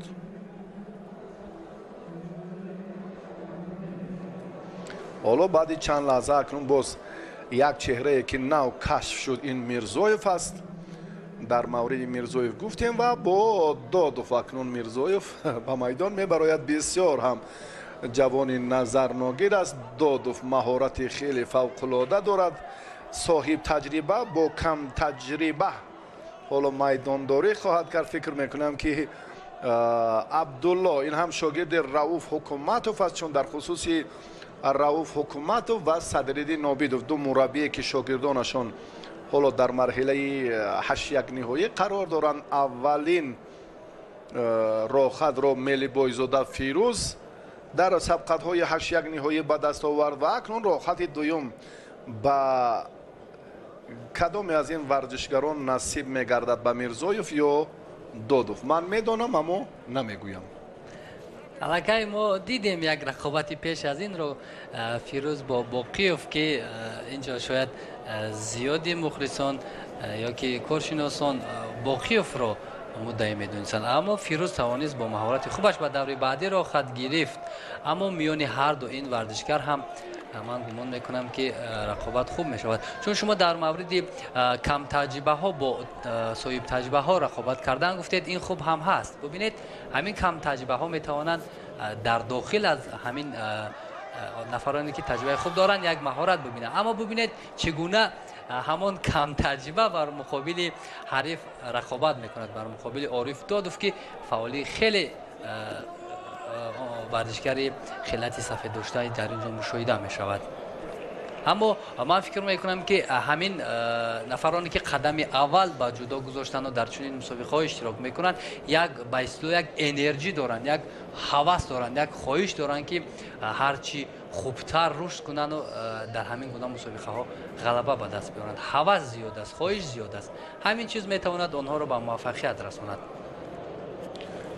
اکنون دو تن ورزشگری که حالا میبینیم الکی احساساتی فرا گرفتهشون هم پشت سر گردید، اندک به ادامه مبارزه باز هم جدیتر مناسبت میکنند. عارف دودوف 6 دوم میگیرد و پهلوانی که میرزویف چون در خصوصی کم تجربه بودنش گفتیم و امروز هم سه چهره که ببینید در نهایت کار دودوف هم این رو ثابت کرد که وای الکی در دل خو فرصت میتواند اما سر سیوجی به ترتیب مشخص و آسان هم گویم اشتباه نیست. اگر ما به هنرنمایی اندکی پیشتر دودوف توجه میکردیم بسیار هم برایش مشکلی ایجاد گردید در دوری دویم، اما در دوری سیوم بسیار هم به آسانی غلبه را به دست آورد و به آسانی اینجا صاحب راحت مرحله دیگر شد. ببینیم یک بار دیگر و میرزویف اکنون وصفش کردیم و گفتیم که دیگر من قبلا که در خصوص دودوف بیاید سخن نگویم و وقت همه را نشان میدهد. دودوف با ملی بایزاده اکنون به میدان مبارزه در سبقت 4-1 نهایی خواهند برآمد و حالا باز به جفتی دیگر اکنون امامعلی نورعلی و باز هم مسلم بیگ کریموف اعتبار میدهیم. هر دو پهلوان، این مسلم بیگ کریموف است و امامعلی نورعلی خلعت سفید دارد و در روند مبارزه امروزه ما البته باز هم داوران جوان رو میبینیم، چهره های رو تماشا میکنیم که البته هم در وزن های دیگر فرد و هنرنمایی میکنند. مربیانی که بیشتر شاگردان خود رو هم به این مسابقات سفربر کردند و به توجه میکنیم اکنون به مسلم بیگ و امامعلی نورعلی. این چهره رو گفتیم که با همراهی میرزویف، امامعلی نورعلی و باز هم یک پهلوان دیگر هم نو کشف شد. سه چهره رو گفتیم. الکی یکیش رو دودوف از سر راه بیرون کرد. اکنون امامعلی نورعلی این تحت روبری را حکومت مشورزی میکند، پهلوانی که خلعت کبود دارد و مسلم بیگ کریموف هم یک جوانی که خیلی جسارت و هنری بهتر هم دارد. انا همین چهره که سفید پوش است. راستی هر دو الکی غلبه دورهای اول و دوم خود را به دست آوردند. این هم یک نوع هوسمند میکند هر دو ورزشکار را که برای برآمدن به دورهای بعدی مبارزه برند، ولی در اینجا مهارت امامعلی خوبتر است و چون گفتیم الکی همون فعالی خود را اثبات کرد، با یک پرتافت خیلی زیبا با امتیاز ایپون حریف را مغلوب کرد و به دوری بعدی را خط گرفت. آهسته آهسته دو شاگرد حکومت در این مرحله 8-1 نهایی، امامعلی بسیار هم با یک پرتافت زیبایش کامیابی را نصیب گردید و ببینید با آسانی هم ببینید یک بار دیگر که در این روند چگونه از این عمل کرد خوب استفاده نمود از این حالت جالبتری که منظور کرد و سزاوار کامیابی هم شد. اکنون باقیوف حالا به میدان میبراید. باقیوفی که ما ادامه تلاش‌های پهلوانی ناحیه رودکی ابوبکر را در دوره اول دیدیم که مقابل حریفش خیلی خوب متانت نشان داد و ابوبکر و سهراب را به میدان میارد. رستم باقیف هم در همین تالار قرار دارد. یک لحظه این چهره رو هم منظور ما کردند. باقیف براسی بسیار هم با سبحانوف این نیروسنجی خیلی پرشدت صورت میگیرد. پهلوان ازبکستانی هم یک تجربه خوب دارد، ورزشکاری که رحیم جان سبحانوف با خلعت کبود است، نماینده جمهوری ازبکستان و ابوبکر باقیوف فرزند رستم باقیوف سلاله پهلوانی که هم علی جان، ابوبکر و سهراب باقیوف ها سه برادر این هم از توصیه ابتدا خدای نظر باقیوف، بعدا رستم، علیشیر و رسول باقیوف ها در مجموع بسیار هم یک نقشی بارز و یک موقع شایسته در رشد گوشین جودوی تاجیک دارند. این هم صحیفه بزرگ تاریخ است که تا کنون مثلش را یاد ندارد. مدال برنجی رسول باقیوف در بازی های المپی پکین 2008. خب نماینده ازبکستان رحیم خان اولین از همان سه ورزشکاری که به دور بعدی برآمدند، اولین ورزشکاری است که در این دور از ازبکستان مبارزه میبرد. اما نسبت به دورهای قبلی رقیب نماینده ازبکستان جدی‌تر است، پرتجربه تر است. ببینید الکی باقیوف زیاد تلاش دارد که یک عملی را انجام دهد که با منفعت او باشد و شاید برای ورزشکاری ازبکستان مشکلی هم ایجاد کند. ببینید توصیه های سهراب و ابوبکر که چگونه باید عمل را اجرا کرد، چگونه باید ضد عملی رقیب حرکت کرد. این هم باشد مربی ورزشکار جمهوری ازبکستان یک لحظه در اکران های ما و شما بودند و ما مشاهده میکنیم رقابت هر دو این ورزشکاران، نماینده ازبکستان و ورزشکار تاجیکستان. یک حرکتی نماینده جمهوری ازبکستان اما این نتیجه نآورد و ابوبکر میخواهد یک حالت خوب رو، یک عمل خوب رو انجام دهد که به منفعتش باشد. در پرتر بله.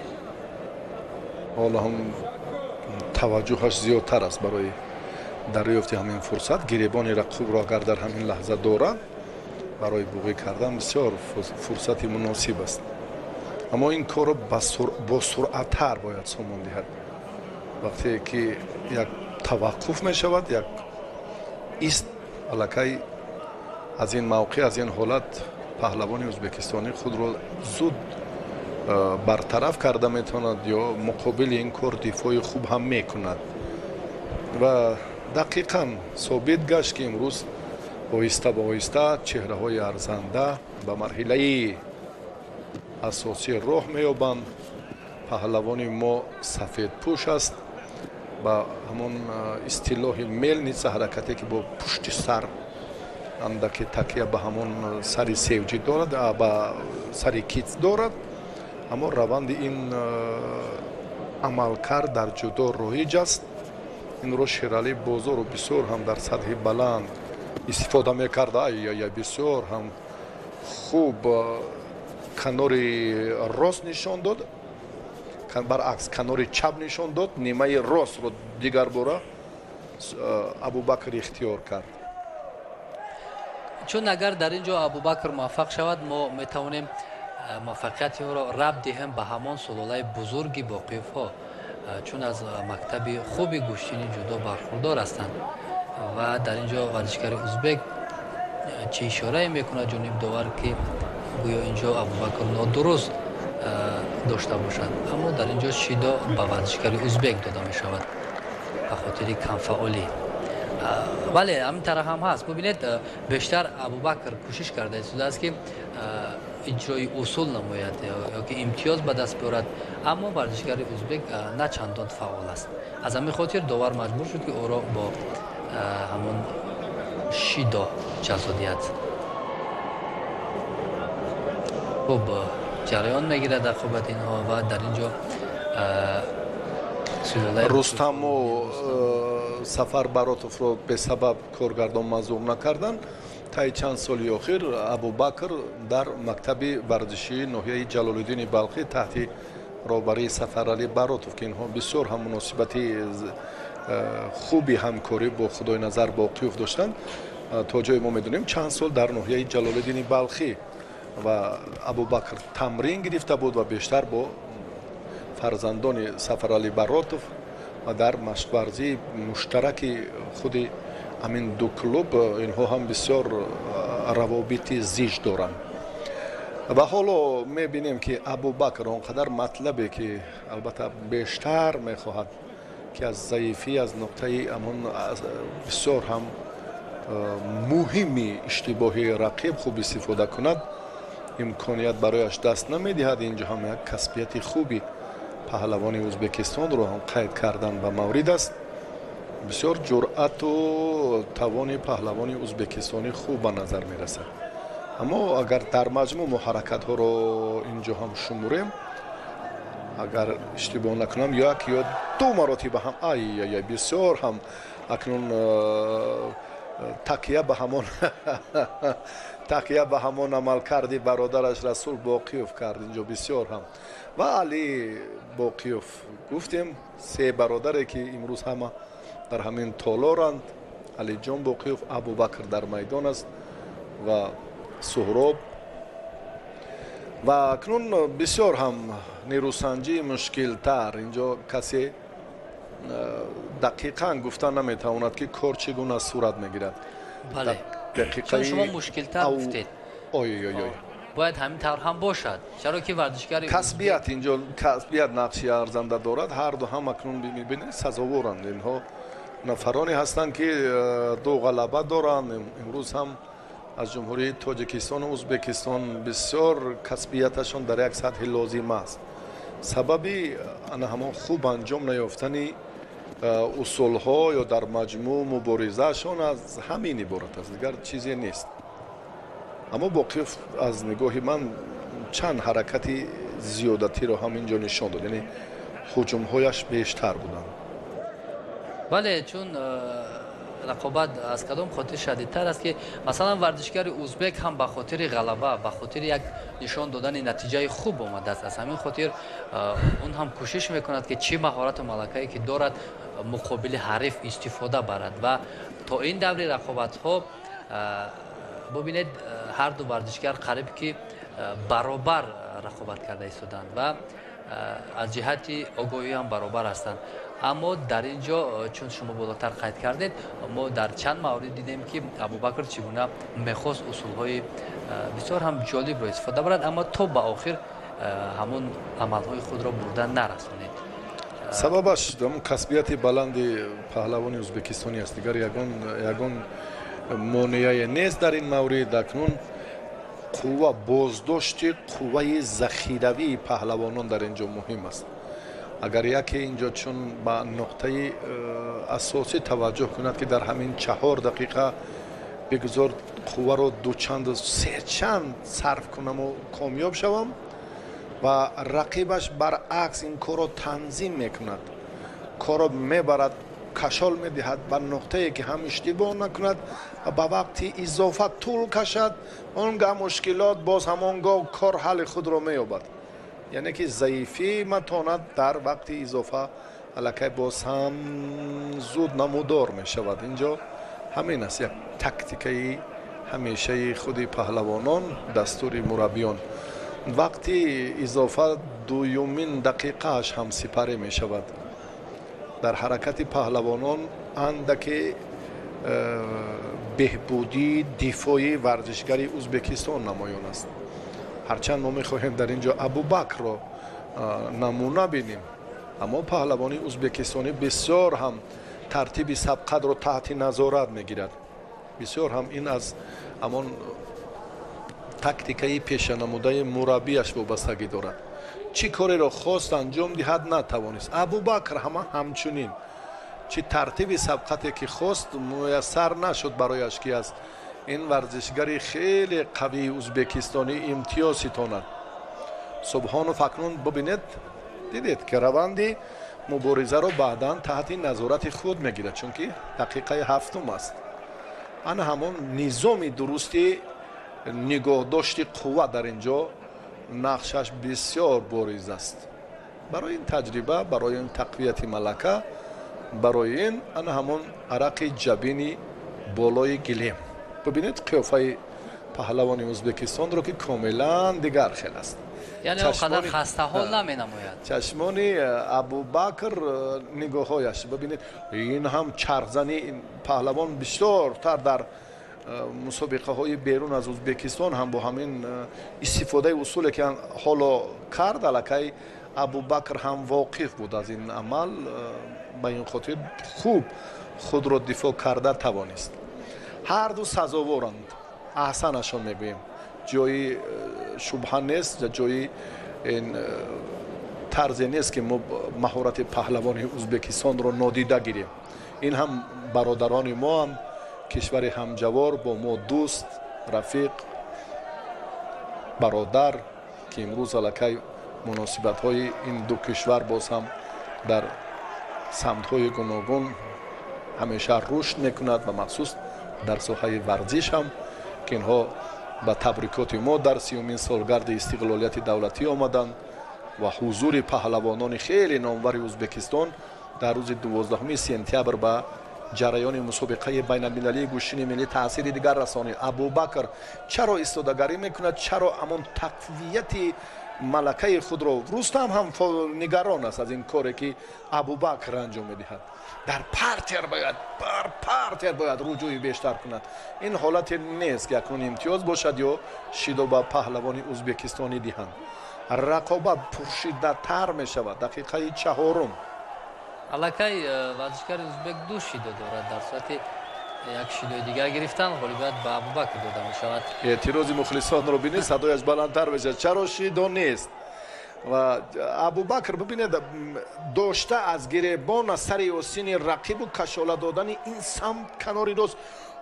مقصد ناک این کارو باید یک ترتیبی در حالت پرتری خوب انجام دهد، رجوع کند که او مایلی استفاده حرکت های ثمره بخش پرتری رو دارد، اما کشاله کرد، برد به آن سمت، آزادش گذاشت. باز هم ببینید که پهلوان ازبکستانی به همون عمل اصطلاح ملنیتسا یا چرخش میگویند در همون لفظی بیشتره که چون رایج است در میان پهلوانان، چرخش اکنون پرشیده تر می شود. مبارزه فکر میکنم باز هم رقابت دیگری پهلوان تاجیکستان هم یک لحظه و بسیار هم اعتراض ها در خصوص شیدوی سیام. رستم هم بسیار عصبانی می شود. سفر برات مربی ورزیده ناحیه جلالالدین بلخی، چون گفتیم که مشق‌های مشترک و بیشتر ابوبکر هم طی چند سال در ناحیه جلالالدین بلخی قرار داشت. سفر برات هم به این ورزشگر حقی استادی دارد. رقابت پهلوانان ببینید هر دو هم یک مرامند، دستی دیگر گرفت. نه نشد، توقف شده. همین کار باید با سرعت‌تر اجرا گردد. وابسته از آنه که کدام از این ورزشکاران به دور بعدی را خط میگیرن برای امام علی دشوار خواهد بود، زیرا هر دو ورزشکار با تجربه، هر دو ورزشکار مهارت خوب دارند. اما اینجا باید باقیوف زیادتر تلاش کند، زیرا ببینید مخلصان همه دستگیری به خاطر ابوبکر است تا بر مقابل این حریف ازبکش غالبیت به دست بیارد. اما ببینید مربی ورزشکار ازبکستان هم چگونه توصیه ها داده است، چگونه از رقابت شاگردش اونقدر شاید قناعت بخش هم نباشد که با یک آواز شاید با شیدو علاقه با ابوبکر باقی هر دو تاگی شیدو دارند و یک شیدوی دیگر تهدید به قطعی ادامه رقابت ها می شود و دلخواه ورزشکاری که عین حال در اینجا رقابت کرده شدند. اکنون کار به همان نقطه نهایی رسیده است. اینجا یک تصادفاً اشتباه میکند. در همین روند ببینید حرکت می شود، مبارزه می شود، اما آن طور، آن کسبیتی که بیشتر و زیادتر در دقیقه های اول بود در این مرحله آن نمایان نمیگردد. بسیار ابوبکر هم رجوع کرد برای باز هم پرتافتی انا همین طرزی نگاه داشتی حالتی که بیشتر، اما نه، بسیار برای شمردن همان فرصتی خیلی دلخواه 10 ثانیه کافی بود، اما چون آغاز شد اما لحظه مبارزه را باز هم داور دیگر باره قطع میکند. همان حالت پرتری رو در نظر داریم. بسیار هم وضعیت مرکب‌تر می شود. دقیقه 6 دهمین دقیقه در مجموع هر دو مبارزه برده ایستادند. اکنون ابوبکر اینجا بسیار احتیاطکار باید باشد چون که به مدارتر شد. این دومین رقابتی است که در دقیقه های طلایی با دقیقه پنجم میرسد با مانند رقابت علیجان سفرلیف و دقیقه ششم نوروف. بله ششم، حتی ششم. قواش بسندگی نمیکند که این کارو هم به نقطه نهایی رساند. خسته حال شد، بسیار هجوم کرد، سببش همین، بسیار کار کرد، تلاش کرد به این سمت به آن کنار به چهار طرف.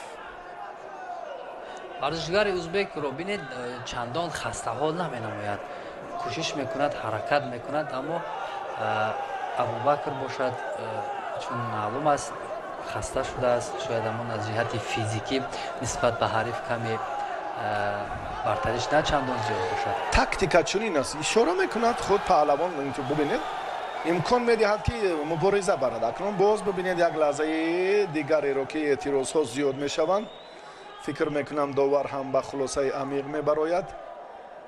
پهلوان ازبکستانی بسیار نگران است، در حالتی بسیار ناراحت قرار دارد، مبادا با او شیدو ندهند. این مربی هم الکی در مجموع جریان رقابت رو 11 دقیقه 11 نیروسنجی هر دو پهلوان است. بله دوام میدهند میدانداری را. بله باید چنین باشد، شفاف، عادلانه، خالصانه، بی‌غرضانه. دستی ابوبکر کار نمیکند. ببینید یک بسیار نزدیک بود، بسیار نزدیک بود برای دریافت امتیاز طلایی. ابوبکر براستی خیلی توجه کرد به همون حرکت چرخش، اما بی‌مدار شد براستی. اکنون کوشش کند که باز به خطا گیرانه دستش. ببینید چگونه آزاد از دست راست دیگر مداری داشتن کمربند رو ندارد، تا آخر نمیبرد. ببینید خوب شروع میکند. پهلوان ازبک هم اکنون خسته حال شد نسبت به دقیقه های اول. در وقت اضافه اکنون دقیقه هفتم اینجا پشت سر می شود، لیکن براستی ابوبکر بی‌مدارتر است. در دقیقه هفتم وقت اضافه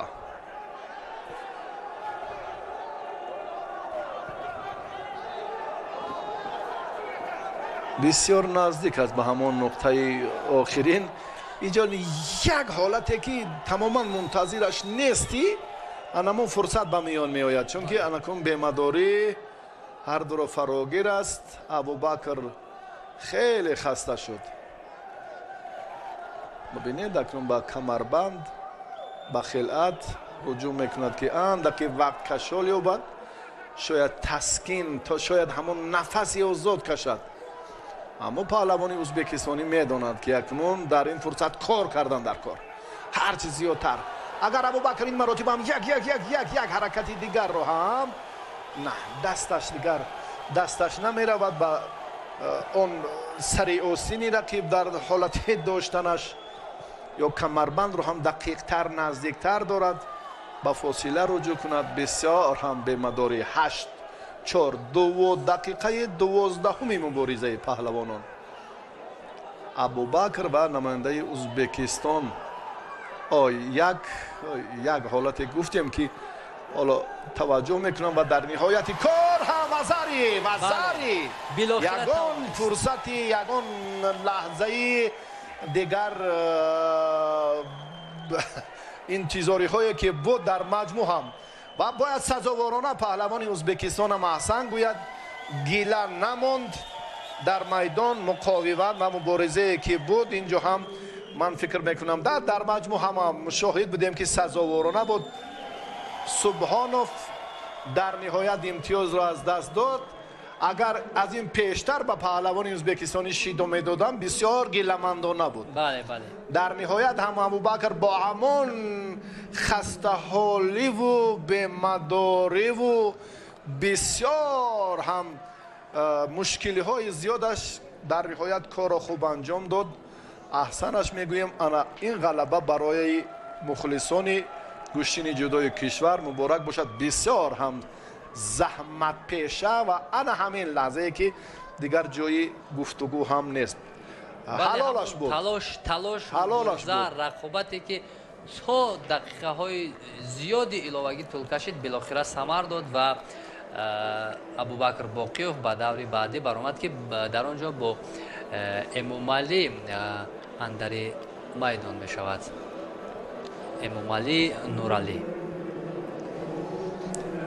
рустам боқиёв осуда шуд, сафаралӣ баротов ҳам заҳматаш барабас нарафт ва дар маҷмӯъ боз ҳам файзиддин амиршоев, ин афроде ки бештар аз шаҳри Қурғонтепа, аз шаҳри Бохтар, аз вилояти Хатлон ба ин ҷо сафарбар шуданд ва паҳлавони дигари ӯзбекистонӣ ҳоло ба майдон мебарояд. варзишгаре ки дар муқобили Суфиев хуб ҳунарнамоӣ кард, ғалаба ба даст овард Тиллолов дар даври дуюм ва ба ин марҳила рохат гирифт ва ҳарифаш фикр мекунам он қадар Ҳазорабеков чеҳраи намоён нест. навакнун барои мо тафовуте нест ки чӣ таҷриба дорад. барои мо муҳим он аст ки дар майдон сазоворона мубориза барад ва муваффақ бошад.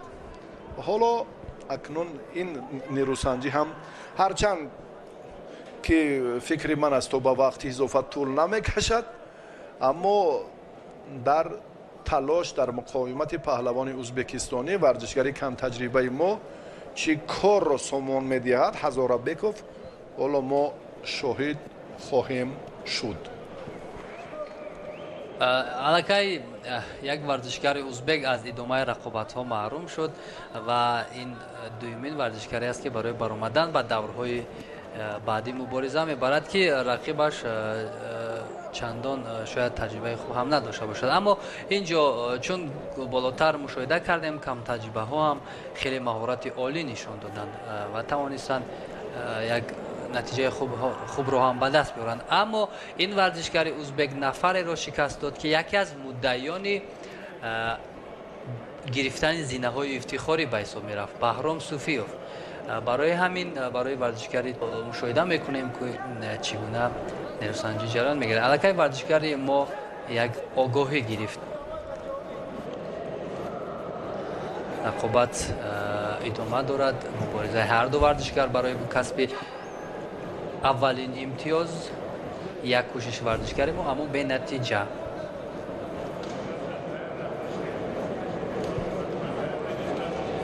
хуб, баъд аз ин як варзишгари дигари ҷумҳурии ӯзбекистон низ ба даври 16 якниҳоӣ рохат гирифтааст ки Дилшодбек метавонад баъдан рақобат кунад бо намояндаи Тоҷикистон Масъуди Аҳмадзод. аммо то ба он рақобат мо мушоҳида мекунем ки ин хубозмои варзишгари мо бо намояндаи Ӯзбекистон чӣ гуна ҷараён мегирад.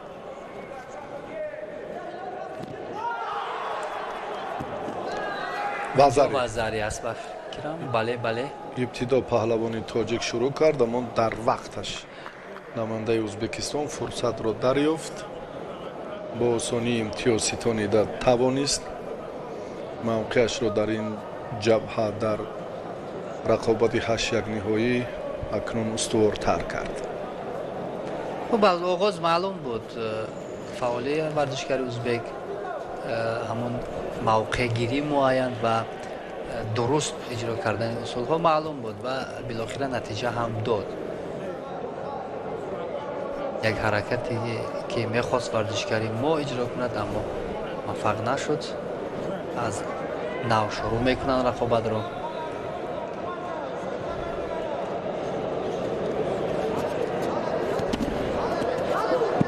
дуюмин вазари, бале, дуюмин вазари ва ифон. ғолибият насиби намояндаи Ӯзбекистон гардид, Муҳриддин Тиллолов.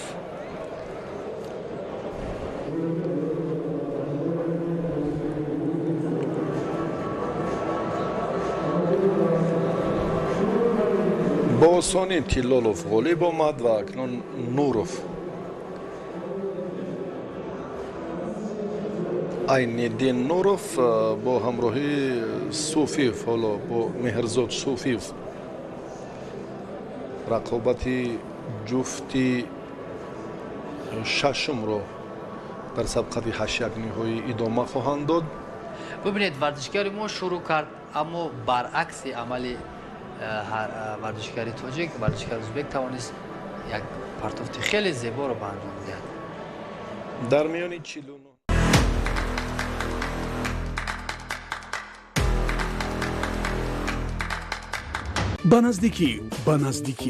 ба наздикӣ кушодашавии маркази нави савдо ва фароғатии Сиёма Молл, брендҳои машҳур, кинотеатр, тарабхонаҳо, майдонча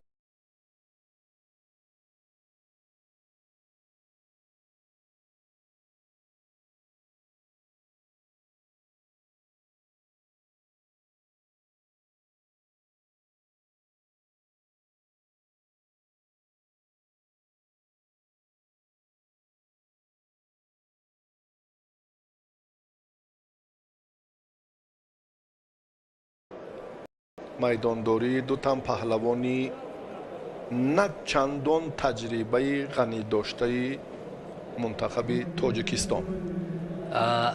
айниддин нуров як нафареро мағлуб кард ки хеле фаъол буд дар ин мусобиқа, Алиҷон Сафаралиев, ва гумонам ки бар муқобили Суфиёв низ як рақобати арзанда ҳам нишон медиҳад, зеро хеле як нерӯсанҷии диданеро бо Алиҷон ба намоиш гузоштанд. Аммо ин ҳариф ба монанди Алиҷон шояд ҳамон рақобати ҷолиб ва истодагарӣ кунад бар муқобили ин варзишгар. айни ҳол часпу талош ва кӯшишҳо барои ба даст овардани имтиёз аз ҷониби ҳар ду варзишгар ҷараён дорад.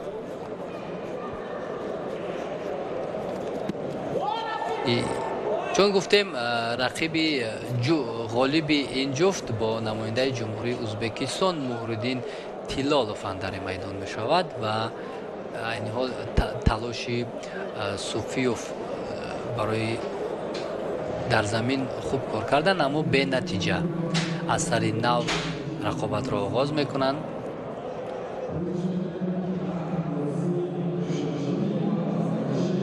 хуб, аслан рақобати ҳар ду ин варзишгар дар марҳилае аст ки онҳо тавонистанд рақибони якам пурқувватро шикаст бидиҳанд ва ба ин давр охат бигиранд. як ҳаракати хуби дигар аз ҷониби Нуров, аммо он то ба анҷом хуб иҷро нашуд ва боз ҳамон талош барои касби имтиёз аз ҷониби ҳар ду варзишгар идома дорад.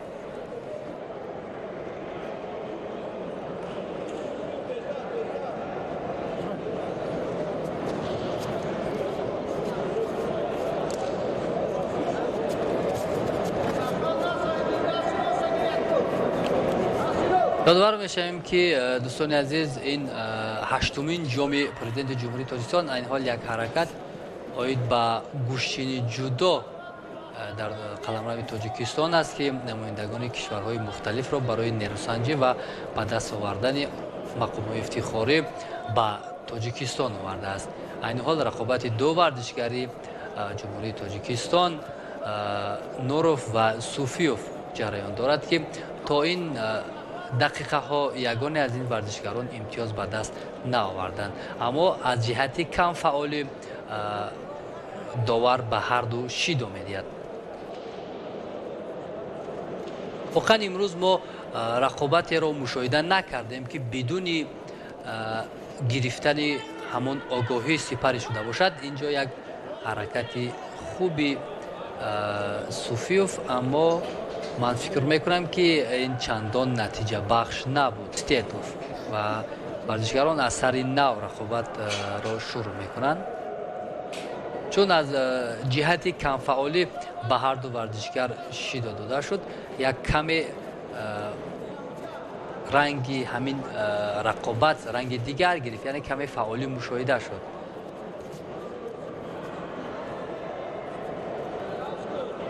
باز یک حرکت های صوفیوف به خاطر اجرای یک عمل خوب، اما این هم نتیجه آور نبود.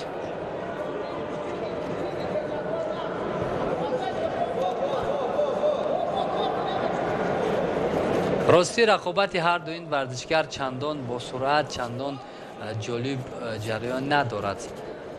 شاید کوشش هر دو ورزشگر برای هرچی تیزتر به دست آوردن امتیاز سست‌تر باشد، زیرا ببینید از همدیگر کنار میگیرند، نزدیک نمیآیند به خاطر اجرای یگان اصول نتیجه آور. بعد از خاطر کمفعالی با عین‌الدین نوروف داور شیدای دوم را میدهد و این هم میتواند بر سودی صوفیف باشد.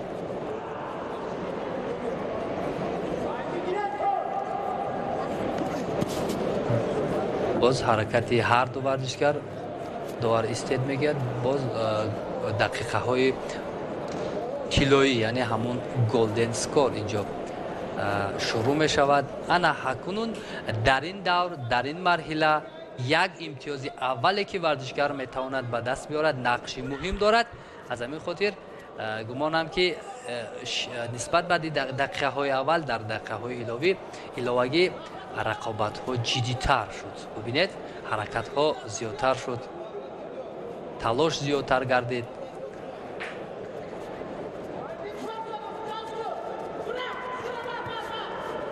کوششی عین‌الدین نوروف اما تا به آخر اجرا نشد، ولی ایپان یک عمل خوبه که عین‌الدین نوروف از آغاز شروع کرد تا به انجام خوب اجرا نمود و توانست با امتیاز ایپان صوفیوف را مغلوب کند و رقیب نماینده جمهوری ازبکستان محردین تیلایف گردد.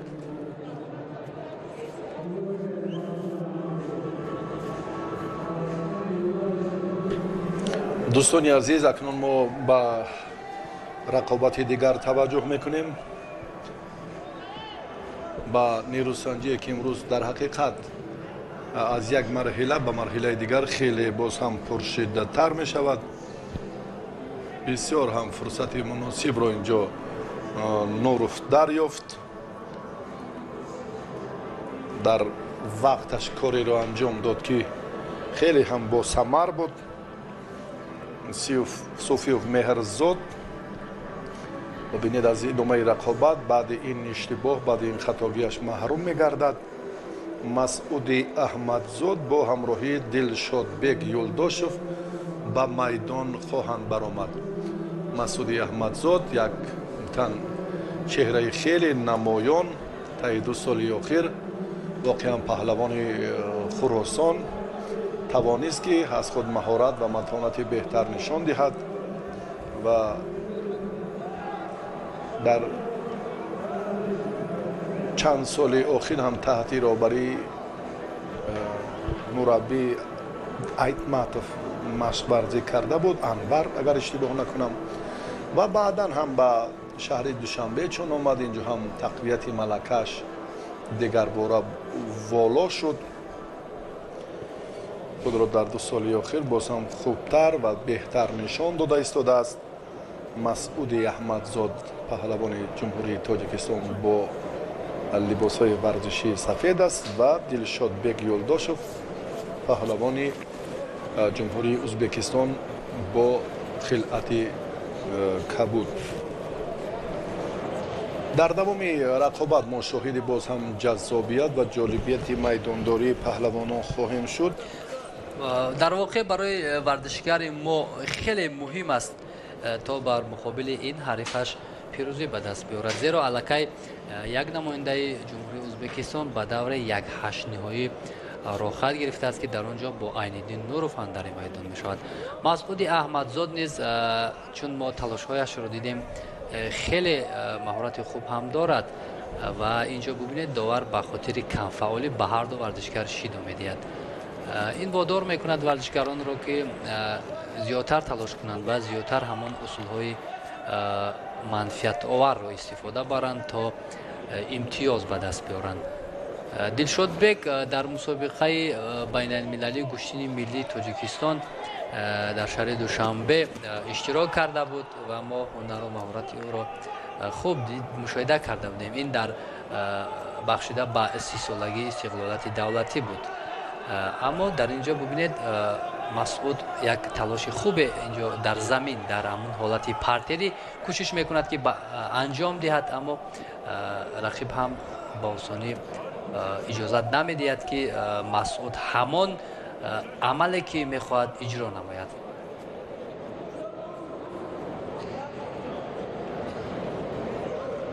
хуб, аслан чун дар мавриди таҷриба мо зиёд ҳарф задем, аммо маҳз дар ҳамин мусобиқа касби таҷриба барои варзишгарони мо хеле ва хеле зиёд аст, зеро онҳо имкон доранд то бо чунин варзишгароне ки дар бубинед як амале ки мехост масъуд анҷом бидиҳад, аммо чандон муваффақ нашуд, вале фаъолияш хуб аст. иҷрои усул ҳаракат аз ҷониби масъуди аҳмадзод ба хубӣ эҳсос мешавад.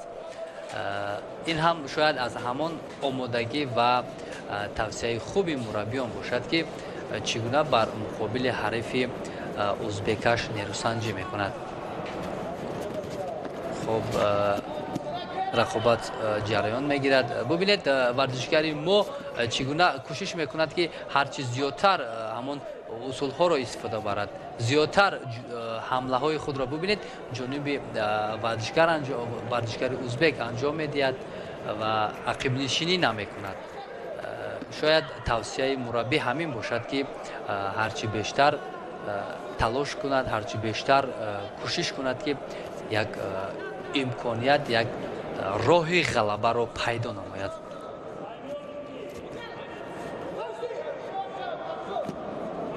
як амале ки хуб, дар ин ҷо аслан варзишгари узбек кӯшиш кард ки ҳамон партофро иҷро намояд, аммо варзишгари тоҷикистон масъуди аҳмадзод нагузошт ки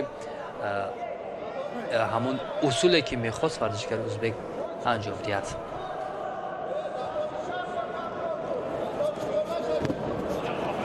як ҳаракати дигар аз ҷониби варзишгари намояндаи ҷумҳурии Ӯзбекистон, аммо бенатиҷа.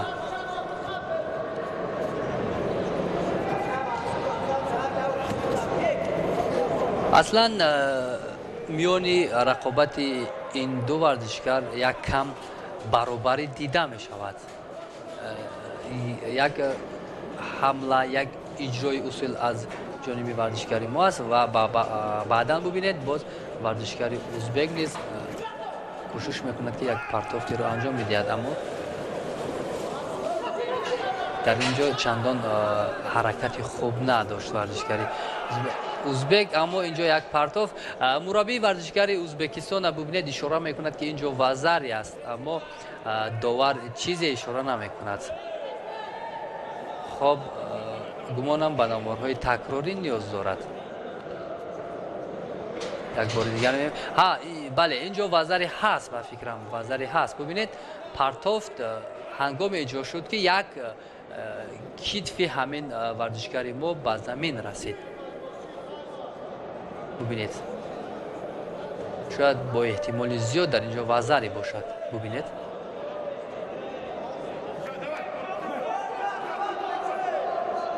на, бале, вазаре буд, чун мушоҳида кардем, вазаре буд.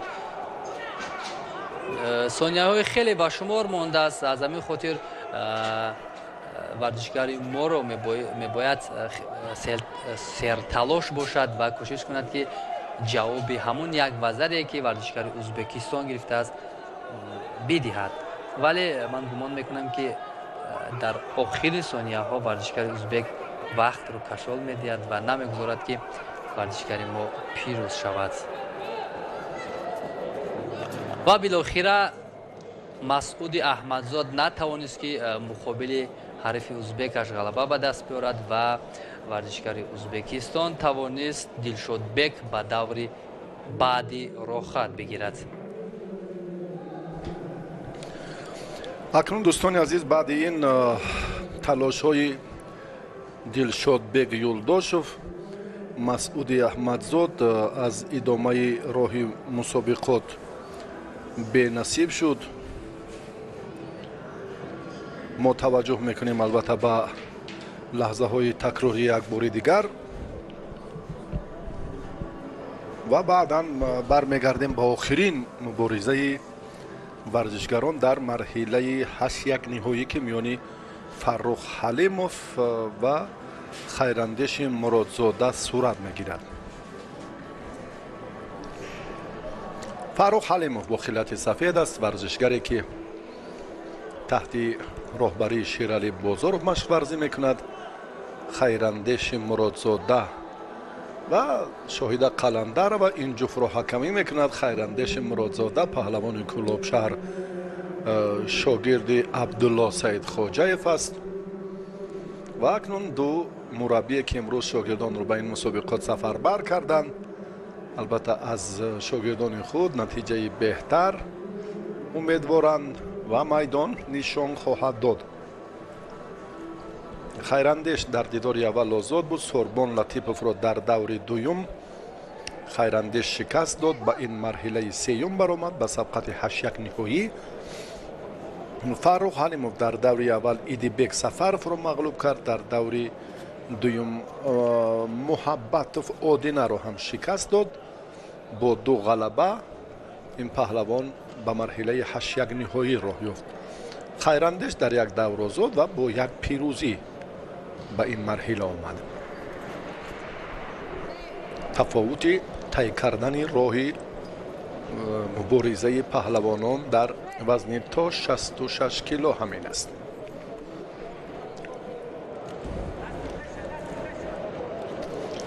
بعد این رقابت های 4-1 نهایی شروع می شوند. میلی بایزاده با دادوف وارد میدان می گردند. عبدالله سید خواجه‌یف مربی خیراندیش الکی در نیمه میدان پیدا شد. قبلا تا دور اول و دوم این مربیان هم شیرعلی بازارov هم عبدالله سید خواجه‌یف جایشان در همان قطار مخلصان معین بود. بعدیانی که شاگردانشان آهسته آهسته به مرحله اساسی راه یافتند الکی در میزی ثانیه سنج اینها جای خود را معین کردند. 6 هست برای پرشدت تر صورت گرفتن رقابت هر دو داور به هر دو 6 داد.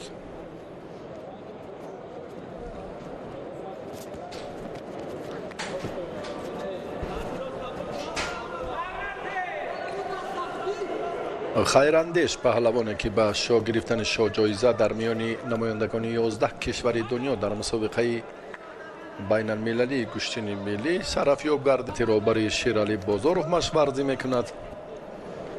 حالا اینجا هم خیراندیش یک پرتافت غیر عادی را خواست که انجام دهد، کارش آمد نکرد. در 2 دقیقه براستی مقاومت یا مبارزه هر دو پهلوان برابری را نشان میدهد. دستافشانی هر دو هم باعث نشان دادن 6 گردید.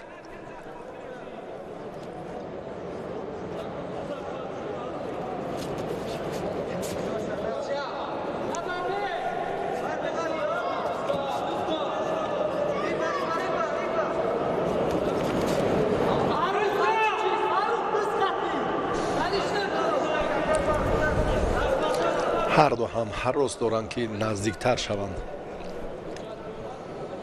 از کجا حمله را شروع کنند برایشان اندکی مشکل تر است. خیراندیش اکنون از مطلب فرخ حلیموف برخوردار شد، فهمید که چی میخواهد، خود را کنار گرفت. بعدا روند مبارزه اندکی باز هم در پرتر سست‌تر شد و حالا اکنون تلاش ورزشگران اینجا هم در دقیقه آخرین چگونه صورت میگیرد بیاید ببینیم. خیراندیش اولین شد با اون حرکت هایی که قبلا با همون چرخش گفتیم که 2 مراتبه در دور دوم نیروسنجی فرخ حلیموف تلاش مبارزه کرد، مخصوصا در مقابل با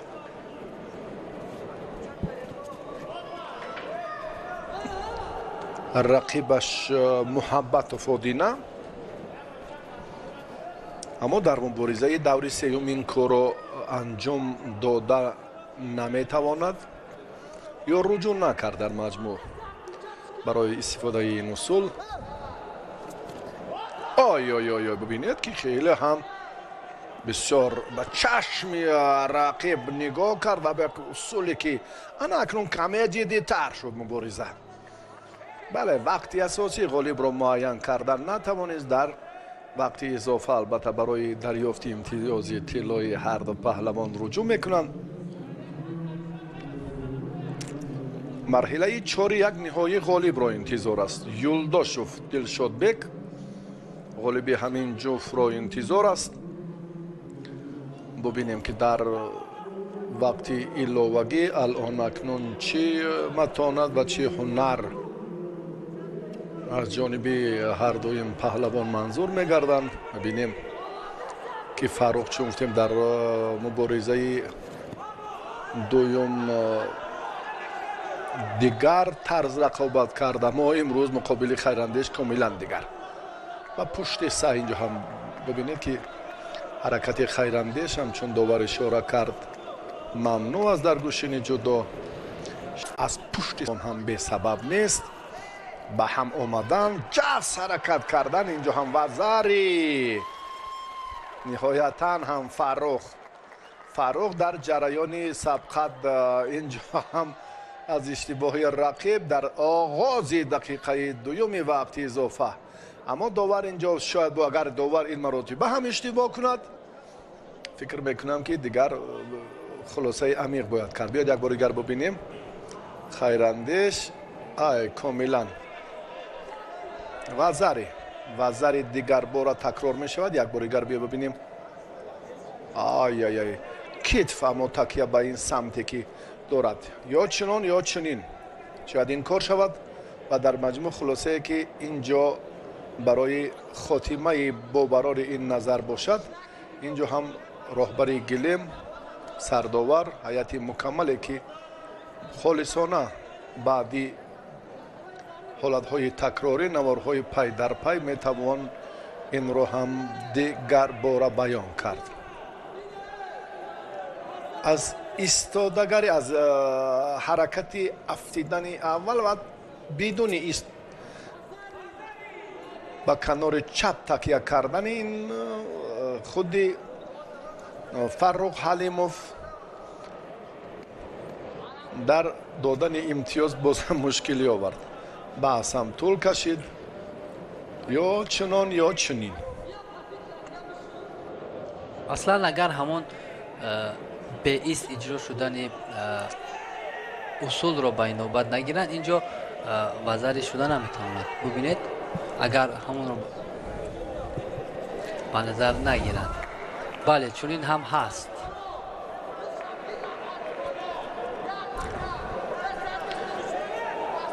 дар мубориза албатта дар мубориза барои дақиқият пайдо кардан, чун гуфтем ки фурсати аввали афтидани ҳаракате ки ист буданаш ё таваққуф карданаш як назар шуд ва шоҳида бори сеюм аст ки ба чунин ҳолат рӯбарӯ мешавад. дудилагӣ барояш ба миён меояд.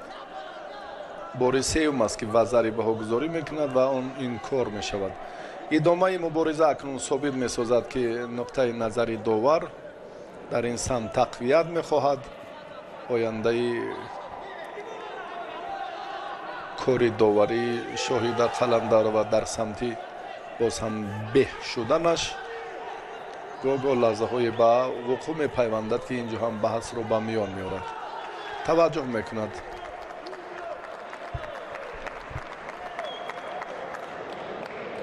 довар ба амали дигар ба назаре ки дақиқияти боз ҳам мушаххас бошад. ва акнун инҷо ҳам дар ниҳоят кор чунин шуд, ҳамон тарзе ки дар маҷмӯъ ҳаракатҳое ки бештар буданд ва Фаррух Ҳалимов ниҳоятан аз фишори бештар, аз муборизаи зиёдтаре ки дидем инҷо бахташ омад кард, дастболо шуд ва бо Юлдошбеков Дилшодбек намояндаи Узбекистон ҳалимов дар вохӯрии чори якниҳоӣ рӯбаро хоҳад шуд. дар рақобати ин ду варзишгар воқеан мо як рақобати мураббиёнро низ мушоҳида кардем, зеро ҳардуро мураббиёне тамрин медиҳанд ки соҳиб таҷриба ҳастанд. ҳамакунун Фирӯз Мелибойзода бо Ориф Додов андари майдон мешаванд.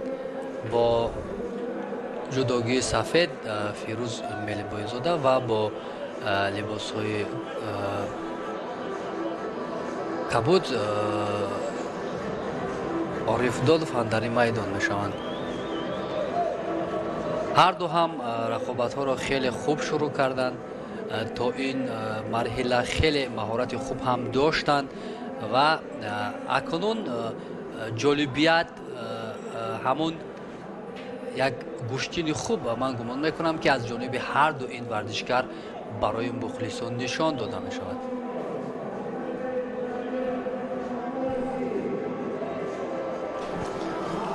дӯстони азиз, албатта рақобатҳои чорякниҳоӣ ва баъдан сабқатҳои тасаллубахш ва нерӯсанҷиҳо барои ҷоизаҳои ифтихори баъдан сурат хоҳад гирифт. мо ба танаффус мебароем, шабакаи моро тарк накунед ва боз ҳам дар қисмати ниҳоӣ мо шоҳиди нерӯсанҷиҳои хеле ҷолибу ҷозиб хоҳем шуд. ташаккур барои таваҷҷӯҳатон. ман Али Шариф ва шореҳ Сорбон Мисаев гузоришро мустақиман ба шумо манзур кардем.